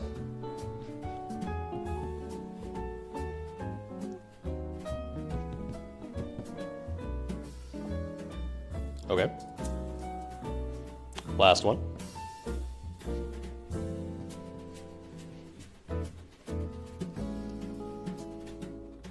Yeah, I don't know. Should I could re-roll the square cookies, I guess, but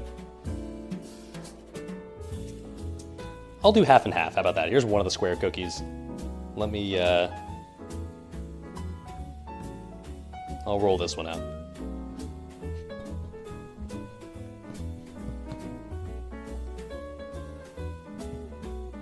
Relatively small cookies, but whatever, it's fine. Okay, there we go.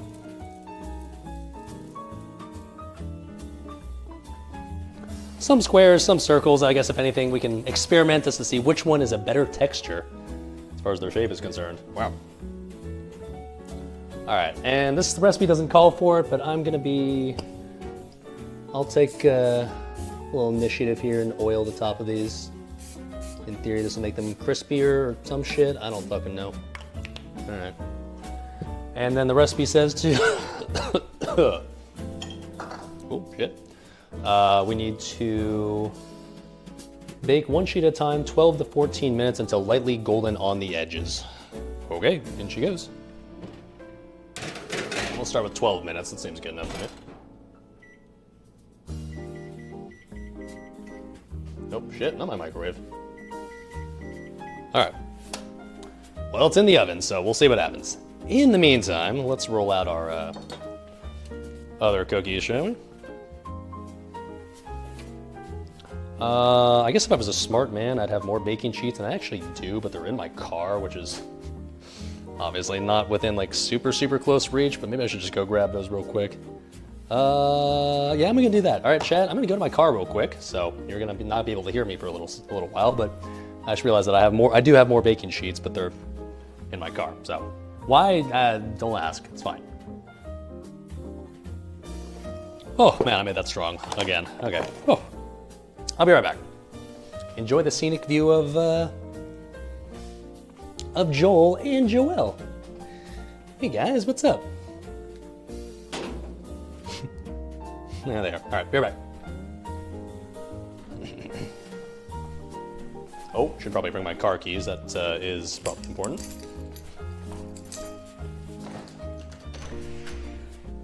Can you still hear me here? Is that a thing? In my apartment hallway? There's no way you can hear me now. It's definitely not a thing. Okay, I think I'm safe.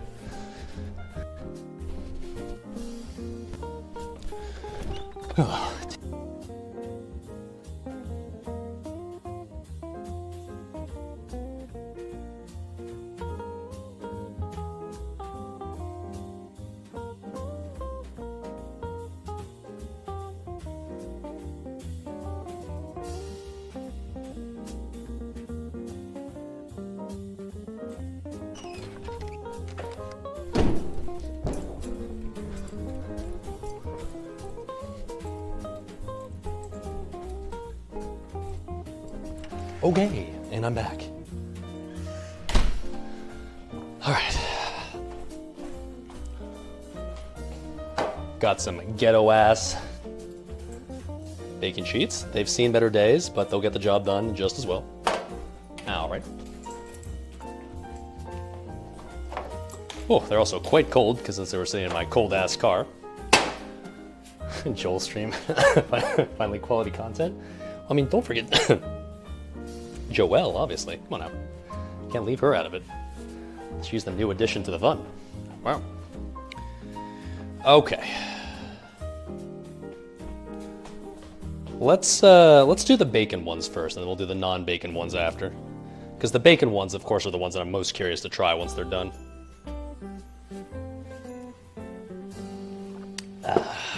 All right. Yeah, let's do these. Okay. So let me put this aluminum foil on the baking sheet.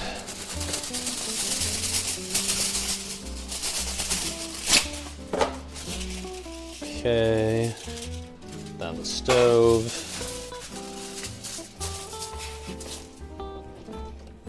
My poor blender, dude.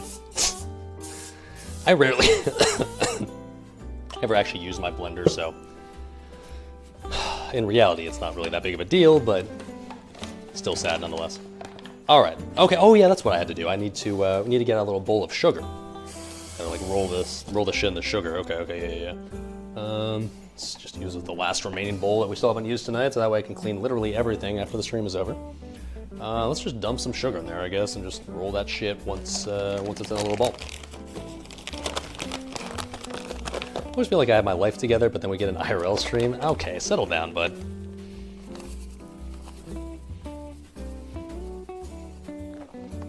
Okay, that's good enough for now.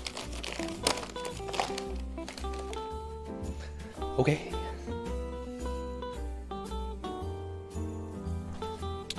Sugar here. So, recipe says, scoop a tablespoon or 2 for larger. We're gonna go larger cookies, so 2 of dough into roll to a ball with your hands. Drop into the sugar, roll the coat, and then place on the prepared pan. Okay. Maybe we'll put this over here then. Can you see that? Barely. Okay, good enough. All right. So here's the dough. So we're just gonna kind of eyeball this, I guess. I don't know. Is this 2 tablespoons worth? Yeah, that seems about right. Roll into the ball. I suppose we don't actually need this cutting board here, do we? Okay. Running out of kitchen space. Turns out my small ass apartment kitchen's not big enough for full-on cooking streams.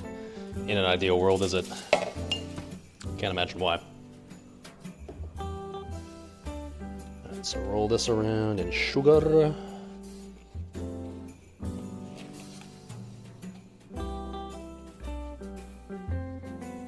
Place onto there. Okay. Man, I'll be curious to see how this tastes, honestly, man. I'm like 50-50. Like 50% of me says like, oh yeah, this is gonna be fucking delicious, and then 50% of me says like, oh, this is gonna be weird and disgusting and gross. I don't know, honestly. It smells like very meaty. I don't know, man. We'll see. I mean, it doesn't smell bad. Like meaty. When I say meaty, I'm talking about like bacony, which like, yeah, bacon is good, right? But will these flavors work together? I'm legitimately not sure right now. But there is one way to find out, I guess. I'm making sweaty balls? Not quite. We are making, for those that tune in late, bacon fats with bacon chunk ginger snap cookies. And the recipe that I'm using doesn't call to put the bacon chunks in. But we're saying YOLO and putting in the bacon chunks because I had to get all that bacon fat somehow, right? I gotta buy, well, cooking the bacon, so. We're doing half with bacon, half without, just to kind of hedge our bets here. We'll see how it ends up working out.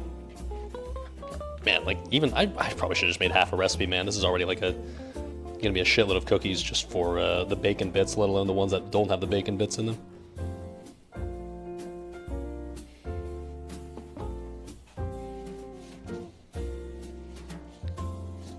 Okay, roll her up, roll her up.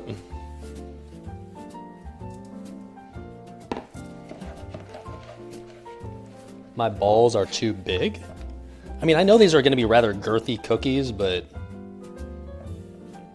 I don't mind girthy cookies. I mean, yeah, it might take a little bit longer to cook, but that's okay.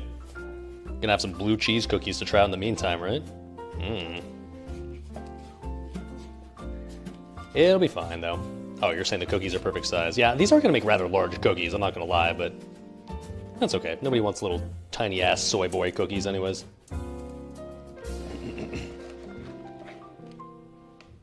They won't have edges, though, if they run together. I think it'll be okay. I think we're gonna have extra space, so I'll probably space them out a little bit more once I finish rolling these up.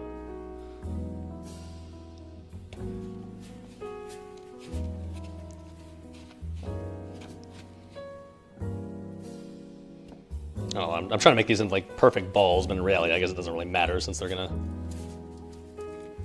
squish down as they cook anyways, right? Did I try the raw batter yet? You know, normally I would, honestly, with cookie dough, but this time around, honestly, man, I'd rather just try the finished product as my first impression. I wanna be as surprised as possible, if you will. Okay, there's like got a bunch of extra little bacon bits floating around. This last cookie is gonna be extra bacony. It's gonna have a ton of bacon in there, but in theory, at least, that's not a bad thing. In theory.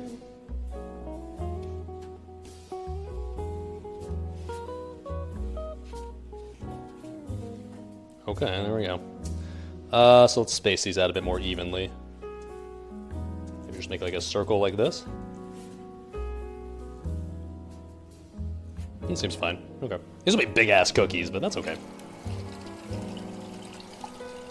Alright, there you go. 3 more minutes left, by the way, on the other ones. So we're almost done there. Let's give you guys a little preview of what they're looking like, shall we? Huh. Okay, well. I might need to give them longer than what the recipe asks for, like maybe closer to like 14 instead of the 12 like the recipe says, but there they are. Ignore the jizz stains, of course, but well, I don't know. Something's happening, I guess. I don't see any browned edges yet, though, so we got a little bit longer to wait, I think. But like, alright, well, there they are.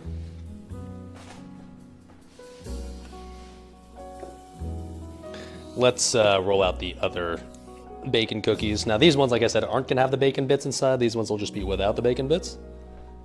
Is that going to make them better or worse? I don't know, but I'm gonna find out. Where did I put them? Oh, there. Okay. The last baking sheet.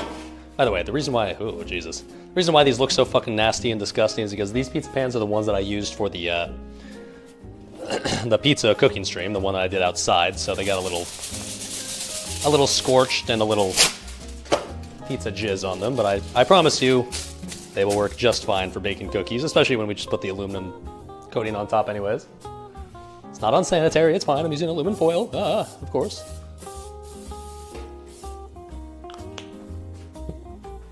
Okay.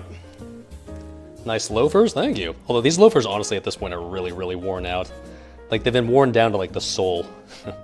And, they're actually kind of...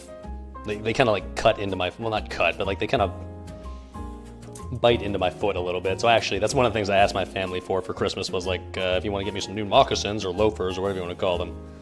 That'd be pretty clutch, because these ones... Honestly, I should have replaced probably a year or two ago, and they were getting a little scuffed. But they're still warm, still cozy, so that's why we still rock them. OSHA violation Inc. Yeah, well, the good news is, if I have to complain to my boss, then I'll just complain to myself. That's fine. Oh shit, I gotta roll these in sugar. Oops. Can't forget the best part, which is adding sugar to anything, right? Obviously. Oh, I'm fascinated to see how these turn out, dude. I legitimately don't know if these will be good. Maybe they will be, I don't know. I'm curious to see how the blue cheese ones turn out, too. Like, the blue cheese ones... I don't know what to expect when I bite into one, to be honest. We're gonna find out.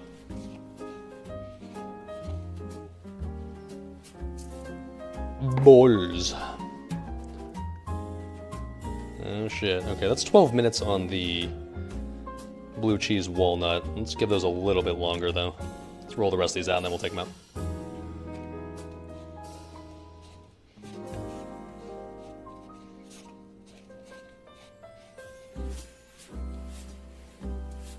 Alright. These do look interesting just on their own. Very chef's chocolate salty balls-esque, if you will. Since I said it was way too many, I should try some experiment ones, smaller ones, weird-shaped ones, cum-filled ones. Ah, sir. The problem is, like, if I did different shapes, then I'd be afraid that they would bake inconsistently, because if they're all on the same baking sheet, then I don't want some to be overcooked and some to be undercooked. So I'm just gonna stick with consistent shapes on this, frankly. I think that's the smarter play, to be honest.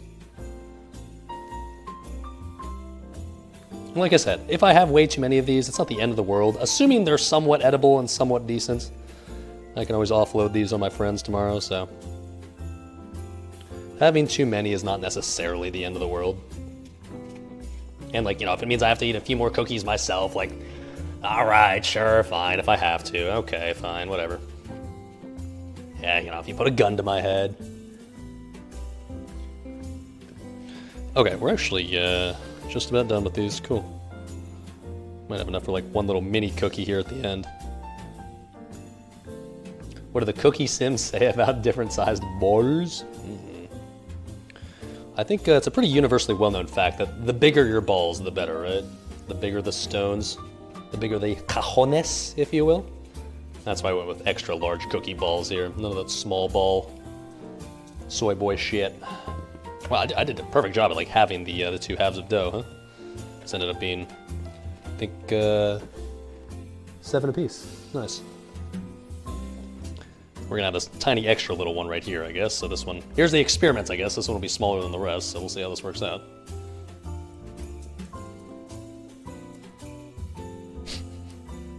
That looks like something, all right. Okay. That looks like a ball. Little brown ball. All right. Okay, let's take out the other ones. Wait.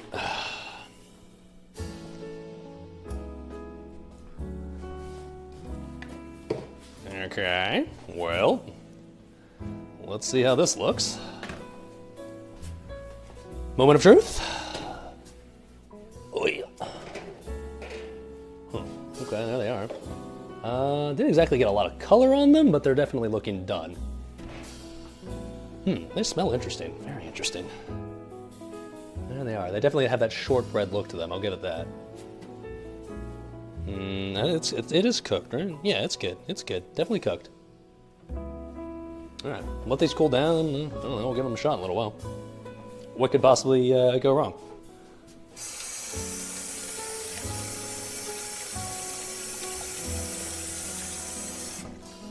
Ooh, I do actually own a cooling rack. Let's, I mean, we'll wait a little bit for these to cool off a little bit more. Maybe I should put these on a cooling rack just because, I don't know, in theory that's supposed to do something, right?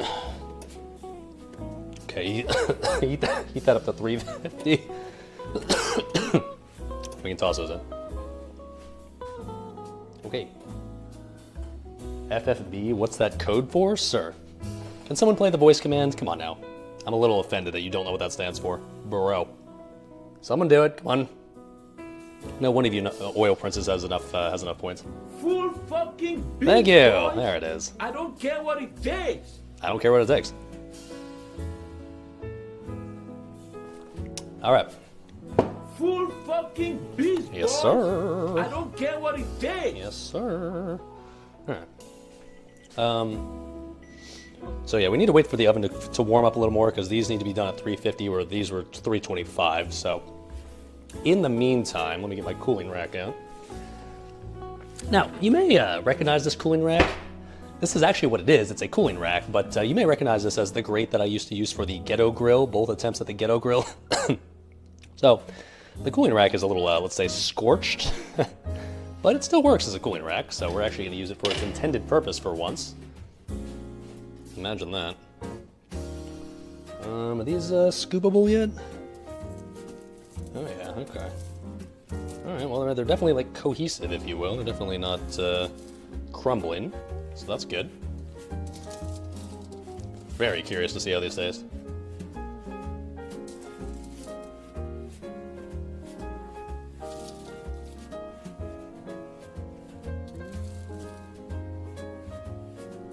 Okay. Almost feels like it'd benefit from like putting salt on top of these too, but the recipe doesn't say to do that, so I'll keep it kosher for now, but I feel like if I just sprinkle a little salt over it, it'd add to the experience. I don't know. All right. Come on, oven, heat up. Go. 25 more degrees. How long could that possibly take? Buddy.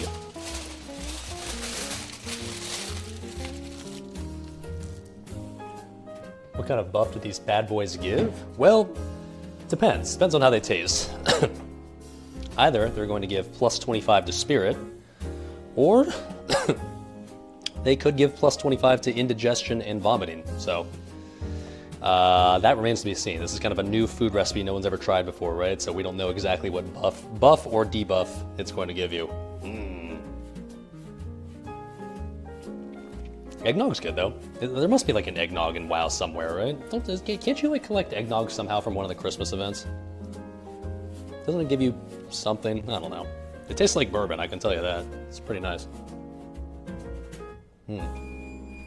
Oh shit, okay, there we go. Toss these bad boys in, shall we? Here's the, this is the one with bacon bits in it, so. We'll see what happens, okay. I hope these taste good. I really don't want to just have like a waste of cookies, like, I hope they're good enough to actually justify feeding to other people. I imagine they'll be good enough to the point where like I'll be willing to eat them if I have to. Just to not waste them essentially, but I want them to be good enough ideally to not feel embarrassed to give to other people, because if I can give these to other people, that would be more optimal. All right, cool. Shares a debuff with bad Taco Bell potentially? Well, I mean shit, we can find out. I think it might be about time, boys. Gotta wait. Oh shit! How long does other one supposed to be in there?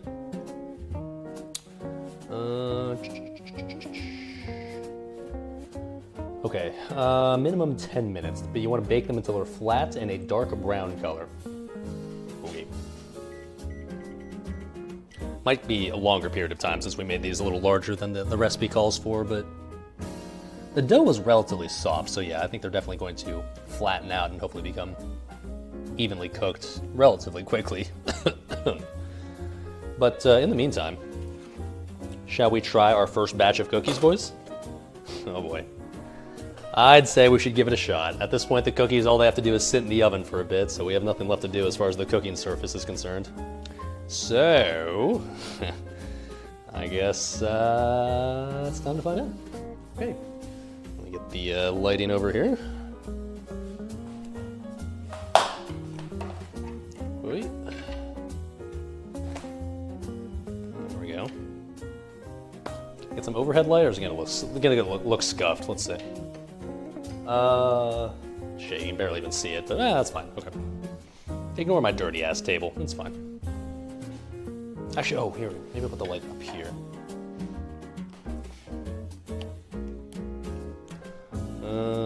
Hold on, chat. Trying to get optimal lighting for your viewing pleasure, of course.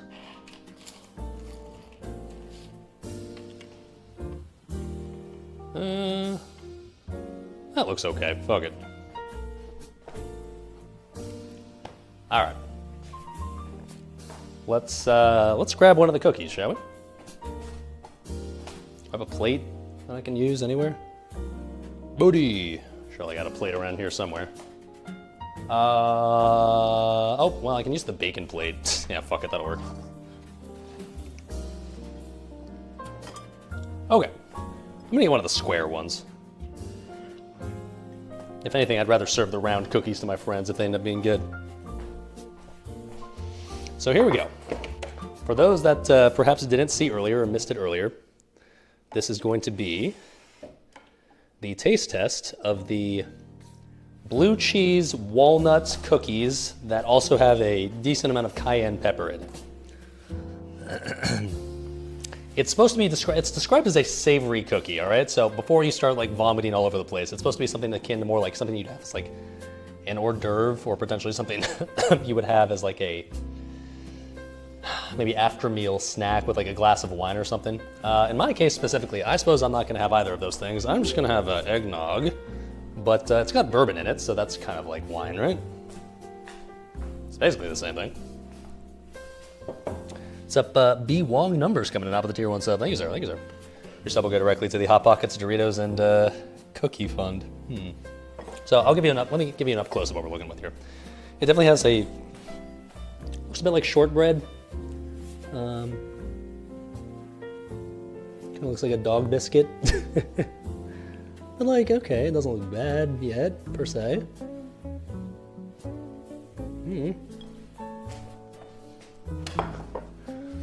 Looks like pie crust, a little bit. It's more textured than pie crust. You can see like little bits of stuff in there though. All right, well, our blender died for this, so let's give it a shot. Blue cheese, huh? Well, bottoms up.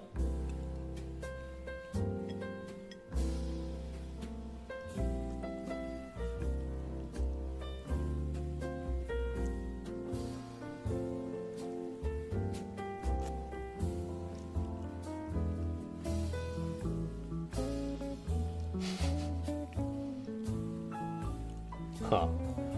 That's not what I expected at all. Let me take one more bite.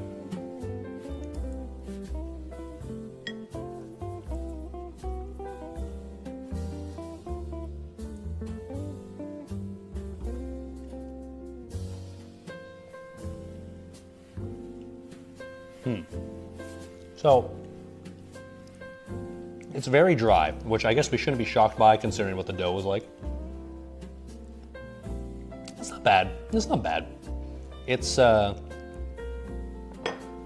weirdly, like, this is not something I'd normally say, but it's a little too salty, which is weird because I didn't really add much salt to it. Barely any, really. I think it's maybe just the combination of, like, the saltiness of the cheese. I didn't use salted butter, so it can't be that, but I think it's a combination of the saltiness of, like, the cheese and blue cheese is salty as fuck. Yeah, for sure. That was it, right? Let me get a napkin. I only added like a tiny bit of salt to this. I don't think that was necessary. In hindsight, if I made this again for some reason, I would definitely not include salt. And like maybe the cayenne, like it's not salt necessarily, but like it has a bit of a strong flavor akin to salt. I wouldn't call it like spicy, but it's definitely got like a tiny little kick to it. Like it's a little aftertaste of cayenne, which is not bad actually. Was it a Dali dash of salt? No, it was pretty. It was like a little pinch. It was just like a little like. Huh. That was it.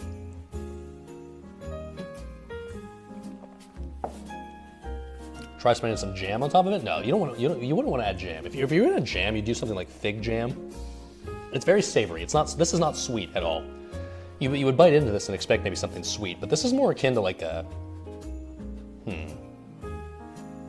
Okay, this is gonna be very specific, but if you know what I'm talking about, it'll be a pretty accurate, actually, approximation of what this is. This is like one of those sun-dried tomato wheat thins, okay? Wheat thins, for those that don't know, are like little crackers you can get that are very thin and kind of crunchy, and the sun-dried tomato version has like sun-dried tomato little powder on top of it, and it's kind of salty and kind of savory and not really spicy, but I don't know, it's like it has like an Italian influence almost, and this is similar. This is very similar. Now, it's not crunchy, it's softer. It's more like shortbread, like I said. But it's got a similar flavor to it. And I think on its own, it's too dry. I'd want to pair it with something. What would I pair it with, though? Maybe like a slice of cheese or something? Put a bit of, yeah, maybe a little olive oil. Let me try that. That's a good idea. Yeah, it's like it's more akin to like a cracker, really, than it is a cookie, honestly. But it's not like crunchy in any way. It's still soft, but it's like a, well, it's like shortbread. I mean, that is the best way to describe it. That's essentially what it is. Olive oil is a good call. Yeah, I like that. I like that idea. Let's try that. Oh, that's a little much. Whatever. Fine. Great value, of course.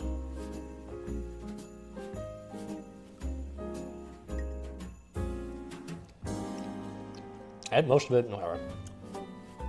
That helps. Yeah, that does help. Okay. Keep in mind, this is not very absorbent, so like mostly just like slid off the top. Dip it in sour cream or yogurt. I don't think that would be the play. But olive oil, yeah, it's pretty good. It's pretty good. It's still a little too salty though. It's not like overly salty to the point where it's ruined, but it's saltier than I would prefer, for sure. This is fine enough to the point where I'll definitely give this to my friend and just have her try it out just to see what they think it is. It's not like disgusting to the point where it'd be like, oh my god, they're gonna gag on it. I mean, maybe, but I don't think so.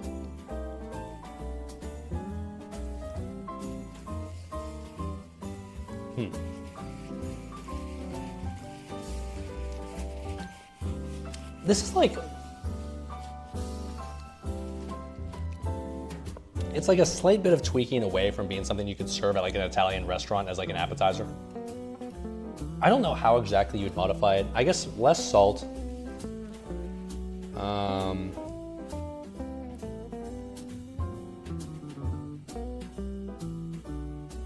I want it to be like maybe a tiny bit more moist somehow. I don't know how. Maybe more butter, I guess.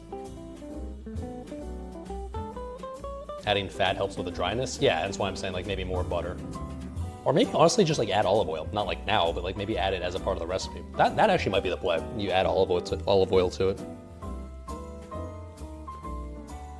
Because like it would have benefited from it having that extra moisture for sure inside like the dough itself. Lower sodium blue cheese. I mean, it's not like I bought high sodium blue cheese. It was just blue cheese is blue cheese. Like I'm not sure if there is an option for like low sodium blue cheese. Is that a thing? So it's not bad. It's not like I'm gagging, but it's not like amazing either. It's like, it's okay. Maybe I would have added less cayenne as well. I mean, like the cayenne, it's not too spicy. I think the spice level is fine. It's got an interesting little kick to it. But maybe it contributed to like the what feels like oversaltedness, because like the cayenne, like I said, while it's not salt per se, it's still kind of an intense flavor that maybe enhances the saltiness, if you will.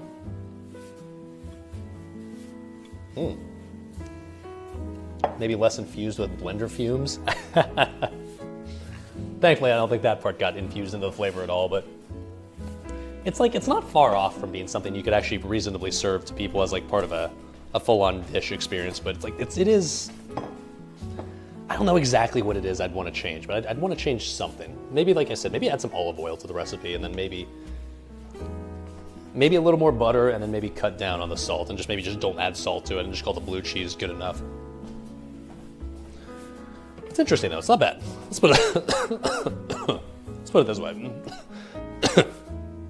After I cough. I will definitely finish off the rest of them. I will definitely eat the rest of these as sustenance for the last couple of days while I'm still here before I go home. So it's good enough for that. It's good enough to still want to consume because, well, fuck it, I already made them. They're already here. All right, let's head back to the oven and pull out the bacon ginger snaps, shall we? Oh, shit.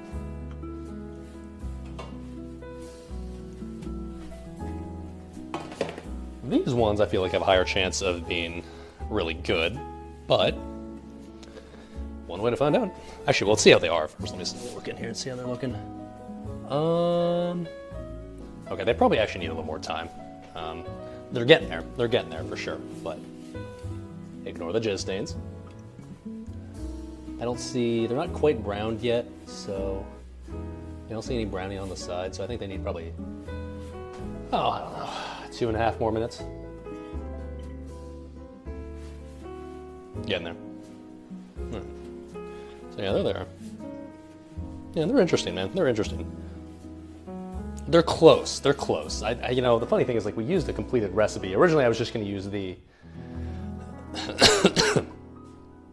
the straight up just like YOLO ChatGPT recipe, but then I decided like, nah, I've made that mistake before. Maybe we'll look for something a bit more refined. So we used an actual recipe, and We followed it to a T, in fairness, but I think fat white lady could still improve upon this a bit.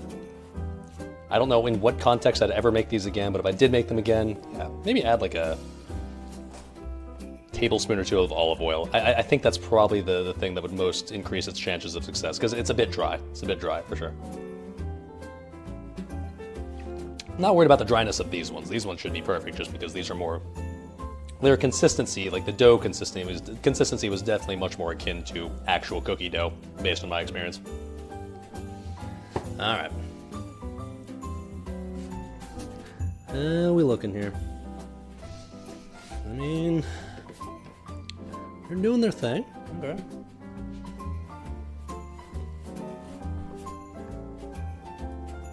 Woody?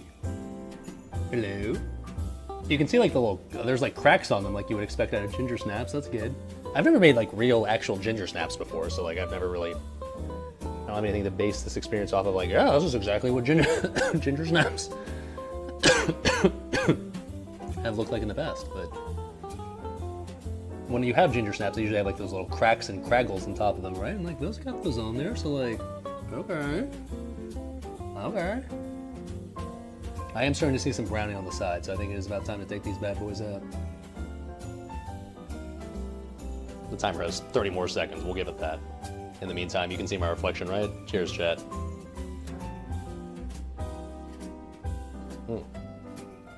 There's like a shitload of nutmeg sitting on the bottom of this glass. I probably should maybe strain this a little bit better, but oh well. Nice glass of jizz. Delicious. And nutritious, of course. It's got protein in it, right? Got egg yolks. There's protein in there. Yeah, it's fine.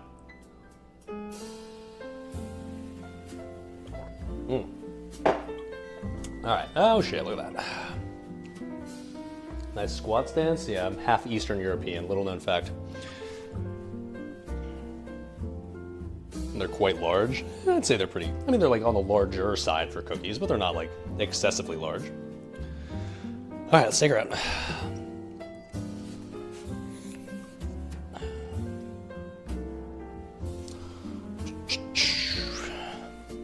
All right.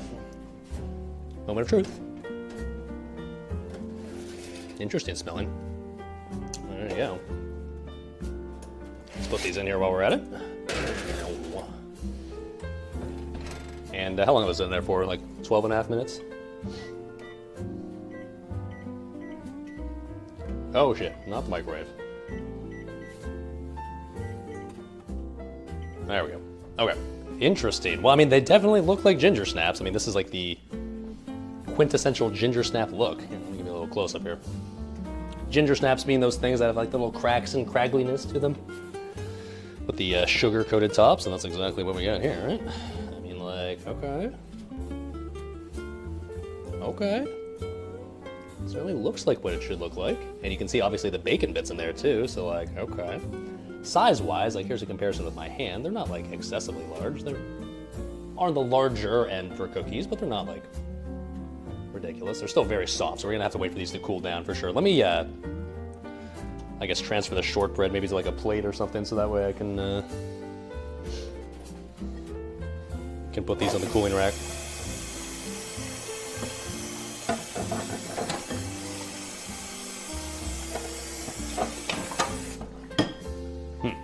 Well, we'll see how this tastes, dude. I mean, like, I don't know. I don't know. It smells interesting. Once again, it smells different than what I'd normally be used to as far as like cookies concerned.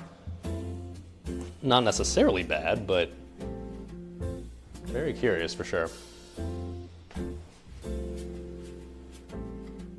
Okay, so yeah, transfer these ones. I'll probably eat the rest of these by just dipping them in olive oil like we just did right there. That's, I think, the play right there. I definitely don't. I'm glad I didn't sprinkle salt on top. I originally suggested maybe I should do that, but I'm glad I didn't do that. It didn't need the extra salt, that's for sure. All right. These might be a little soft still. Let's see how well I can transfer these to the cooling rack. Okay, we're good.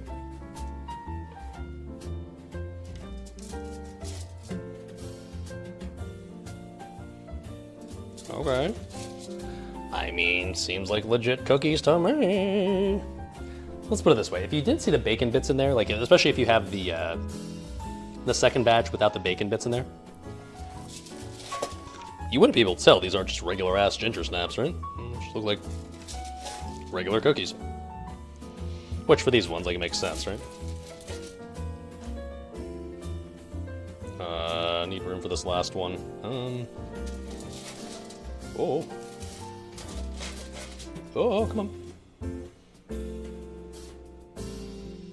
There we go.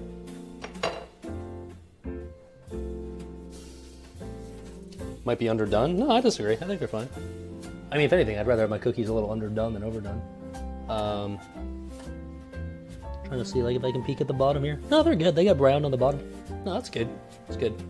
I don't want to overdo. Like, honestly, like, to me, for my specific cookie preferences, I much prefer that my cookies are underdone than overdone. Like, ideally, they're like cooked perfectly, right? But like, I'd rather get them out of the oven before they're overdone because, like, look, if you if you get a cookie like a bit more on like the darker side, like the more browned side, fresh out of the oven, it is pretty good, admittedly. But as soon as it gets down to room temperature and as soon as it like loses its kind of gooey properties of just being out of the oven, it hardens to like rock fucking hard, and like you bite into your cookie and you're like, and it's like dry as fuck. Like, I mean, everyone I guess has their own cookie preferences, but to me personally, if my cookie has any crunch to it, I am not a happy camper. I don't want my cookies to crunch. I want them to be like soft and pillowy and like melt in your mouth type of consistency. So yeah, crispy cookies just, I don't know. Like I said, I guess it's a preference thing, but crispy cookies to me just don't do it for me. To me, if a cookie is crispy, it's too dry and it's too rip the top of your mouth jagged for my taste. All right, now ideally I should wait longer for these to cool down, but I kind of want to just try it now, to be honest, because we're already, you know, well, I'm hungry, that's part of it, and we're already a pretty decent way into the stream. I just want to try it. Flaccid cookies, not flaccid bacon? Yeah, exactly, dude. The bacon, in theory, should be the crunchy part, right? And not the cookie itself. So let me put this on a plate. Where's that plate that I just had? Here it is. This will be a little hot. I might pour myself a little milk, little milkies. Oh, was this one of the mini ones? No, I guess the second batch had the mini one. Oh, careful. There we go. Okay, unironically, I'm just gonna like clean out this glass real quick and just pour myself actual milk. As good as the eggnog was, and it was actually pretty tasty.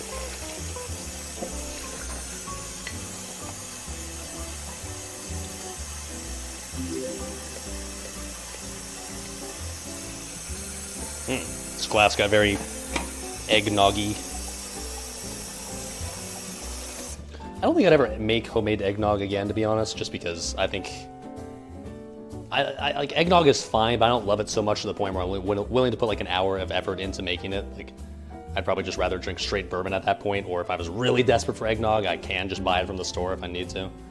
I will admit that the homemade version was better for sure, but I think as we've found out many times on Clueless Bachelor Cooking, just because you can make something homemade, and even if it is better than the store-bought version, it doesn't necessarily always mean it's worth the time and effort, right? It doesn't always necessarily mean that, like, it's so much better that it's worth the extra time you spend making it instead of going to the grocery store and just buying it within 5 minutes. All right, little milkies. And let's give this cookie a shot, shall we? Or bacon fats with bacon bits ginger snap cookie. Oh man, I'm tired. These streams always make me tired, dude. What's up, Rogue BBR? Oh shit, coming in off the gifted tier 1 sub. Thank you, sir. Thank you, sir. Your sub will go directly to the Hot Pockets, Doritos, and Cookie Fund. Oh shit. Alright. Back to the tasting table. Let's go.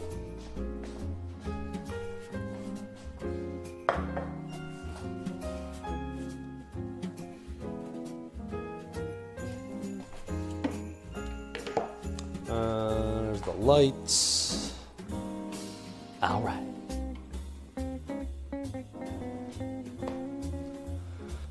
Oh, the milk. Can't forget that. All right, let's give this a shot. Now, Like I said, this is the one with bacon bits. The other batch that we just put into the oven had no bacon bits, so I'll be curious to see how those two compare. I don't know how this one's gonna be. Like, I've never had bacon in my cookies before. I like bacon, I like cookies, so if you would think if you put them together, it's probably pretty good, but I've never had what you'd call like a meaty cookie before. That's pasta for you. Homemade pasta is nice, but fuck it, you'll spend $2 on decent dry pasta. Yeah, exactly, right? Like, was the homemade pasta that I made better than store-bought? Yes. Was it so much better that was worth the 3 hours of effort I put into it? No. Okay, first things first. Actually, what I want to do, let me cut this in half. I'm gonna give you guys a little cross section of what we're working with here. Shut up. We'll get there, but I gotta give you your money's worth, if you will. If you haven't subbed, then you're not getting any money's worth, and fuck you. Okay. Yeah. Gotta build dramatic tension, obviously. Let's cut this shit in half first. Bullet. Oh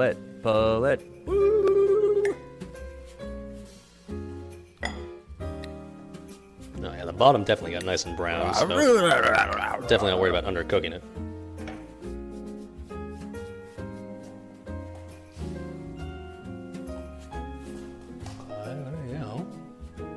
Maybe a little undercooked in the middle, to be honest, but that's not necessarily a bad thing, like I said. Full fucking beast, All right, you can see the bacon chunks I in there. don't care what it takes. Oh, I'm tired. Okay, please be good. I don't want to bite into this and be sad. That's dough in there still? A little bit, but like I said, I like undercooked. This looks fine. This is honestly the cookie consistency I would personally prefer. So, give it a shot.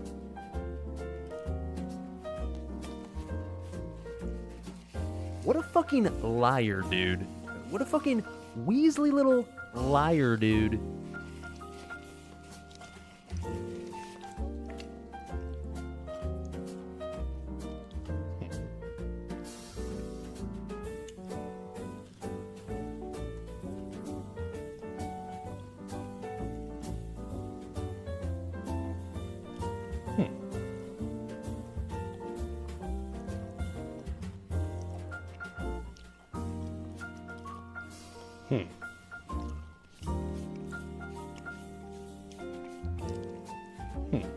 One more bite.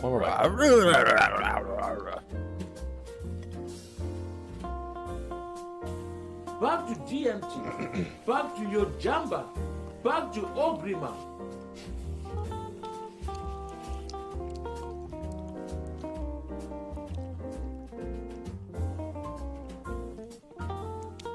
I can tell you this. And this will be, I guess we'll get to find out if I can confirm this in a second, but the ginger snap portion of the cookie is really good. The ginger snap part itself, like the part you would traditionally just like make on its own, very tasty. It tastes like a ginger snap. Like, I mean, I guess that shouldn't come as a shock. It's not like it's some revolutionary flavor of dough. So it all comes down to like the bacon bits that are in there. It definitely adds some interesting texture to it. It adds like a little bit of like little crunchy bits in there that I think actually is pretty good. I like that. I like that part. My mind is still trying to process whether it likes the bacon bits in there or not. Like it's bacon, right? It's not like it tastes unexpected. It tastes like bacon, which is not a bad taste. But my brain is trying to process like, do I love the combination of the ginger snap with the bacon flavor? Because they're very distinct flavors, right? The ginger snap's a very distinct flavor. The bacon flavor is very distinct, and you can definitely tell. They're not blended together, if you will. Like they taste like two very distinct flavors that are in there. It gives the cookie almost like a smoky like a smoky flavor almost. It's interesting. I'm not gonna go out and say it's like, oh my god, it's something I just, as soon as it hit my taste buds, it blew my mind as to how tasty it is. I don't know, like I'd be curious, I'd want to serve this to someone, because I've been thinking about this so much now that I have the recipe in my head, and I've been dwelling on like what this is gonna be like, that now that I have it, I'm just like, I know I'm so fixated. I'm like, yeah, that's ginger snap and also bacon. I want to give it to someone else and just have them taste it and just like not tell them what it is and like ask them what they think of it. Ship it to you, Lido. I mean, they're cookies, right? They'd probably keep. Let me take one more taste. By the way, it's cooked perfectly as far as I'm concerned, like baked perfectly. Yeah, it's a tiny bit doughy, like in the very center, but like I don't mind that with my cookies. And the bottom is like, let's see if I can give you a little sound check what I'm talking about. Right? It's got that like the crisp on the bottom.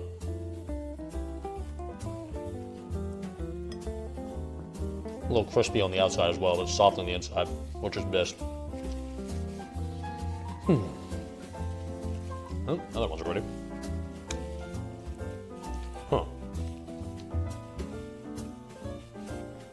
Okay, upon that bite right there, actually, maybe you'll send me your box of the Lebkuchen while I'm back home. Oh, shit. That'd be a good trade-off. Would I dip this one in milk? Oh, yeah, shit, I didn't do that. You're right. Okay, fuck it. I'm fine.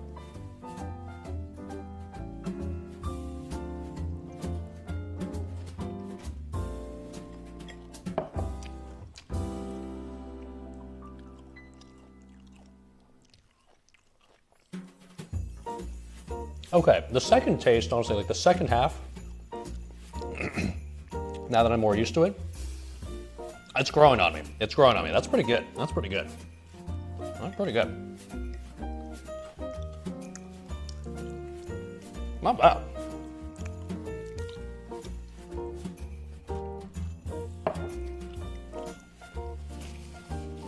Oh, fuck, let me take the other ones out of the oven real quick. Because I want to try one of those without the bacon bits to see which one I prefer. Like, do I prefer it with or without bacon bits? That's kind of a big question, right?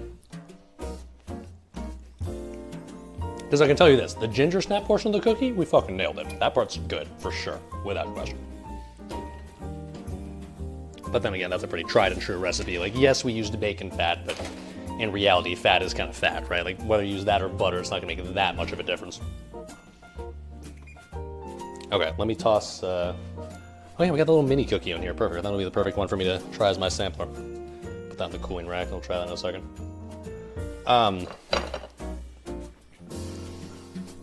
That's interesting. Like, I'll link the recipe again at the end of the stream, which we're close to here. But I can tell you this: if you were gonna try to make these yourself, first of all, make a half recipe. I think making a full recipe is excessive unless you're serving like a family. If you're just making it for yourself, just make half.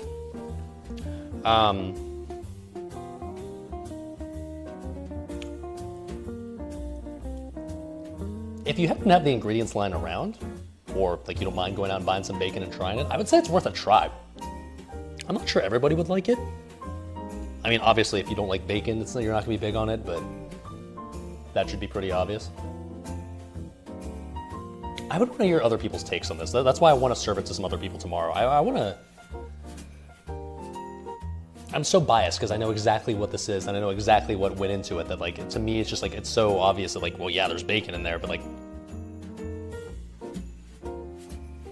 I would want to hear someone's blind take, because especially I want to try the ones without the bacon bits here in a second, because I would want to know if like anybody could taste the difference in those compared to like regular ginger snaps.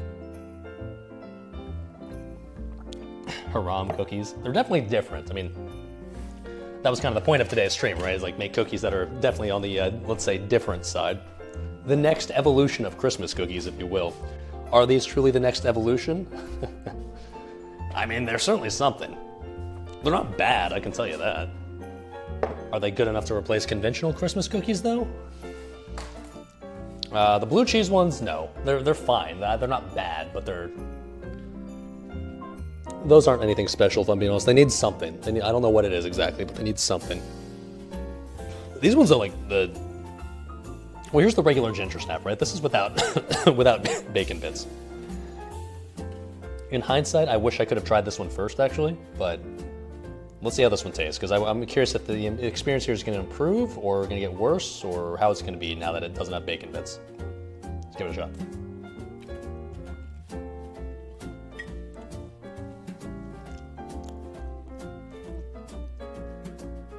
It's pretty fucking good.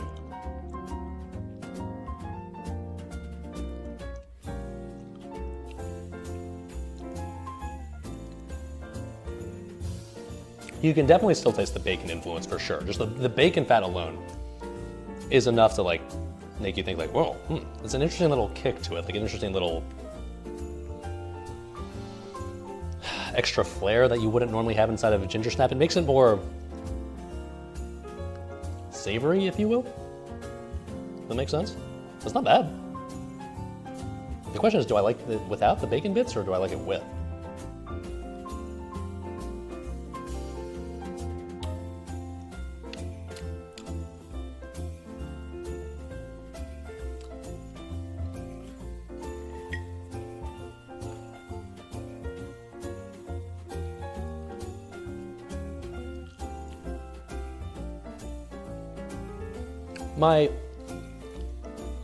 My urge is to say it's better without the bacon, but I think that's just because this is what I'm more used to. This is obviously the thing that like is more traditional, right? So this is something that's like more traditionally tasty. But maybe there's a reason for it. This is good. I mean, this is tasty. This is a good ginger snap. It's not anything like revolutionary. It's definitely got that bacon influence to it, but it's not like this one. I'd be curious to see if anybody could tell it wasn't just a regular ginger snap. Whereas the other one, it's obvious. Like if you taste the bacon in there, you know. But this is good. I mean, this one I'd feel very comfortable serving at a Christmas party, like giving cookies to other people. Like, here you go, have a ginger snap. Tasty.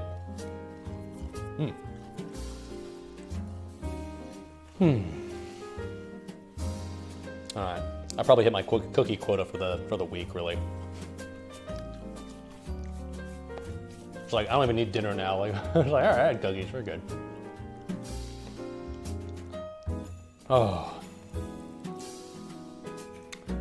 Well, chat, this is not the last stream before I go on like the holiday break here.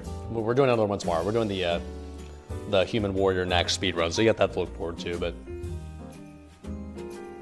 this one I guess maybe is the last cooking stream of the year. I mean, it's not impossible that I do another one before New Year's, but almost certainly this is the last one, so. We've done a lot of shit this year, boys. I mean, if you think about it, we started doing these Clueless Bachelor cooking streams like near the end of last year, so this is about 1 year since I started doing these. And obviously, it's something that like, most of you have probably seen at least some of the streams, maybe all of them, I don't know, but I was thinking back on this over the past like month or so, like trying to think of like all the stuff we made, and we did a shitload of stuff.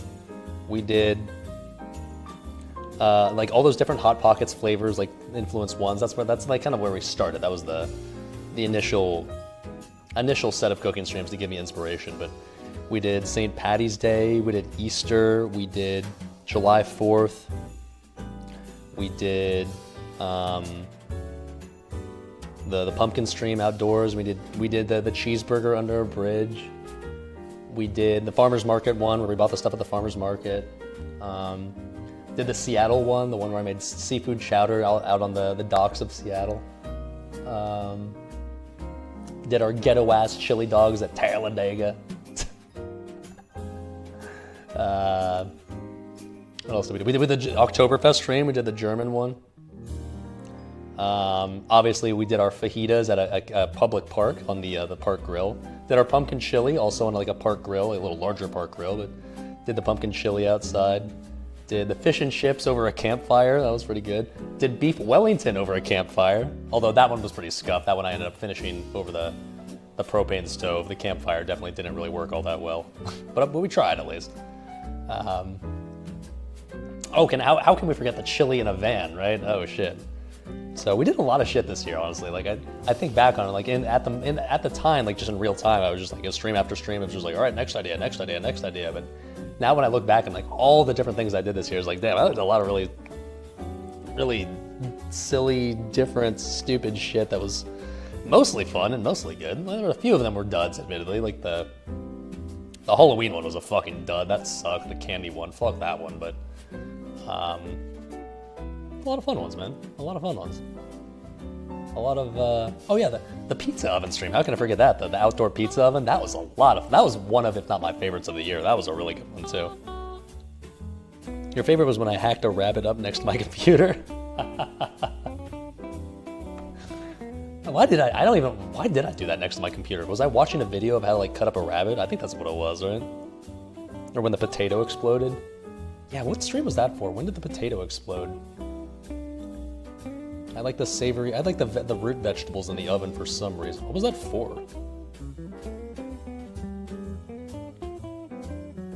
That wasn't St. Patty's, was it? That was later in the year.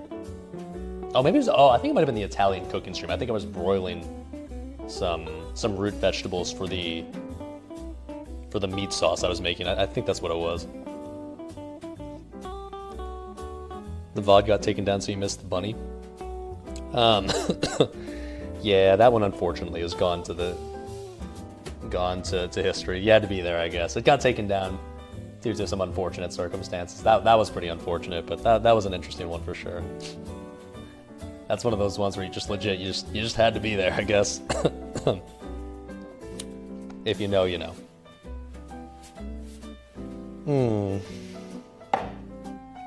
Doesn't some viewer have a YouTube channel with all the streams? Yes. Exclamation point YouTube. Shoutouts to loyal viewer Linham. He's made a YouTube channel that's compiled pretty much every cooking stream I've ever done, as well as like all the IRL streams in general. So he's got like the NASCAR one. He's got the Truth or Dab one. He's got the me roasting chat's hometown ones. What other ones did I do? The Indianapolis NASCAR stream, the Talladega NASCAR streams. The Beer Fest one, the one at the amusement park. Fuck, man, there's a lot of good ones, dude. There's a lot of good ones. Alrighty, let's wrap this up, shall we? Let's take you back into the computer room and call this a stream. Oh, streamer needs to do a lot of cleaning now, and I need to start packing too. I need to start packing for my trip home, since that's happening technically Wednesday morning, but I'm gonna be leaving like 3 a.m. like tomorrow night, so it's gonna be a little bit of an adventure to say the least. Never a great sign when you're gonna stay up until 4 a.m. and then drive to the airport, but that's what we're gonna do. What could possibly go wrong? All right, hello. Now we're using the good mic. Hi, hello. Tier list for 2023 cooking streams when? That's not a bad idea to maybe just do that as like a year-end stream. Like maybe once I get back from Christmas, could do like a year in review and maybe just like watch the highlights of each one. Some are more worth watching than others. Some of them were boring. Some of them were fun. I don't know. Hopefully today's was fun. I mean, I don't know. Like I know this one was not necessarily like super flashy cooking, and that we were mostly just mixing dough and putting stuff in an oven, but there's no denying that the ingredients used were a little bit, well, figuratively and literally spicy. Yeah, I don't know what the blue cheese one needs. It's like, it's not bad. It's like, it's almost something, but it's just not quite there. I don't know what it needs. Like maybe it's like, add like some sort of herb to it, like maybe like rosemary or maybe garlic. Fuck, maybe garlic could be good in there actually. That would actually maybe, it needs to be moist, more moist, and like maybe garlic would kind of, it wouldn't help the saltiness part. Like less salt and add garlic. That might have helped, honestly. Oh well, we'll never know. Whew. Anyways, guys, yeah, we're done. So, glad at least my voice was able to survive the stream. I know it sounds a little scuffed, and I know the coughing was probably not ideal, but at least I'm alive, and my voice didn't sound as shit as it did yesterday, because yesterday was pretty rough. So, anywho, I'll be back tomorrow, like I said. Tomorrow's stream is going to be the next speedrun stream with fives on Thursdays, and as far as when it starts, I'll start the stream when the run starts. I don't know exactly when that's going to be. In theory, it'll probably be around 2 p.m. Eastern time, but it could end up being later. Probably later. It might be closer to like 2:30 p.m. Eastern time, so that'd be 20:30 CET. I don't know how much stuff we plan on doing before the raid starts as far as like practice is concerned, but last time we did stuff for the raid, like Traeger said, I couldn't stream it, so it ended up being me just sitting on on this screen for like 2 hours before the run started, and that sucked. So I think I'd rather just start the stream like when it's actually time to do the run. So I'll let you guys know in Discord, which you can do !Discord in the chat if you'd like to join us at Discord. Place where I post stream news, stream announcements. Anytime I do go live, I'll make sure to ping you guys. It's a place where you can ask me, streamer, when's the run starting tomorrow? And I'll probably be extremely silent until the run actually starts. But once it starts, hopefully we'll monk a steer, and hopefully we'll get something resembling a decent time. Otherwise, you guys can do exclamation. I already did all of that. Okay, cool. Appreciate you guys hanging out. Appreciate you guys keeping chat lively as always. Hopefully you enjoyed the little bout of cooking there and the eggnog. I mean, the eggnog was probably the most conventional thing we made today. That was good. My poor blender. I guess I got to get that off the balcony now that it's probably done smoking. Anyways, appreciate you guys hanging out. I already said all that. If you're NA, have a good rest of the evening. If you're EU, have a good rest of the night. If you're OC, have a good rest of the morning. And Merry Christmas to everyone. I know it's not Christmas yet, but probably it's a week. It's exactly a week before, right? So happy week before Christmas. Rip Blender 2023. Yeah, may it rest in peace. At least it died a hero. At least it properly got the dough nice and moist before it bit the dust. That's good. And I'll catch you guys tomorrow for the next speedrun.